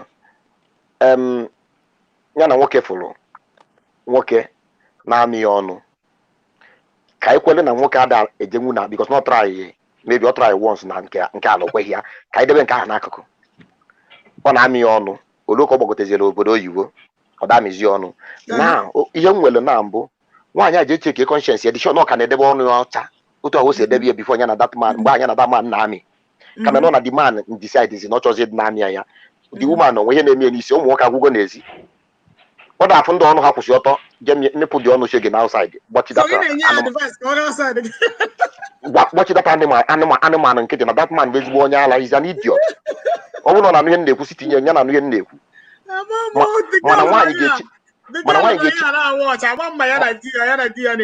mana nwaanyị ga-echeki conscience dị sure that na ọ ka na-edebe ọnụ ya ha n'iti na ọ bụrụ na ọ n'ụdị mba onwe ihe ma na a na-ekwu na conscience chele conscience n'anya oge ịma nkwucha ịma conscience is an open wound ọ bụrụ na nya bụ nwaanyị cheki nya ka ọ doro icheki onwe wee chekicha onwe fụdat na ọnụ ya ka na-adị n'ite otu ahụ si adị n'ite mgbe o mitiri nwoke a ha wee nụba nwoke a na-amị ọnụ na all of a sudden duto na nwoke a abịaghị close n'ụzọ ya asị nwunye ya wee firizie dat na o kwesịrị ịdị na-amị ọnụ ya jee chọrọ oyi nwoke na-ezi ya na-amị ọnụ ọfụma. That's me. Mention communication and answer ya jụwa ya ha communicate cha genti ha communicate cha nwoke debe ahụ listen ịma na ụmụ nwoke anyị na-adụ stupid sometimes ọ sị ga-egbu efi dịka ya ma m nyizi nwaanyị ọnụ ma ya ma njezi down. Let's assume na ọ na-eje ọ bụrụ na ọ na-ejebu na nke down ọfụma not very comfortable with that before all of a sudden no change ye agwa ndị nwaanyị ya jee chọrọ onye ya na-eje that place na-amicha the place mana ebe ọ naghị eje that place ya ji na nke a crucify ya na ọ na-ejebu ya ofu ọ try ya okweghị ya mee mana ọnụ ọ na-ejebu eje na ya ka ọ nọkọtakwụzi ju na ọ na-eje and nwaanyị talk ya over to him ya na ya na-abakpa maka ya imekeshọn ị na-ekip dị ọnụ ọfụma kama na ọ chọzi ije ọ bụ na ọnwụ na nwaanyị anyị nwụọ ndị ya amịa dị ọnụ ka anyị mee ya hookup ndị ya amịa dị ọnụ na ha jụrụ eju ka ha mepụ ya dị ọnụ chege ọchọ ka amịsisi ya eze ọchọ ka amịsisi ya eze ndị ya amịsisi ya dị eze ezi ya gasara na ha jụrụ eju ya na-akọ ya ya na-akọ ya apụta okwu a na-asụ anya dị ebe n'oge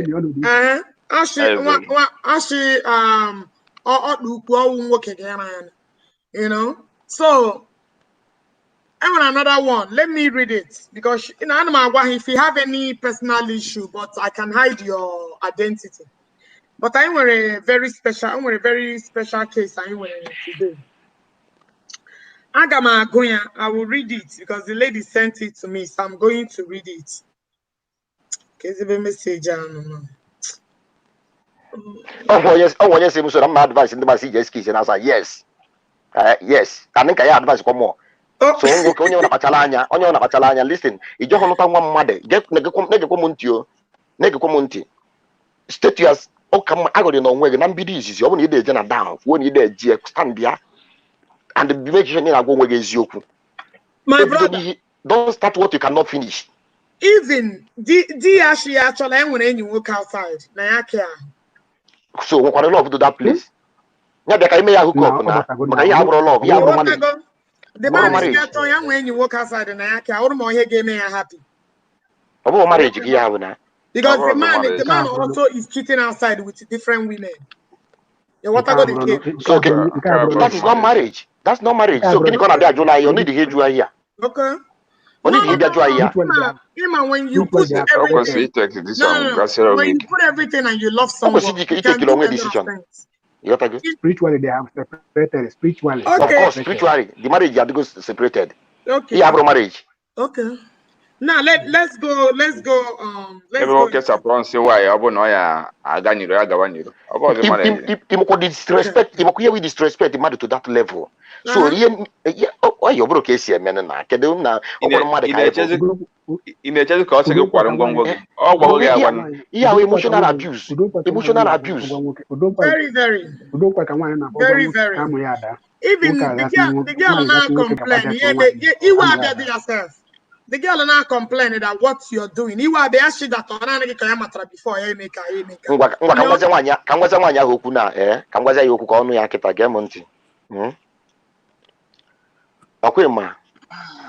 the worst thing you get more wege if also into any relationship onye gị na abụ no or love gị gị na ihe ọ na gị na abụ na-eme ị na-irritate here ọ na-afụ listen such thing emego m before such thing emego m oge m batacha obodo ọfụ ele dị meeting ọ na-eme ka m years back maybe akwụkwọ nchọ ka mama ma ya eme okweghọ m because mụ na ya na-abụ n'ụda ahụ a na-afụ m ụfụ iwe eju m ahụ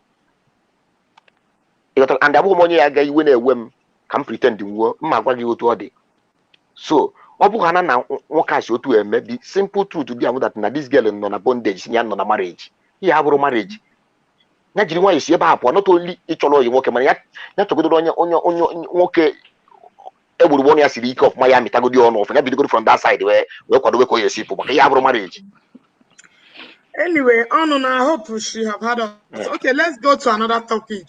Okay. Now, listen, let me read this. So, Ngochan, you guys would now make your decision. Somebody sent me this. Oshi, I am from Mba Mmiri in Mba Show Mbitoli. Okay. Mba Show Ubamiri Mbitoli local government area in Imo State. I moved to Lagos before the lockdown and I just started work this month because I want to start up my BSc program this year in order to upgrade since I am not married. Auntie Oge, please, I need advice. I am staying with my girlfriend in Lagos State, and she has been bringing in different men to sleep with her in her rented apartment. But I don't talk because whenever they start their romance, I usually stay outside.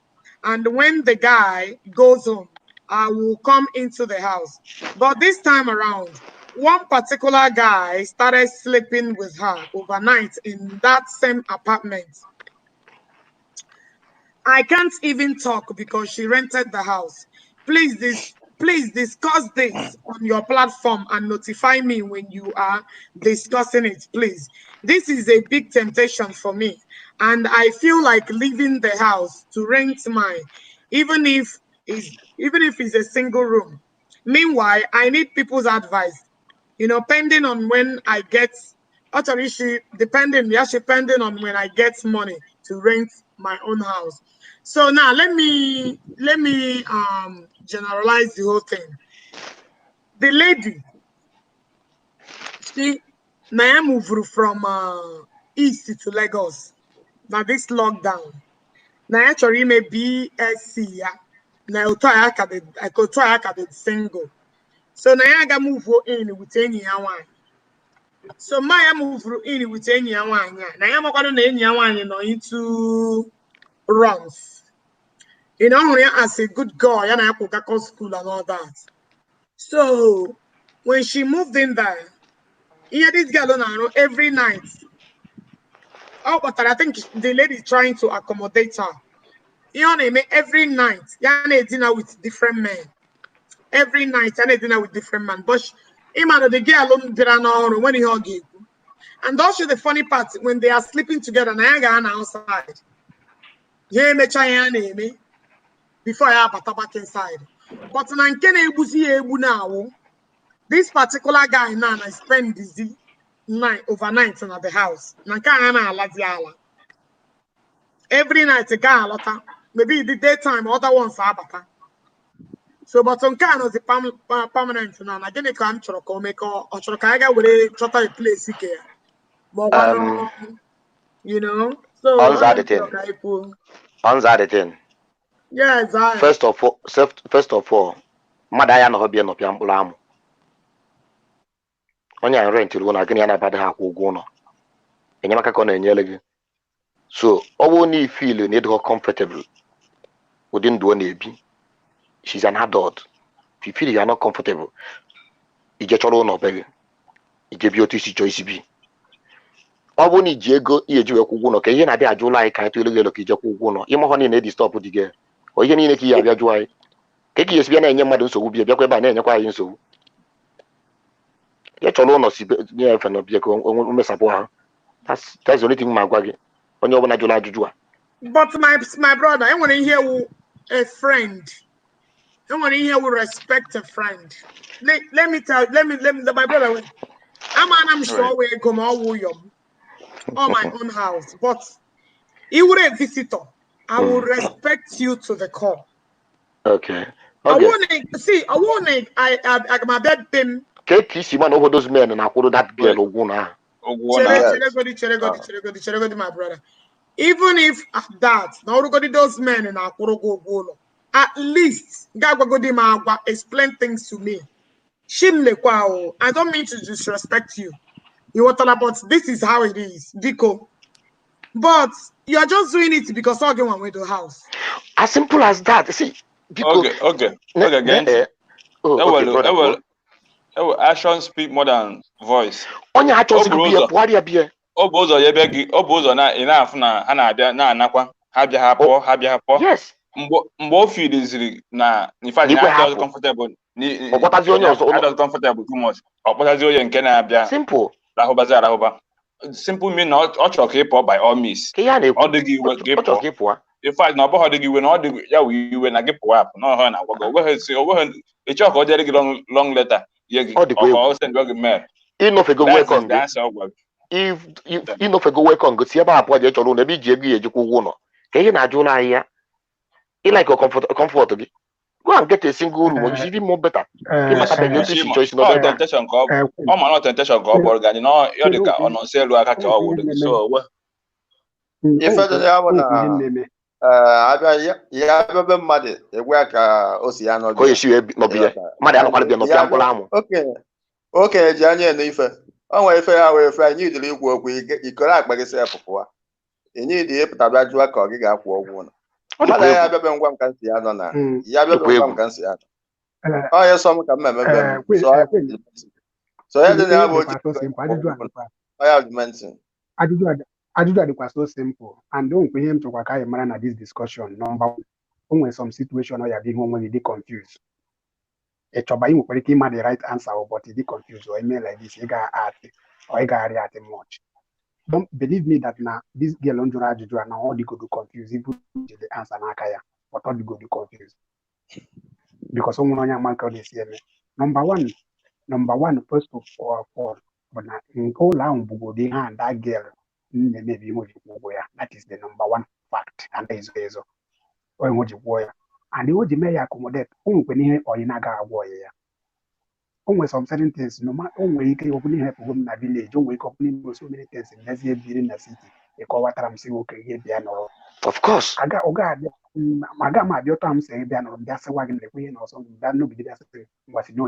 is very rude.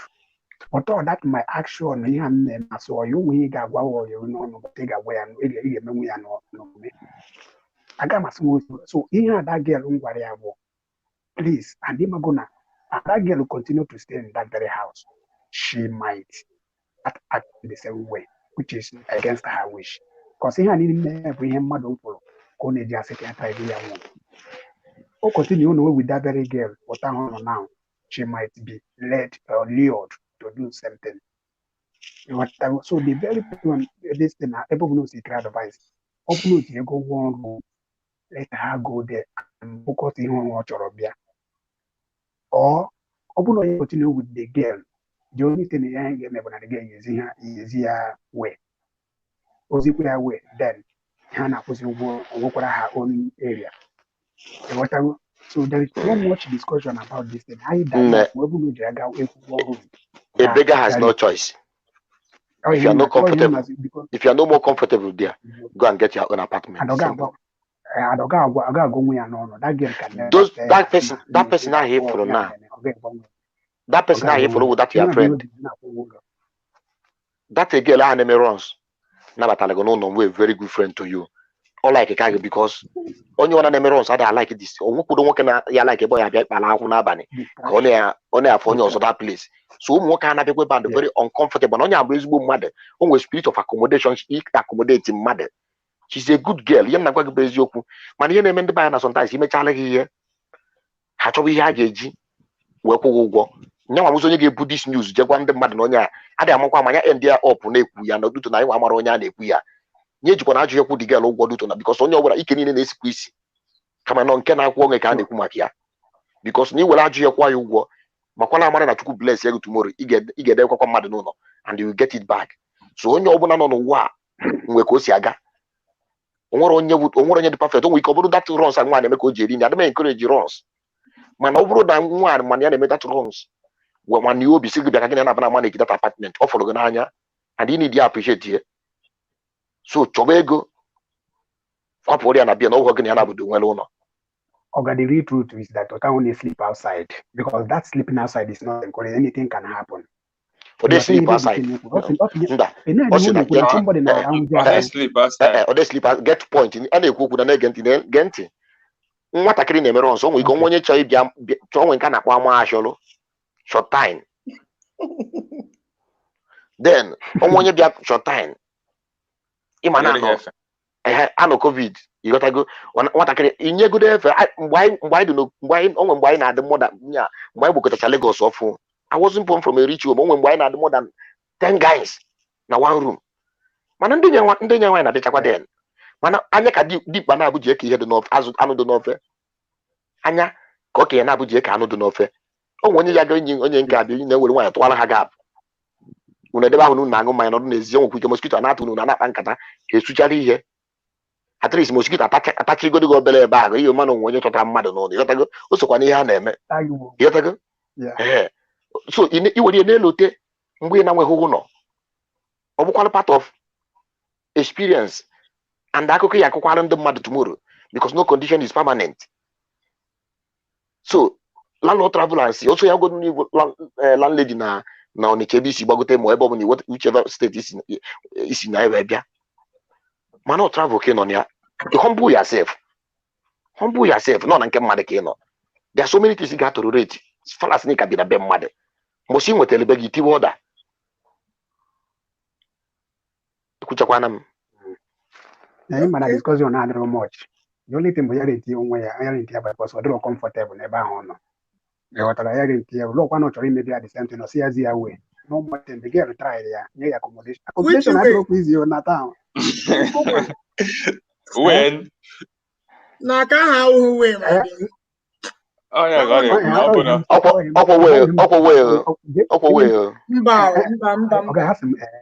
That's not a way. That is the only way. And sister, okay, that girl na diamond and gold. Ndị mmadụ bịa ọ na-amanye ha diamond and gold na paaki ego ngụnwa sizie isi chọrọ ya bịa ọ na-egosizi gị ụmụ nwoke ihe dine o a wicked person ka ọ bụ mana ihe a bụ ihe nne nwa na-eme n'onwe n'ihe afọ gị na-azụ ka ya akụziri gị ma nkụziri nke ọ na-azụ so o gosi ediwe ọ tụrụ anyị karịa sef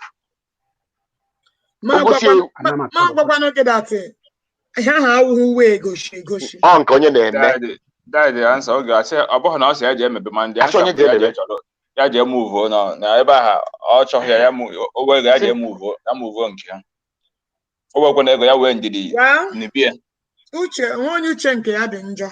Well, you guys have actually majority carries the vote.